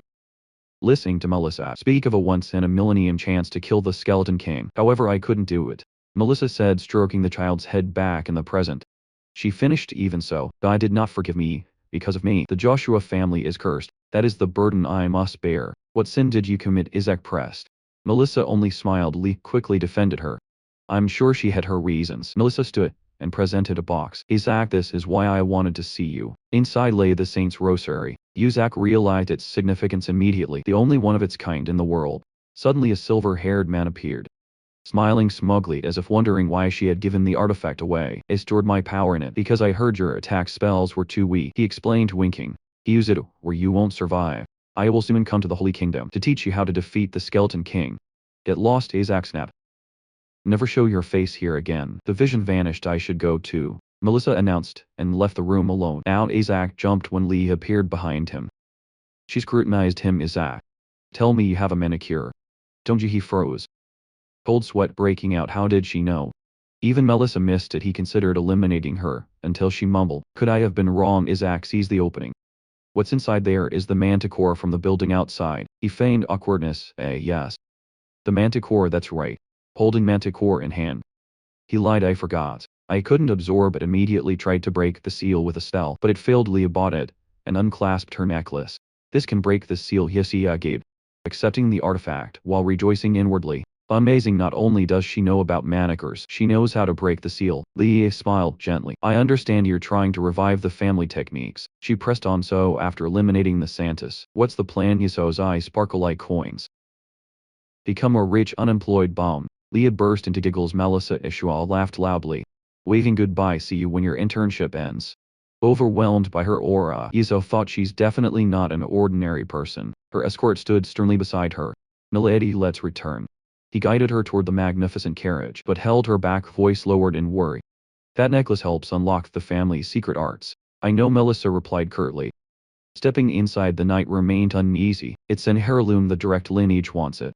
Melissa smiled meaningfully. If someone takes it from the boy, he's not as talented as I thought. When he worried about Isaac becoming family head, she shrugged. Better that than him going to the Holy See. Moments earlier, Yashmiak had grandly declared, eliminate the Santases, I will defeat the Skeleton King. Making Leia laugh sarcastically. Go ahead, Isaac. In reality, Yashmiak was just drooling over the treasure. Eyes turned to currency symbols. The scene shifted to an ancient mansion submerged in torrential rain. My lord, young master Gol. Long time no see, a joyful voice echoed. Gol Ashura greeted the elderly woman coldly. How is Joshua? Still a pile of trash. As usual, Gol smir. Hypocrites, honestly. I'm afraid I'll grow attached. Suddenly his gaze sharpened. Intuition struck. Something happened at the investiture ceremony. A gruesome image flashed in his mind. The priest in charge of Isaac found dead in the monster forest. Bad enough to eliminate the witness, he muttered, and the Barrett family wants to adopt Isaac unless they've gone mad. He gritted his teeth. Too many anomalies, and digging deeper could be lethal. I want to rest, don't come in. He slammed the door alone in the dark. He scoffed. Attached me. Who handed the Joshua family rights to Cardinal Barrett? He admitted he had been too close once, but bitterly felt no kinship in this damn house. Now determined to find the truth, Cole entered the family's secret information archives. Cole flipped through the records. Isaac Joshua, the invested one. Finally, he found it here. Isaac Joshua, the mark of the god the boy chose. Realization struck, and he froze. Everything is a divine light exploded in Cole's mind. Everything is with me, the greatest god. He slammed the notebook shut. So that's it, that's why the Papal family did this. Cole rushed out. This wasn't about the Holy See anymore. It was about the Barrett family survival. He clenched his fist. No. This is a matter of survival for the entire empire. Elsewhere, a trainee uniform lay discarded amidst a pile of treasures. Kim Chesak asked, is this money enough to find a weapon to destroy the binding orb? The shadow entity pointed to a glowing stone. The problem is the anti-demon stone. It's immune to all energy. Kim Chesak roared. They turned my subordinate's binding orb into an anti-demon stone. Crazy bastards, he sighed. Sitting on the bed according to Leah. This should release the seal. He eyed the blue pendant. He'd never seen anything like it. As the object's touch, he exclaimed. Its opening. Dark energy surged from the mana core. Eat the shadow entity lunged. Dark magic engulfed the room as the subordinate devoured the core. Overjoyed, Kim Chesak sensed the mana was enough to upgrade his rank. He could use higher level spells now. He burst into insane laughter, reveling in the power, and the shadow roared with him. The laughter died abruptly. He stared at his hand. It was stripped to white bone. What is this? He screamed. Silence followed. He slumped onto the bed exhausted, raising the skeletal limb. This damn skeleton again, he gritted his teeth. The Skeleton King's curse. The power reversing life and death was resurfacing. My body has countless blessings. It won't be easily devoured. He reassured himself, but the sudden mana spike had broken the balance between divine power and the curse. Praying would take too long. Relics were wasteful, it can't be helped. He decided, I'll use the pentagon. The red challenge, a heretical test, and drastically boost divine power. Chuckling, he wrapped his hand in bandages. Just have to keep it hidden until then. Hey Zach. Another candidate burst in panic. What are you doing? This is bad. Kim Jisuk froze, but the boy was suspicious. Why were you laughing alone? Creepy, and why hide your hand? Are you hurt? Kim stammered, but the boy lunged. Let me see. He ripped the bandages away. Bones of those bones, master. Erase his memory, the shadow yelled. Too risky, the boy stared stunned. Could it be your rotten morality is because of this decaying body? Kim Jessic blinked at the pity in the boy's eyes. You should have said something. Everyone thinks you're evil because of this. The boy recalled the Joshua family history. Talent always came with defects, just like that ancestor. Or should I just kill him? Kim thought. The boy grabbed him. Tell Grandpa he can treat you. You'll die young. Kim Jessic leaned into the act. He couldn't let his identity leak. Don't tell Grandpa or the uncles. He clasped his skeletal hands. Feigning innocence, I don't want to worry them. Besides, the pentagon is more important. He declared grandly, I want to personally execute the Skeleton King's minions before I die. The other boy stood speechless, moved to tears. Kim Jessic. I turned to leave, dropping a tempting line. Don't worry, I won't die so easily. The new friend took the bait. There's a way to live, tell me. Seizing the moment, Kim Jisuk turned back with a sinister smile. His red eyes glowed. I need you to deliver something to the cardinal of the Red faction. 20 days later, a furious shout echoed in the Great Hall. Isaac, you death hole. Vanguard candidates listed their grievances. One almost died from a bathroom bomb. Another found poison gas in their pillow, and a third had poisoned food. Meanwhile, the culprit, Kim Jezak, innocently munched on bread. Don't they like my training plan? Enraged, a candidate held up a target list. These are absurd ways to die. Those are your goals, Jessic replied calmly. He stood and pointed at a pile of large sacks. Now put these on. The group was bewildered to find they were heavy sandbags. We're priests, not knights. They protested. Do you want us to train physically? Jessic explained they needed to prepare for the upcoming pentagon test. The next test is intelligence. Someone retorted, oh. He admitted, casually pulling on weighted gloves. Swapped the order. The next test is the red pentagon, a physical one. He raised a fist happily. Our project will be different. The group stood speechless. Stop chatting, Jessica ordered. Grab a sandbag, we're running 50 laps around the field. A brown-haired candidate growled, nonsense. How can you change the order? And 50 laps, you're crazy. Jessica held up a scroll. I misspoke, he grinned terrifyingly. 100 laps, he bared his teeth. Gritting out each word, if we don't get first place. You'll regret it. From a distance. His shout echoed, run, you bastards, after the session. An exhausted candidate threw off his gear. Damn it, forget it. We don't need to try this hard. In the lounge, another lamented. 2 kings are enough, we already have one. The blue pentagon will surely give us the next. Just grabbed him by the collar. Are you kidding? We need at least 5 friends. Dulled back a blonde boy who shouted. Red and yellow will never give us a king. Besides, the next test is yellow. Why train like this? Another added. The order is an imperial tradition. Who gave you permission to mess with it? Just then a candidate rushed in, panting muse. The next test is the red pentagon. The group was stunned. The red cardinal spoke with the yellow cardinal and changed the order. Order set in the red pentagon is one-on-one combat. If we fail this, we fail the entire program. They all turned to Kim Jessuk. Now that the next test has been decided, Jessuk stood with crossed arms and a sinister smile. Can we start training now? Days later at the Royal Training Center. The atmosphere was heavy as lead Nider Zepet grumbled. Damn it, I can't believe father listened to Isaac. Nearby, his father, Leon Zepet, mused. Isaac said he'd show me something interesting. Now it's a team battle despite the change. Nizer smirked, whatever. Why worry about the blue team led by Shuri Joshua? He was certain the combat's specialized Red House would never lose to such a weak team. Charge Neza rallied his teammates. Rushing into the arena, will deal with them in a flash. But as they entered, their smiles froze. In the stands, Red Cardinal Leon Zepet frowned. Ho. Opposite them, the blue team emerged. Accompanying Kim Jessic was none other than Kina Britt. Jessuk explained innocently. Wake-up bearer had a stomachache. He grinned, pointing at Kana. Luckily, I found a replacement. It's just training, so it should be fine, right? Nizer Zepet froze his face. Amidst the murmurs of the crowd, Kina Britt stepped forward. Radiating the power of a high-ranking priest, Leon Zepet turned to the Cardinal of Gold. This has gone too far, Leon said. Why did you put Kina on the blue team? He stopped, realizing the Cardinal looked just as bewildered. Flashback, Kim Yusek offers Kina a deal. If I clean up the small fry, will you teach me a powerful technique present? Nizer's Ebbet stood watching. Betrayal written on his face. This is cheating, he roared. She's not a trainee, why is a high-level individual interfering? Kina answered coldly, I refused the promotion. I gave up my privileges to remain a trainee like Isaac Joshua. The stadium froze. Kina looked to the referee. Well, have you made a decision? The referee wipes sweat from his brow. Kina Burt is officially still a low-ranking priest. She hasn't taken the Pentagon test. There are no rules prohibiting her participation. Nonsense, Nazar yelled behind him. Kim Yisak gloated. Nazar gritted his teeth. Down at the team can't beat Kina, and we still have to face Isaac. It's a guaranteed loss on the blue team. Captain Shuri Joshua trembled. If it's a one-on-one match between captains, we might win. Yusak noticed the shaking and grinned. What's wrong? Need to take a dump? I told you to go beforehand. Shuri wasn't laughing. You should be the captain. We only made it this far thanks to you. Shuri grabbed Yusak's collar. Desperation exploding. Class president. Skipping grades, high scores. Passing harmony, it was all thanks to you. Not me. Isaac removed Shuri's hands. I teach well, but not everyone can keep up. You managed it. He glanced at the enemy. Iser isn't weak, but if you're right, taking down that redhead won't be hard. Isaac suddenly beamed, cutting Shuri off. Oh, by the way, his face twisted into a demonic grin. If you lose, I'll be the first to stab you. You bastard, Shuri stammered. But understood. Loudspeaker, 5 minutes until start. Both teams prepare for battle. In the stands, a girl with a green ribbon watched anxiously. Young Master Isaac beside her, a silver-haired man frowned. Hina is with them, but this is disadvantageous for both Isaac and Shuri. He glared at the opponents.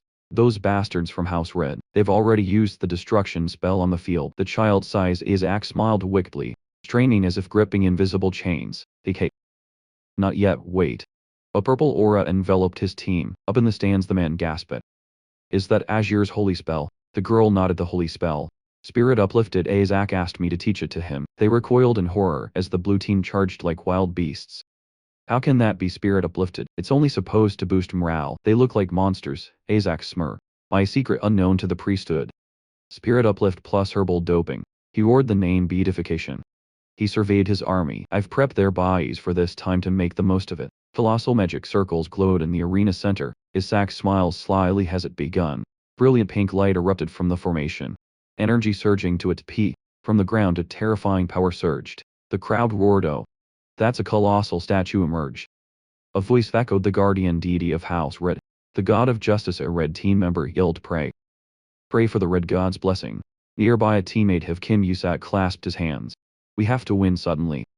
Shuri Joshua lunged like a phantom, striking the statue's chest. It shattered debris raining onto the horrified blue team. Kim Yusak wore an innocent face. I didn't mean to. The statue's head exploded. Isaac. A teammate shook Yusak hard. Haven't you kicked that habit yet? Stop getting physical, a red team member screamed. Isaac Joshua beheaded the red god statue. An opponent rushed forward, grabbing his collar. Isaac Joshua. Kina Barrett yelled, you broke a god statue. Our shock turned to curiosity and she clung to him. What spell was that? Teach me. Isaac glanced coldly. So what? In the stands, a supporter prayed with a smile. Aside from the gold god, all others are worthless. Oh gods. Save this one too. An opponent grabbed his sack, laughing. Isaac, you bastard. You've tested the limits of this training ground. His teammate nudged him. You have to apologize, Isaac. Oh, I'm very sorry. Above, 2 cardinals observed the chaos. Leon Sepit smiled sinisterly. Troublesome, unpredictable child. It'll be fun to break him, the blonde cardinal retorted. Isn't the problem with the Red family? You allowed a statue to be destroyed by a mere trainee. Check your faith first. I won't touch Isaac. The air grew taut, killing intent clashing. Leon Sepet suppressed his rage. Little Snake, it would be too much to start a heresy trial over trainee. A voice cut through the tension. Proceed with the Pentagon. Nizer Sepet flinched at the mental command. This is an order, Nizer. He looked up at the balcony to his father's cold eyes. The cruel order followed, shrouded in dark energy. Turn Isaac Joshua into a cripple. The referee shouted. The rules for Red's Pentagon are simple. Find the real necklace among the fakes. First team to find it wins. Isaac's teammate mumbled. The captain chooses the holder permanently. That choice is critical. Nizer Sepet rallied his team. 3 ways to find it. 1. Capture the captain and force a confession. 2. Deduction. 3. Subdue the enemy and take every necklace. Distribute the necklaces, the referee called. Nizer gathered his team, seeing their worry relax. It's just the Usher family. Shuri Joshua trembled. I want to resign as Captain Yusak. Grab his collar. What are you doing? Hand out the necklaces, Nizer sneered. Shuri is weak. It's a piece of cake. We only need to worry about Kana. The red team agreed disdainfully. They only know how to hunt monsters, idiots. The referee raised his hand again. The red team charged, but the blue team froze in horror. Kim Miyazaki had already launched himself forward. Laughing savagely, he thought with morbid delight. A test where I can legally beat up these disgusting priests. Shuri Joshua stammered, Is that really a human face? Iser shouted, oblivious. Don't be afraid, their code of honor prevents an attack. Yusek smiled provocatively. Come on, trainee priests.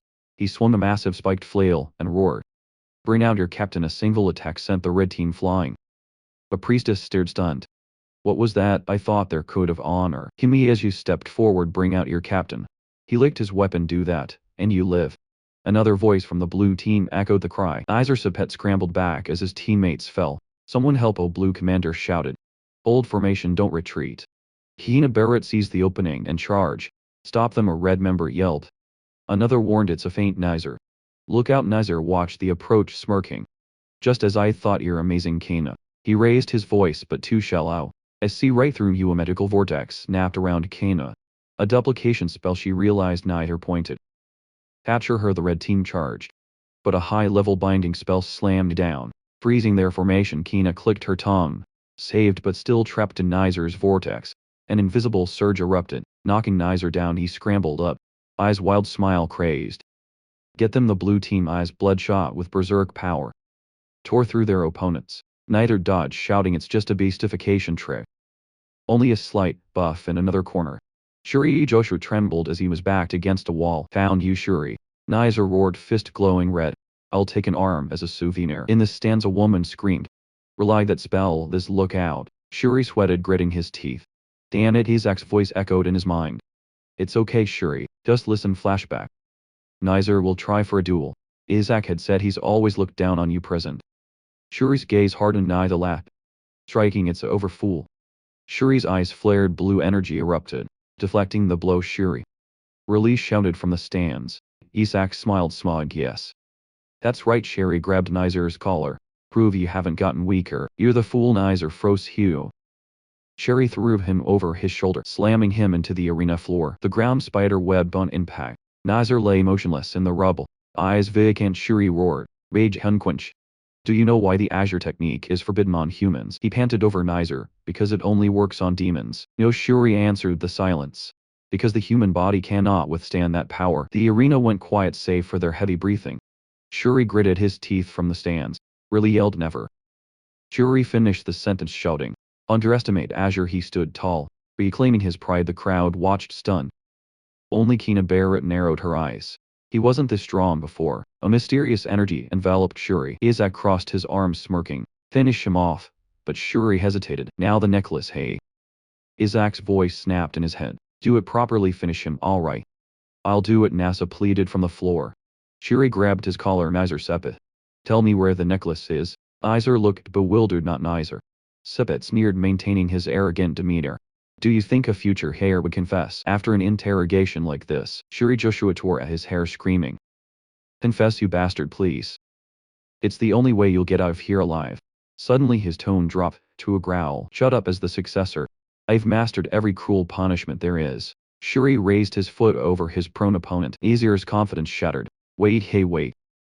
A terrible crunch echoed. Azir only had time to register extreme pain before the impact. What was that horrifying sound? A spectator screamed. Indignation spread through the crowd as Shuri ground his teeth, maintaining the brutal act. Hidden in a corner, Kimisek crossed his arms, smiling with chilling satisfaction as Nizer's screams filled the arena. In the stands, a red-haired man shut his eyes in pain. Shuri's voice cut through like a curse. I told you to confess. Nizer's teammates couldn't stand it. They roared and charged Shuri. You bastard, Nizer. Hina Barrett blocked their path. No, she declared coldly. None of you are going anywhere. She tapped her foot and a massive circle of holy power erupted.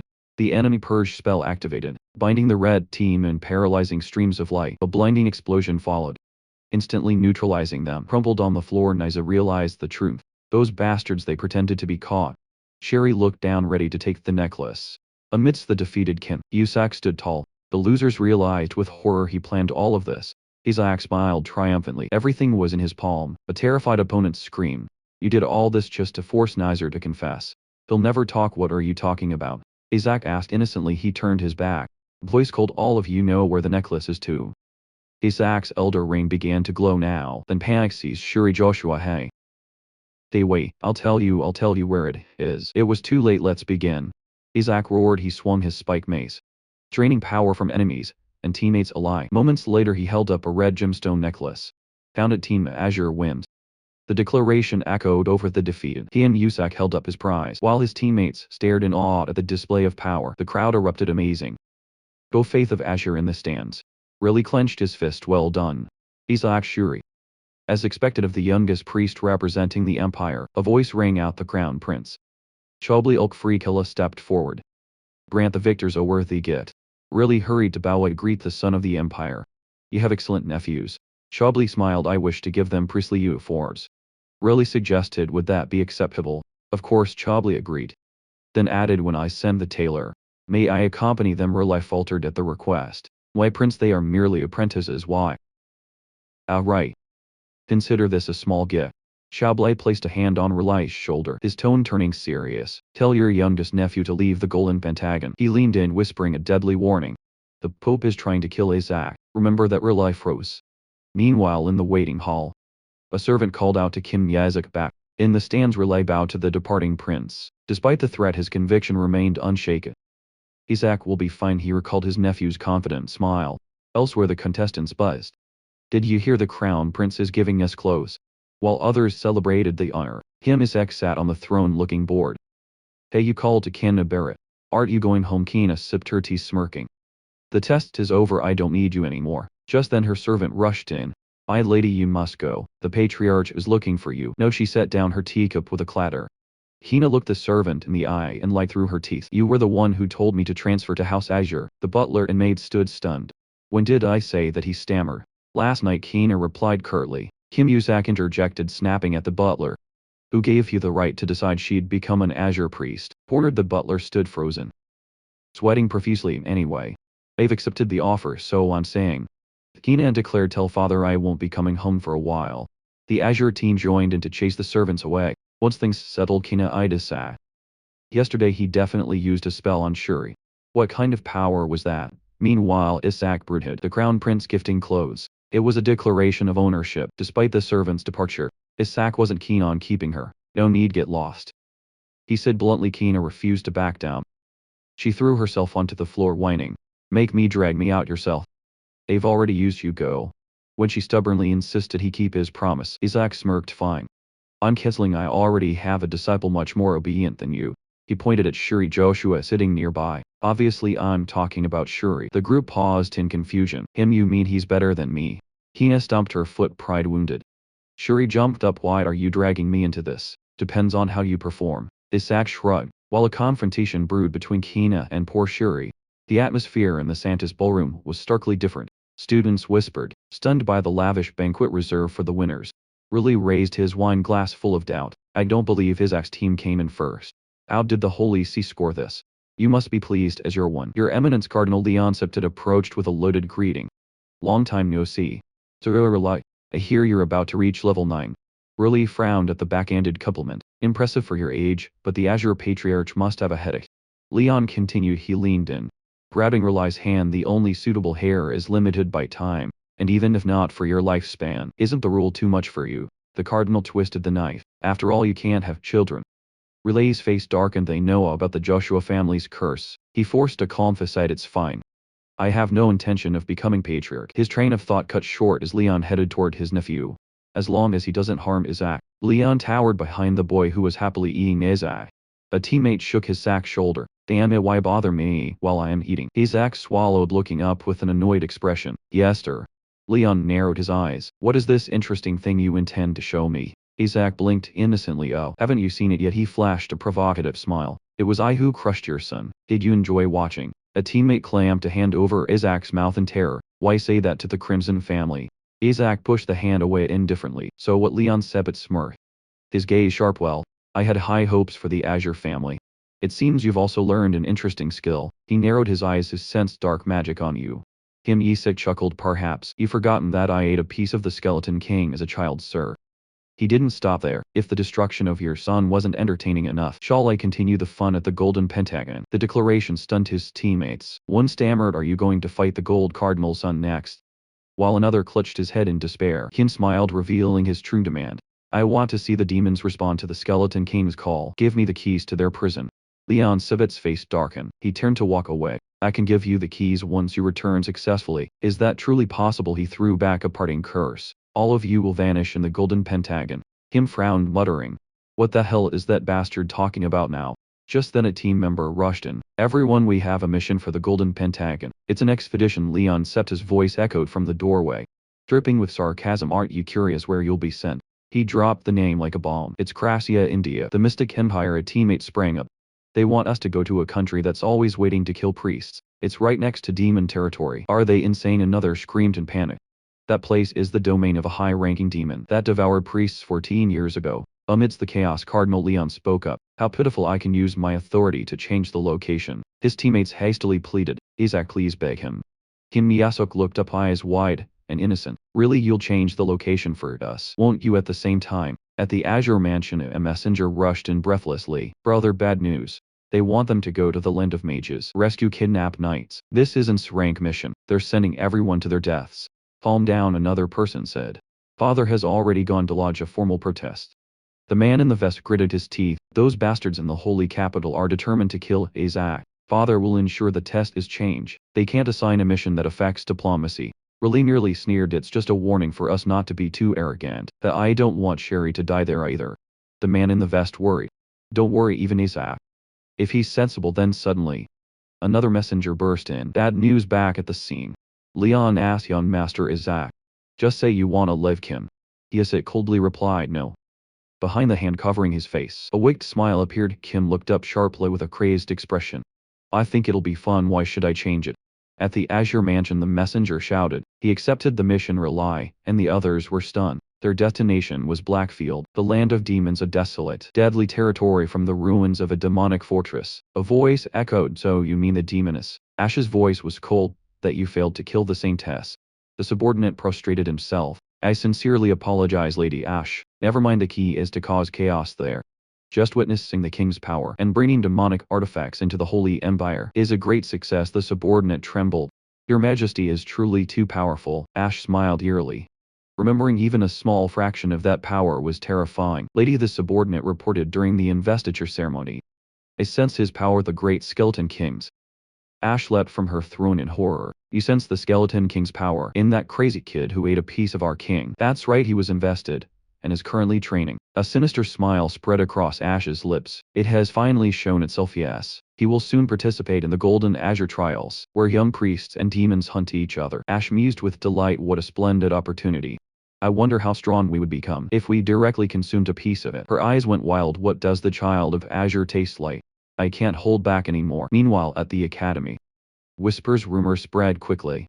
The Azure team's mission was suicide. They were to enter the Mystic Empire and rescue a holy knight. An Azure trainee gritted his teeth. "The Gold family really wants us dead. Everyone thinks we're finished." "The worst part," a brown-haired teammate said, pacing, "is that the holy knights are ignoring us. As soon as we cross the border, we're bait for every demon and bandit out there." The ash-blonde boy scowled. "Those bastards were dead for sure." The brown-haired teammate turned on him. "Why won't anyone join us? It's your fault. Don't you see people writing their wills? 14 years ago, Uncle Real's entire Azure team was annihilated doing this." Meanwhile, Kim Yusak casually picked his ear. "Cheap trick by the old cardinal. He thought refuse and suffer, accept and die." But a sinister smile touched his lips. "If we succeed, it's a lucrative manicure factory."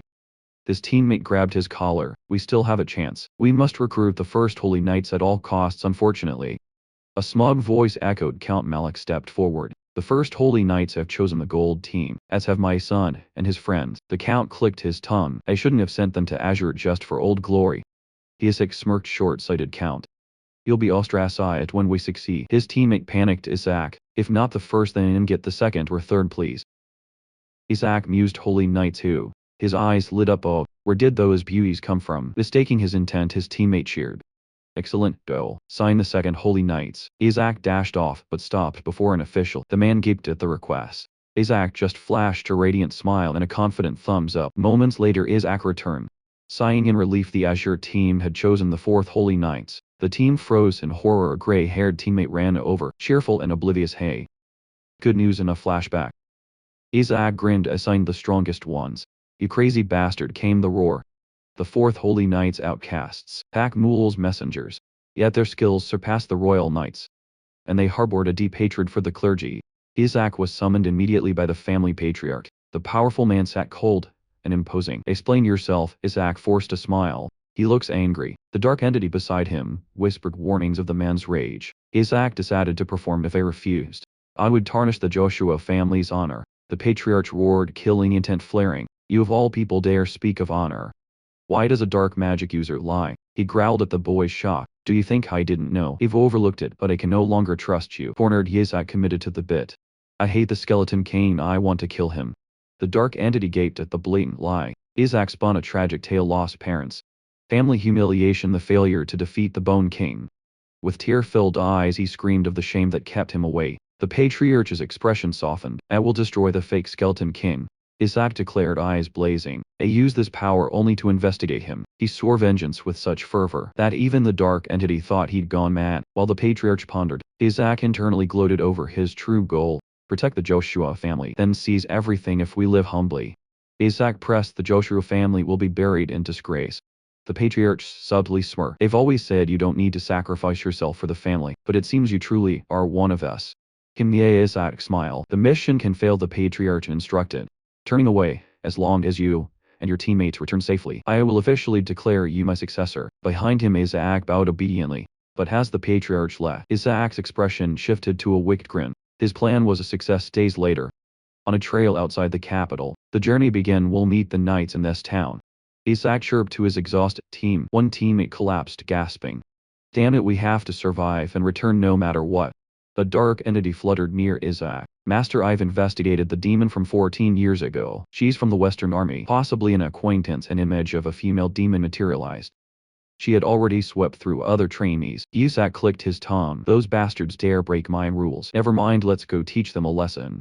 He ignored the entity's warning about his unrecovered power. His teammates followed in tense silence. Deep in the forest shadows, the female demon licked her lips. Found them, she whispered.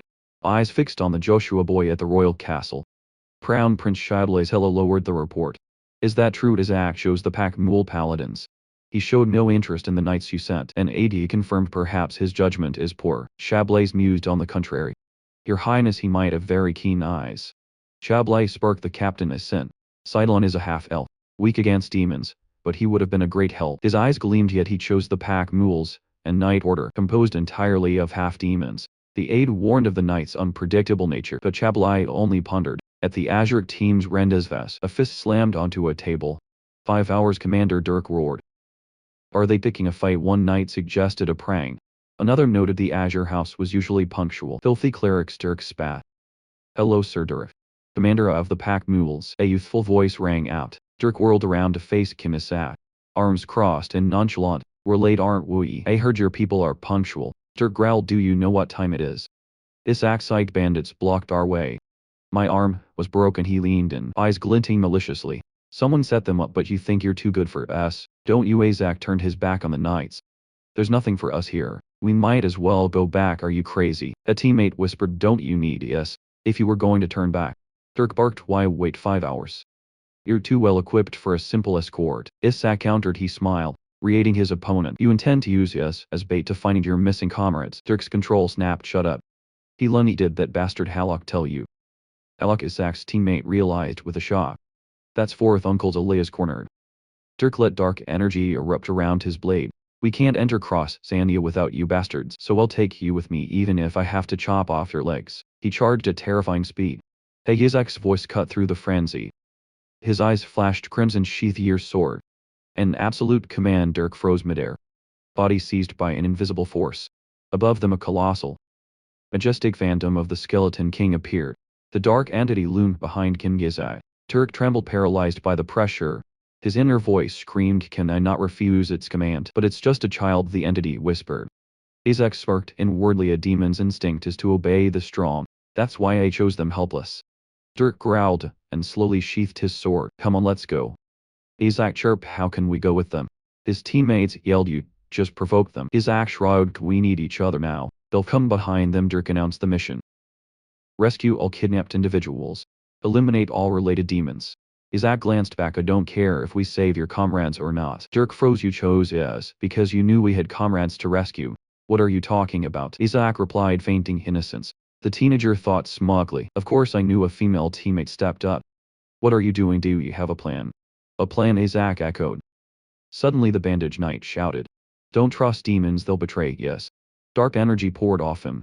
Isaac asked coldly. Do you know why they keep taking on such trivial missions? The knight collapsed, his hand mutated. Claws lengthening with a savage roar. He fully transformed and lunged. The monster grabbed the gray-haired girl's collar, eyes bloodshot. I knew it. The brown-haired teammate yelled, we can't trust them, wake up. Isaac punched the monster in the face. The knight staggered, his demonic form dissolving. He blinked, confused. Sorry, I've never transformed so quickly. It felt like something was pressing on my head. We're near Croisania. The silver-haired knight reasoned. It might be affecting you. I feel strange too. Another agreed. The bandage knight looked at Isaac with admiration. But I returned to human form. Just because you punched me. You're amazing, of course. Isaac grinned as the knight cheered. Isaac and his dark entity shared a private laugh. I caused it. Isaac hoisted his luggage. If everyone is ready, let's go. He paused, spotting a motionless sparrow in his bag. What the hell is this? It's playing dead. The dark entity noted. Isaac smiled, holding up a scroll. Quite the actor. Should we play along? The bird muttered. The blood lord is cruel, sending me to this wretched priest. Isaac blinked. One of the great demon kings sent you. The sparrow jumped from afar. The dark entity reported. Master. The barrier is set. The blood lord. Isaac recognized the name of his former subordinate. He squeezed the bird tight. Information I'll tell it, squeak. The demon queen you're facing. She's the one who ruined your investiture ceremony. She smuggled in the device and ordered the hit on Ash. Isaac listened. The blood lord would rather be executed than face the demoness named Ash. He slammed the scroll down. The blood lord believes the current skeleton king is an imposter. The bird shrieked. He got arrested for shouting it to everyone. No, you fool. Anyway, I heard you absorbed a fragment of the great skeleton king. Ash is likely waiting for you. Isaac waved his hand. The bird morphed into a small demon and fled, shouting back, don't die. Our lord would be very sad. A wavy-haired teammate ran up panting. Where have you been? We looked everywhere. He gave a thumbs up. I'm proud of you. Ordering food from the tavern for us. The teammate pointed to a group of strangers. We've prepared to serve the priests in your time of need. One said cheerfully. Isaac froze. The meal laid out was actually other priests. I thought she'd be waiting. Isaac smirked to himself. But the prey came to me. An innocent-looking girl with a basket stepped forward. The teammates exchanged confused glances. He's overdoing it, one grumbled. Ignore him, another advised. Suddenly Isaac growled, starting his act. Hey there, Kim, Isaac yelled, pointing at the girl. Too salty, and I hate hearing you breathe. Hold your breath. He played the spoiled young master perfectly, terrifying the serving girls. An escort knight barked. Why are you making our young master ask again? The gray-haired girl cursed inwardly. Are these bastards crazy? Why side with him? She shifted targets. I should get rid of these troublesome guys first. She thought, offering the food to the knights instead. The knight refused. We were hired by him. We don't eat his food, cornered. The girl growled. Eat him, Isaac cut in. Hey, why don't you try eating it yourself? He smiled cunningly. How do we know you didn't poison it? The girl froze before she could react. Isaac's teammate rushed over. That's enough. Why pick a fight with her? The brown-haired friend grabbed the soup. We'll prove her innocence. All three down the food. They collapsed instantly. The others screamed in horror. You guys. Isaac stood up coldly. Easier this way. I was going to knock them out anyway. He watched them drop. Leave them. He told the dark entity. They need a lesson. The entity paused. Master. This poison converts holy power into dark magic. Isaac was stunned, then beamed. Are you sure? It turns this disgusting holy power into glorious dark magic.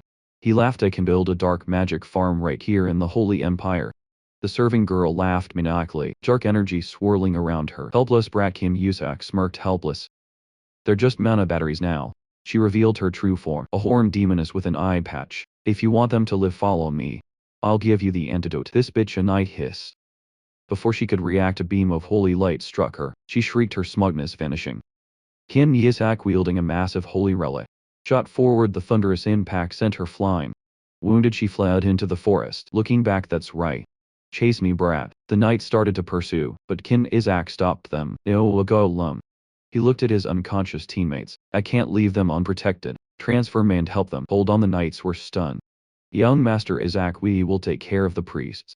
Isaac nodded. Please do.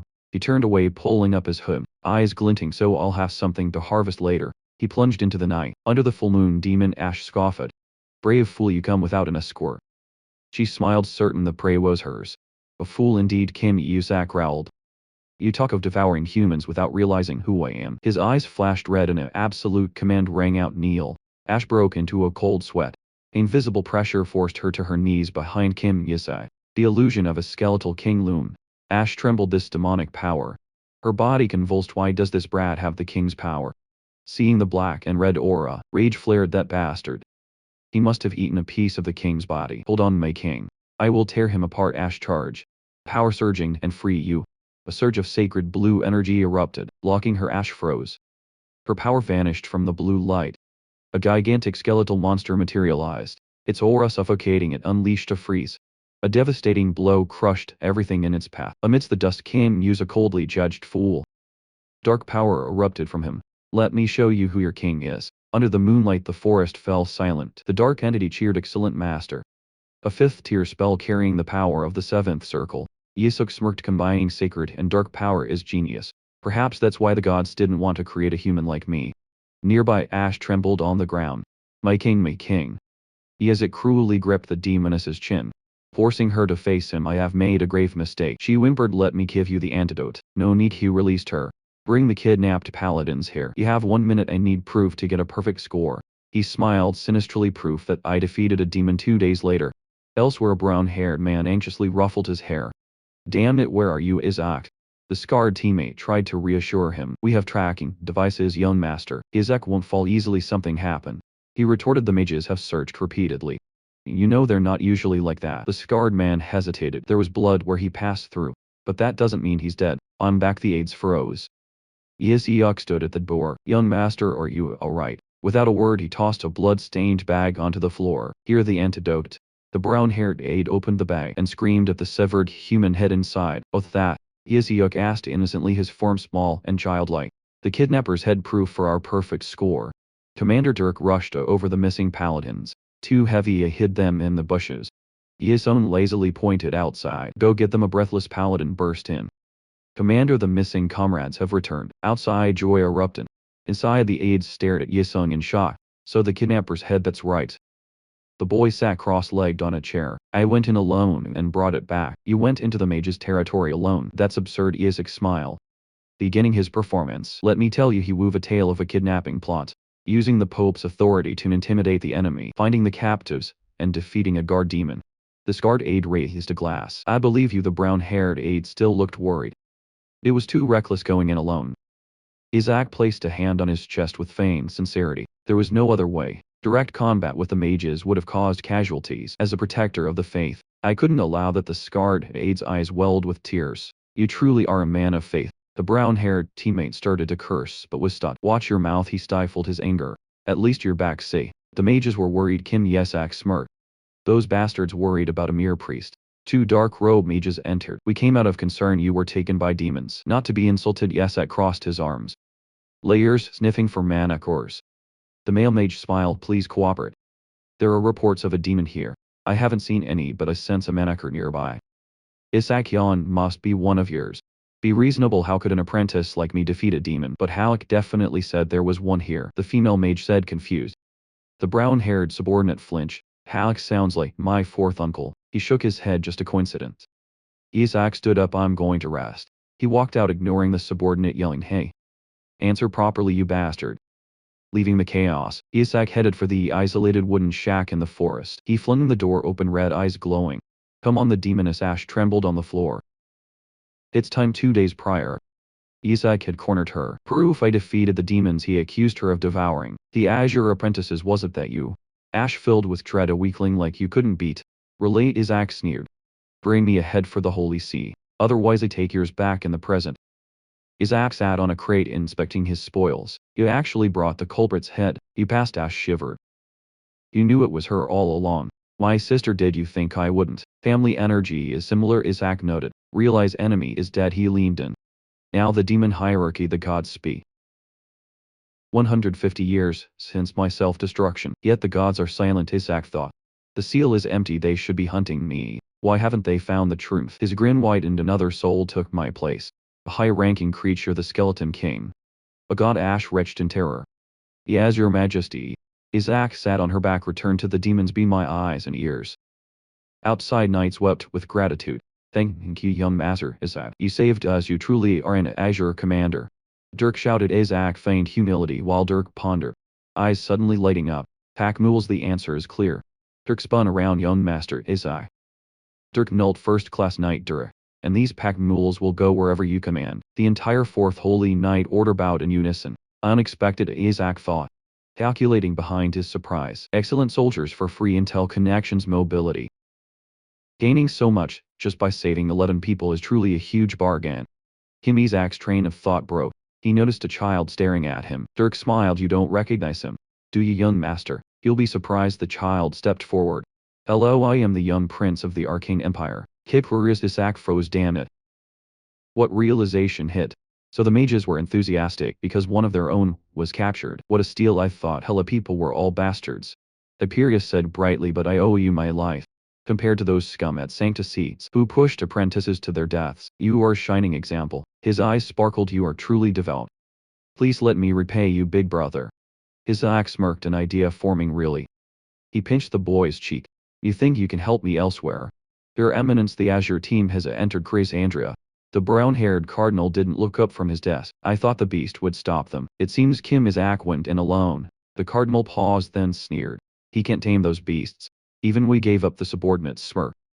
Indeed, we've arranged for them never to return. The cardinal mused. The Azure Patriarch will use the mages to eliminate them. What if the royal family interferes? The subordinate asked.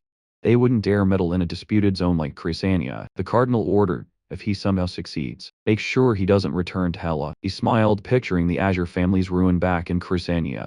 Isaac laughed maniacally. I need to shove this in his face. He shoved Hyperius forward. Meet our secret weapon against the Holy See, the youngest prince of the Arcane Empire. His teammates stared in horror. What? Isaac asked. What's with the faces, you lunatic? A brown-haired teammate yelled. Who introduces a prince from a hostile nation like that? Hyperius grinned. Haha, apologies for the surprise. Is this a kidnapping? The teammate demanded. Knowing the truth was likely worse. Isaac smiled savagely. Now the Holy See is screwed. The rule of politics, Isaac lectured, is leverage. Saving the prince means the Arcane Empire owes us a huge debt. A great strategist, Hyperius praised. The teammate clutched his head in despair. He's gone crazy too. You want us to announce we saved him and return triumphantly? Don't tell anyone yet. Isaac signaled for silence. The Gold faction surely set traps to sabotage us. Now what happens if the prince gets caught in one of those traps? You're amazing, Hyperius shouted. I'll jump into fire for you. Isaac rubbed his hands together, red eyes glowing. Let's screw over those gold bastards. But that puts the prince at risk. The teammate argued. If he gets hurt, both the Holy Nation and Arcane Empire will investigate. Isis smiled triumphantly. Exactly. Imagine how shocked the Gold faction will be. Cardinal Barrett won't leave evidence. It's fine, Isaac winked. He is accomplices. The teammate paled. You're going to use the mages. Fighting head-on causes diplomatic trouble. Isaac said calmly, then he roared, initiating his gamble. Boom. You're absolutely right, big brother. Hyperius cheered, ignoring the frozen teammate. The others whispered as he lost his mind. Boom. A blonde boy rushed to the railing.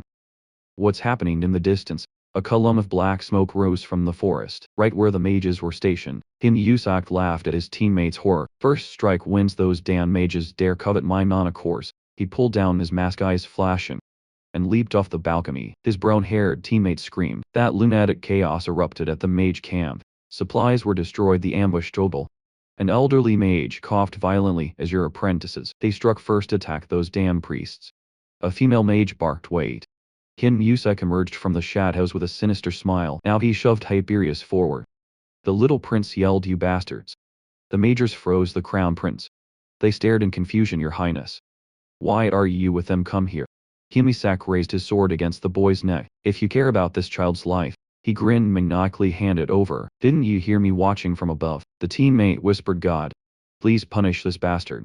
The Joshua family was known for their code, preferring death to dishonor, yet their descendant was laughing savagely. You wouldn't mind his head flying off, would you? Isaac threatened. The mages were bewildered. Hyperius was strong enough to flatten adults. They assumed he was being controlled. We have to help him. Hey. Descendant of Joshua, calm down. Isaac's teammate yelled, trying to intervene. The old mage stepped forward. Let's talk my ass. Isaac roared, I told you to hand everything over. A young mage reached out. Your highness. Take my hand, I'll help. Hyperius slapped the hand away. Idiots. Why aren't you saving me? Struck the mage. Fainting fury, you call yourselves mages of the great arcane empire. Useless, I command you. Isaac hoisted the boy onto his shoulder, and they shouted in unison, drop everything and get out. The old mage knelt, you are the future of the empire. We must obey. He surrendered defeated. I will give you everything, just release the prince. Manticores.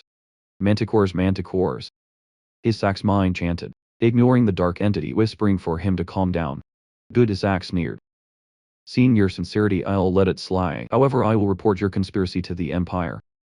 The mage started to deny it, but Isaac cut him off. Hunting demons with weapons designed to kill priests. Do you want to bring back the prince's corpse? The mage hissed. Bastard. Prince Hyperios waved his hand dismissively. What are you waiting for? Get out of my sight.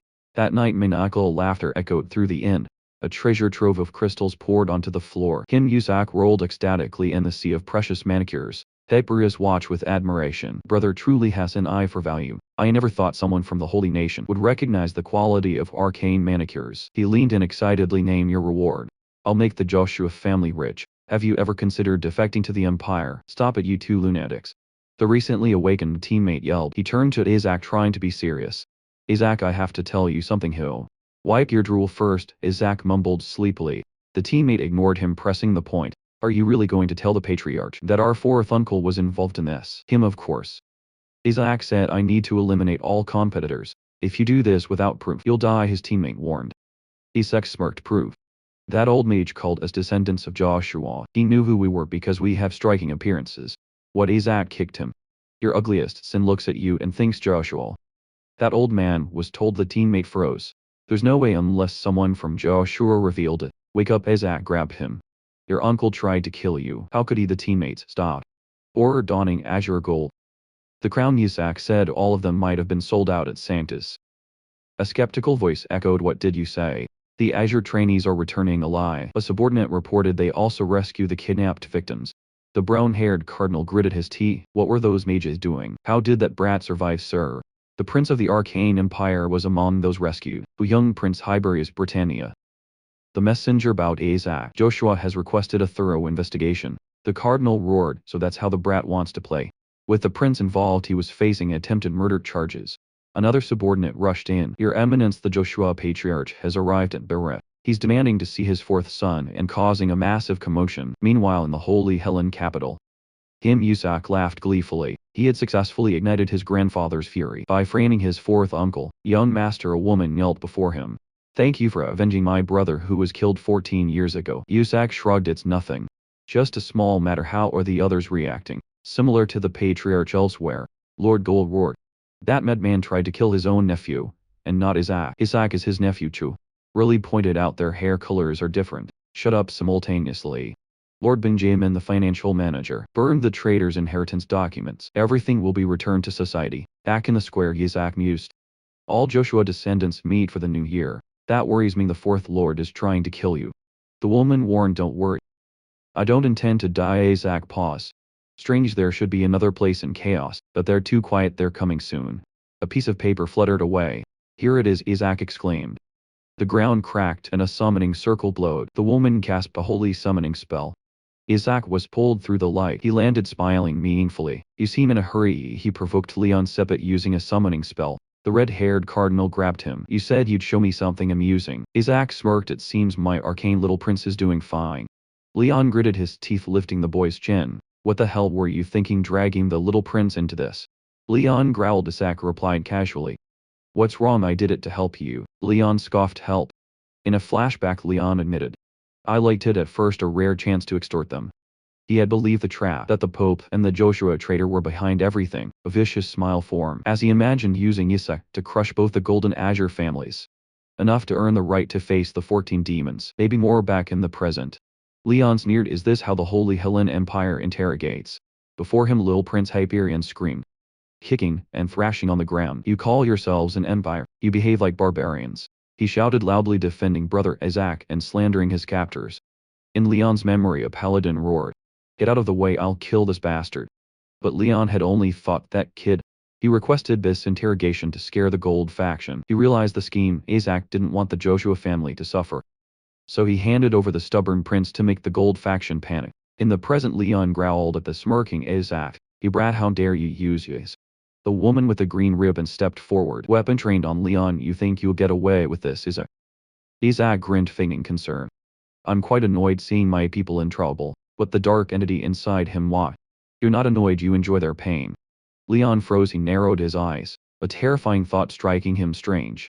His face twisted into a mad grin. No one has ever discovered that about me. An invisible surge blasted the woman backward. She hit the ground coughing. Leon advanced slowly. Did the Azure Patriarch tell you? He laughed savagely. It's easy to make an apprentice disappear. If you've had your fun, pay the price. Cardinal Sipat Isaac said calmly. Ho. Leon swung, releasing a wave of killing intent. Does your family teach nothing but faster ways to die? Run, young master. The woman screamed. Isaac didn't run. He raised a hand, effortlessly blocking the attack. The woman gaped. Isaac looked up at Leon and smiled, holding out a golden card engraved with a rose. Thank you, Cardinal. This is more than enough payment. Leon leaned in, his smile probing. Tell me, Isaac, did you really defeat that monster? Trade secret, your eminence. Isaac retorted. Though it's only natural your family struggles with monsters. The Azure faith does not, that's why your son lost. Leon's smile stiffened into rage. Insolent bastard, he muttered, then stalked away. Isaac waved goodbye as the woman rushed over. Are you alright, young master? So many psychopaths become Red Clan patriarchs. Isaac mused, watching the enemy leave. The girl looked at the object in his hand. What is that, a pass for Sanctus Seed's prison? Isaac said, expression serious. I can meet my retainers with this. At the Golden Pentagon Oversight Committee, the crowd buzzed. Who takes the king title this time? Gold team, obviously. A man scoffed into his wine. Red faith already lost to Azure. Oh, here they come. Footsteps echoed. Isaac led his team into the spotlight. The Azure faith, it's Isaac Joshua. An Azure teammate screamed internally. Damn, Isaac Joshua, I've almost died so many times because of him. Smile, Isaac ordered coldly. Or else. The team forced awkward smiles. A murmur swept the crowd. Isaac looked back. The gold team, their perennial rivals, strode proudly into the arena. Two members cast disdainful looks. Insolent Azure lot, they beam with confidence, recalling their feat of retrieving the Empire's lost relic with the help of a girl named Kana. Nearby, another team openly mocked the Azure group. Use your heads, you idiots. The moderator cut through the tension, ordering everyone to stand. The results will be presented by the Emperor himself. Grand doors swung open for the Emperor and Crown Prince. The stands erupted. The Emperor's presence marked this year's Pentagon of history. The gold team swaggered, convinced the Emperor was here to honor their treasure. As the ceremony began, the arena held its breath. The white team retrieved the lost books. Kim Yasak's teammate listened tensely. The red team recovered a holy sword, forged by the genius Artie. The ancient blade glittered, drawing guests, but the gold team just smiled, smugly waiting. Finally, their prize was revealed. A magnificent royal necklace lost for centuries. The brown-haired Azure member froze. It was the heirloom stolen by barbarians. No wonder the Emperor came. Truly astonishing, the Emperor mused. This was stolen during my grandfather's time. The gold team beamed, once sneered at their rivals. That's the difference between us, you useless Azure lot. Yes. His teammates gritted their teeth. And finally, the Azure team. The moderator announced. They rescued an entire squad of paladins kidnapped in Crassia and Dia. The gold team sneered a minor feat, but their smiles vanished as the list continued. Furthermore, they defeated the monster that ravaged our apprentices 14 years ago. They healed the wound Hela has endured for over a decade. The gold team muttered that a royal treasure was still more valuable, but the moderator wasn't finished, however. They didn't stop there. They also saved the crown prince of the Arcane Empire, Tiberius from Britannia. The gold team stood stunned. The moderator listed the ransom demand, the return of the stolen artifact, and the abolition of the arcane transit tax. They have accepted our terms. As the words rang out, Kim Yesuk crossed his arms, smiling. The Emperor placed a hand on his son's shoulder. The results leave me speechless. You've brought both glory and benefit to the Empire. He addressed the apprentice. Royal treasures bring glory, but to me the lives of our people are far more precious. The declaration stunned the other teams.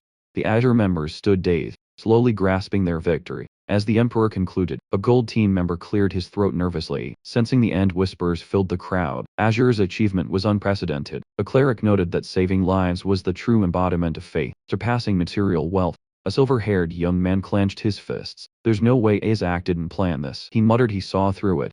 Bringing the citizens back was the perfect move, orchestrated by Kim Yesuk. On the balcony, the Emperor raised his voice. Now we declare the results.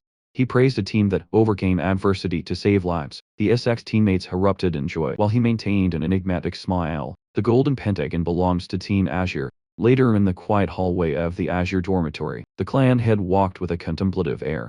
I only told him to come back alive. He muttered, Isaac truly achieved the impossible. A rare smile touched his lips, imagining the glorious future the boy would bring, and he placed his hand on the door. The Azure clan had approached Kim Yesak's room, but before he could enter, an insolent voice shouted from inside. Successor nonsense. Kim Yesak stood on a chair, confidently instructing his teammates. Just do that, the boy said, crossing his arms with a delighted grin, and Grandpa will be utterly charmed. He boasted that the throne was firmly within his grasp, ignoring the frozen horror of his companion. Noticing the silence, he turned. Why did everyone suddenly go quiet? Right behind him the clan had loomed. Voice cold as ice. Isaac, it seems ordinary discipline won't work. Kim Yesik broke into a cold sweat. A piercing scream rang out, followed by the sound of heavenly punishment. Later, fuming in his room, Kim Yesik shouted, nonsense. What did I do wrong? The dark entity beside him replied. He said those things right in front of him. Kim Yasak ground his teeth, but then a spark lit his eyes. There's a way. Seeing a silver-haired man arrive outside, Kim Yasak rushed out. Uncle. He hugged the man, looking up with tear-filled eyes. Isaac, the uncle, was bewildered. Then murderous intent erupted. Who made you cry? I'll take their heads. I think Grandpa hates me. Kim Yasak sobbed. Maybe you should leave this house. Relayan knelt in panic. What happened? Kim Yasak whimpered that he was being sent home just for asking for wine. Really was aghast, painfully recalling the loss of his brother 10 years ago. Determined to protect his only nephew, he gently cupped the boy's face, oblivious to Kim Yesak's annoyance. Kim Yesak wailed about his crushed dream of becoming a priest and defeating the Skeleton King. With his uncle, really fell into the trap completely. Don't worry, Isaac. Uncle will take care of everything. Really thumped his chest. Forget the pentagon piece of cake. Really furiously rushed off to demand justice. Kim Yesak watched him go with a smug smirk. The next day at Sanctisade's prison, the guard captain blocked the way. You must wait 14 days. Kim Yesak merely reveled in the power of the token in his hand, planning to let me see them after their heads have rolled. But 1 week. The captain frantically refused. 10 days, 5 please. 3. Kim Yesak faint. Leaving tomorrow, no sooner. The captain shouted. Good. That'll do. Kim Yesak patted the captain's shoulder. The dark entity asked, didn't you come to meet them now? Tomorrow is better. Kim Yesak smirked. At the Grand Coliseum, the host announced the final Pentagon test. Mission: defeat a few monsters.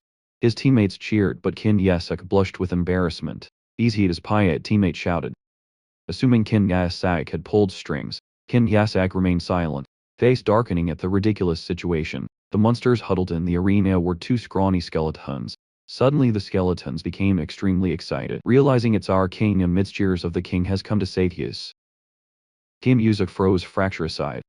Cold sweat broke out as the irony hit him. From the stands, really gave a thumbs up, oblivious that he had just pushed his nephew into a nightmare. Memories flooded back. Skeletons were weak, foolish, the lowest class of the demon world, summoned by clerics and nobles merely for slaughter and amusement. Even worse were the memories of himself, dying and resurrecting countless times. Stuck at level 1, rage erupted through Yuzak's eyes. The Skeleton King roared. You bastards dare summon these souls before me. Our king is here. Skeletons cheered. His teammates joined in, but Yezo froze at the required spell. Turn undead. Rage flared. I died 1,000,000 times to that. You want me to use it on these children? Ignoring his inner turmoil, the skeletons rushed to embrace their king, crushing him under their weight. Isaac, 2 teammates ran over anxiously. So heavy, Yezia weed. Are they attacking him? One teammate asked. No, looks like they're celebrating. Yezia calculated frantically. I have to be careful, I'll just drain their mana. But the uprager crushed that hope. You must use turn undead to turn them into dust. Cornered Yisro cursed the priests in the stands. A smug knight cheered, unaware he had pushed the boy into hell. Spectators chatted about this being the easiest test in history. Deepening Yisro's despair, he ran frantically, helpless against his dancing subordinates. Finally he decided, I'll use a standard attack. I'm sorry my children, but it's better than the alternative. The skeletons watched him eagerly. Isaac gathered holy power, then froze. He knelt, whispering, I can't. His teammates stared, stunned. Why can't you do something so simple? I can't. Yiship trembled. Confused, the skeletons tilted their heads. Yesuk, losing his grip on reality, roared. I'm human now, not a skeleton. Fire will hurt me. The knights in the stands frowned. What did he say? Human? Not a skeleton. Realizing his slip-up, Yesuk froze. Speculation ran wild. Is he seeing those skeletons as humans? One asked. Perhaps he wants to save those demonized souls. Seizing the chance, Yiziak adopted a saintly expression, letting praises for the Azure family ring out. His teammate Tori Lin clutched his head. They're all crazy. He wouldn't do something that noble. Losing patience, Tori Lin rushed forward. Move, Isaac. Let me do it, stop. Isuk roared, delivering a thunderous punch that dropped his teammate. He gritted his teeth. I won't let them go to hell if I turn undead. A fierce orb of holy power formed in his palm. Energy erupted, and turned undead enveloped the arena in destructive light. Isaac fought to control the flow. I'll use it but keep them safe. Spectators gasped. I've never seen turn undead on such a scale. Inside the arena the skeletons reached happily toward the light. Don't know what it is, but it's beautiful. Amidst the storm Yisrael growled into the void. Shadow lit shield the children. A colossal shadow rose, enveloping the skeletons in pitch-black darkness to block the holy light in the stand. Astonishment turned to bewilderment. What is that? Isaac flashed a cunning smile. And as your team member collapsed in disbelief, he had dealt with them all in one blow. The paladins cheered, believing the boy had reached bishop rank. But Isaac gritted his teeth, vowing to wipe out the corrupt clerics. Elsewhere the Azure clan had mused on the Red Cardinal's plot to trick Isaac into summoning an evil god.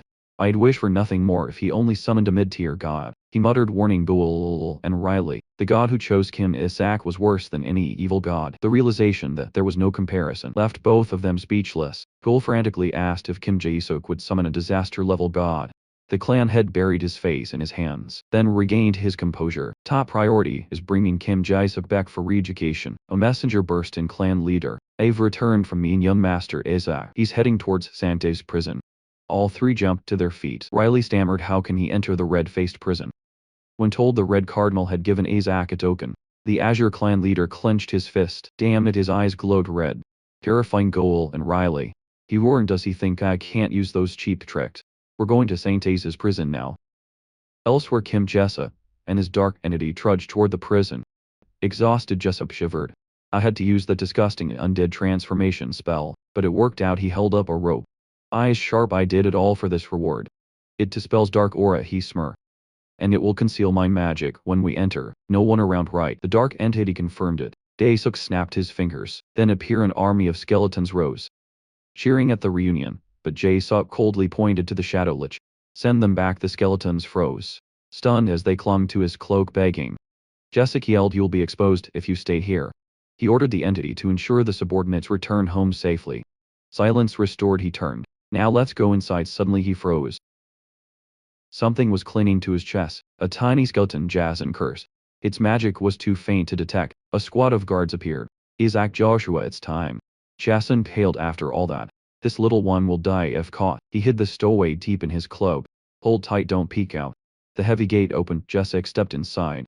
Smiling confidently, he mentally reviewed the file. A level 9 demon imprisoned for 50 years. A pure-blooded true demon who had knelt before clerics to save the Skeleton King's remains. Jessica's eyes sharpened. So it really is you. Bloodlord Shamak. The dark entity used its scouting binoculars. But even so they couldn't see the target. Jae-suk scowled in frustration. A white-haired guard captain approached. You should be grateful for this opportunity. You get lost. Jae-suk snapped, flashing his ID card. Another guard stepped forward. This is suspicious. We need to search you. He reached out. Jae-suk's eyes flashed red. I'll kill you if you touch me. The guards froze, pinned by killing intent. This power, one gasped. I can't move.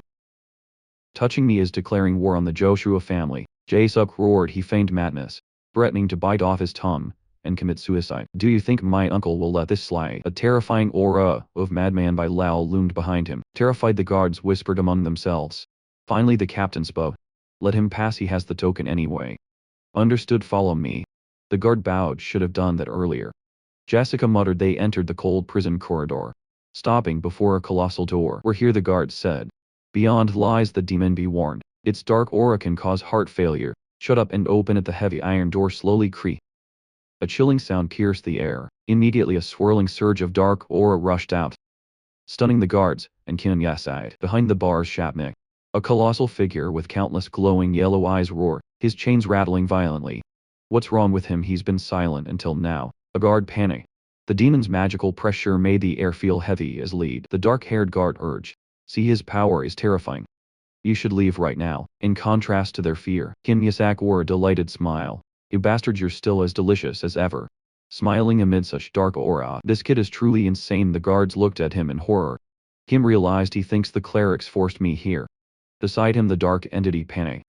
Shabnik was roaring in fury, reacting to a painful memory of his master being forced to bow. You dare make my master bow? Shabak let out an earth-shattering roar. Call for more men, we can't let him die before execution day. The captain ordered. Kim saw the opportunity, but eyes were still on him. I need a better moment suddenly. The chains glowed with holy power, searing Shabak's flesh. Damn it. The Pope's power. He'll die before I can save him. Kim hesitated. If he used magic now, they'll notice a tiny skeleton stealthily peeked out from his cloak. Master, let me talk to him. You cute bastard, Kim ordered mentally. Go give him the stone to break the chains. As the boy nervously clenched his fists, the white-haired guard misread the tension. I truly respect the Red family. Kim nearly smiled mysteriously. No. Then his demeanor shifted. I sparkling. I'm stalling for time. The Red family is the best. While the skeleton sprinted toward the cell clutching the crystal, Kim continued his act. I almost pissed my pants seeing that demon, but she handled it well in our household.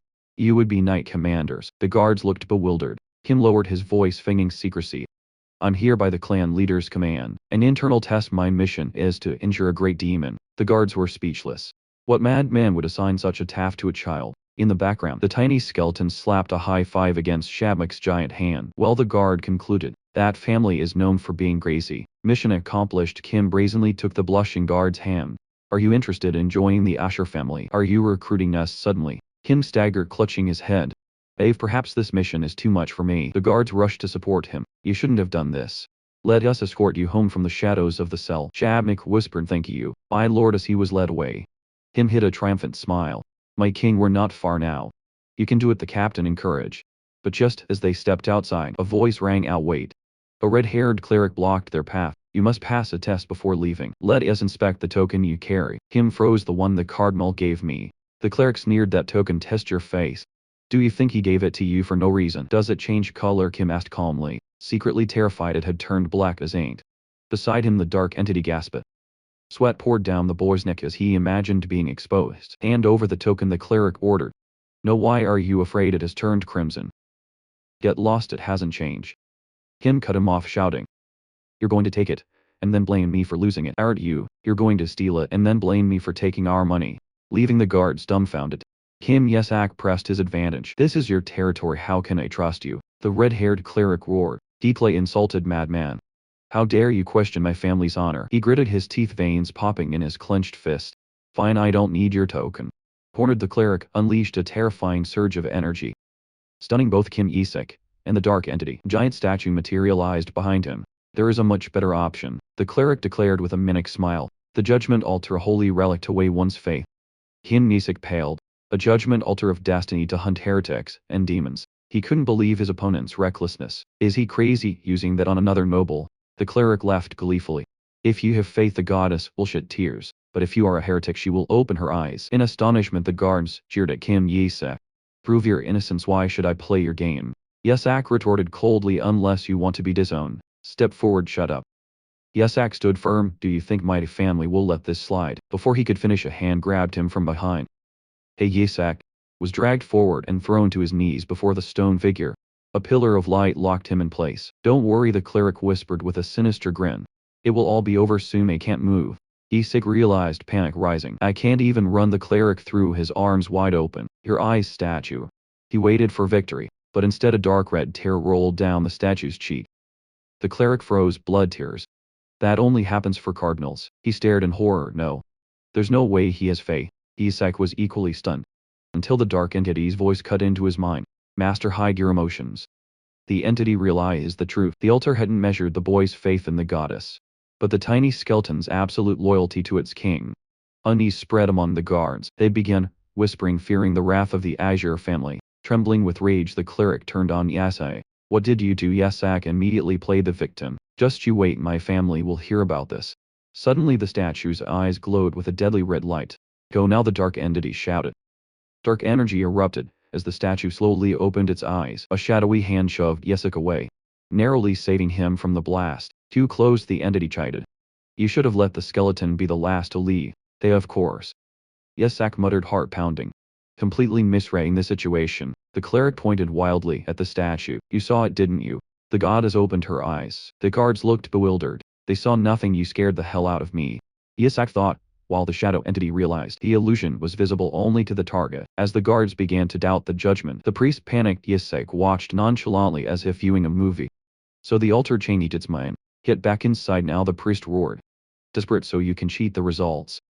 Isaac retorted. He patted the small skeleton hidden under his cloak. Well done, kiddo. He looked at the priest with a scornful smile. Pathetic, the priest snapped. Get up there while I am still being civil. He lunged to grab Isaac, but a firm hand caught his wrist. The Azure family patriarch stood there. Eyes sharp. Came here in case something like this happened. He tightened his grip on the man daring to touch his nephew. Are you out of your mind, kid? But old Joshua quickly intervened. Things will get out of hand if father harms that child. Kim Isaac seized the chance. He tugged his uncle's sleeve. Fake whimpering Uncle Nizer hit me.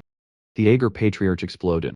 Do you wanna die, you bastard? He crossed his arms. I will speak with the Red Cardinal. I will draft the complaint. But old Joshua replied calmly. He's just faking it, Bull added, kicking the figure on the ground. Despite a young man's panicked intervention, that idiot, they're clearly going to do this to him. A brown-haired man shouted. Nearby, Kim Isaac sat eating popcorn. Let's go home, the brown-haired man urged. Staying here will only make it worse. What, like a heresy trial? Isaac asked. Yeah. I've already had one. Isaac turned his act toward his uncle. Nizer dragged out a terrifying statue and made me kneel before it. Patriarch Azure and Bottle bristled. So you're about to be burned at the stake. The brown-haired man whispered, panic. Isaac smirked. Are you serious? Bottle growled. You will pay for this.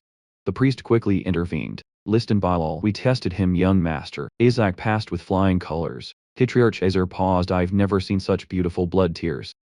Cardinal Leon Sepet appeared wearing a smug smile. I heard a commotion, didn't expect it to be you. Patriarch Azure pointed a finger. You bastard, how dare you challenge my nephew? Leon didn't flinch. His desire to meet a servant of the Skeleton King is suspicious. I think this is entirely justifiable. Azure roared at the stunned priests. Your third son used the judgment of faith on Isaac. He turned back to Leon. Do you want war? Leon froze, realizing he was cornered.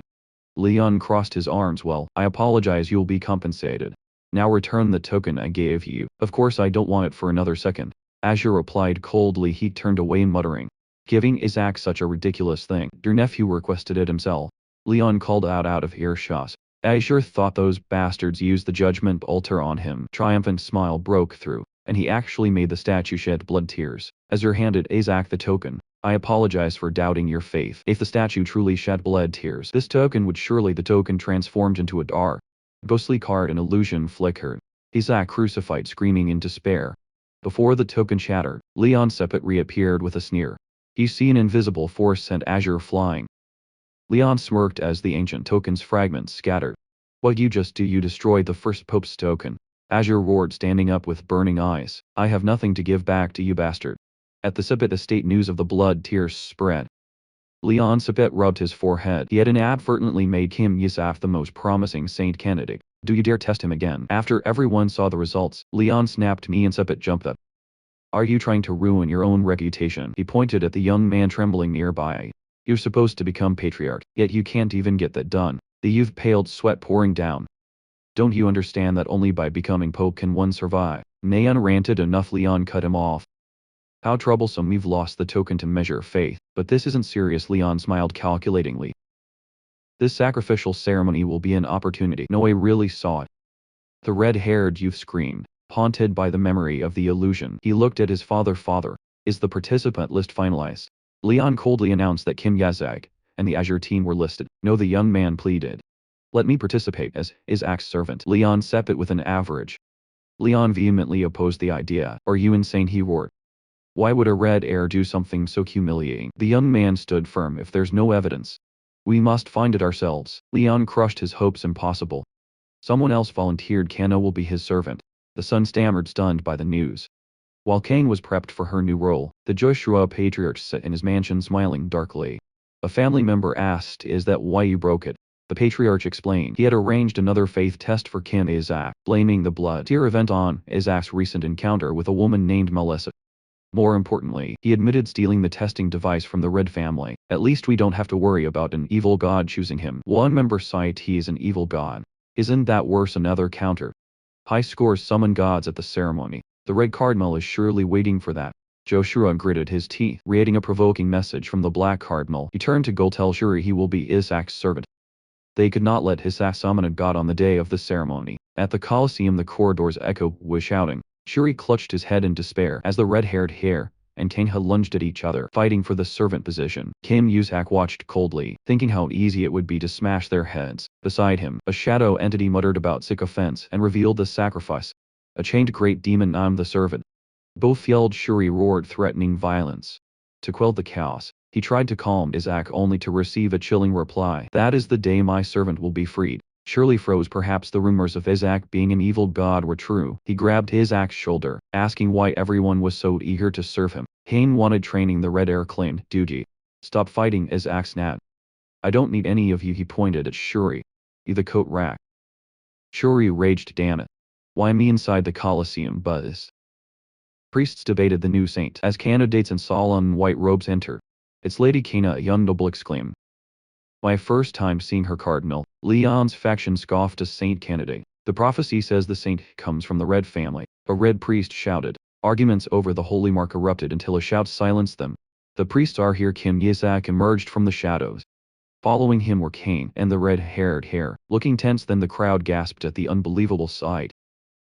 Isaac was riding on the red-haired young man's back, while Kane shielded him from the sun with a leaf. Shuri trudged behind, smiling wryly. This bastard will definitely choose the most brutal, evil god, Shuri thought. Because he is one. The stands fell silent. Leon roared, seeing his kin humiliated before everyone. The Azure Patriarch scowled. The White Cardinal Seraphin laughed at the spectacle. She turned to the Gold Cardinal. I didn't expect Nazar and Kane to act like that. I heard you were very strict with your boy. You don't seem to mind at all. Cardinal of Gold, he retorted. Gold Cardinal watched Kiana. Ambition sharpening his gaze. Servitude is a stepping stone to the papacy. I won't let that position fall to Isaac. If the plan held, Isaac was strong enough to choose the most powerful gods. Tina clinging to him was the perfect move. Seraphin sneered, why so quiet? Gold faction plotting again. Nothing, Gold Cardinal replied coldly. Except making Kina Pope a red cardinal cut in any way. Isaac won't choose a deity today. He smirked. He forgot his name wasn't on the summoning list for part 2. So I added it myself. Gold Cardinal and the Azure Patriarch froze.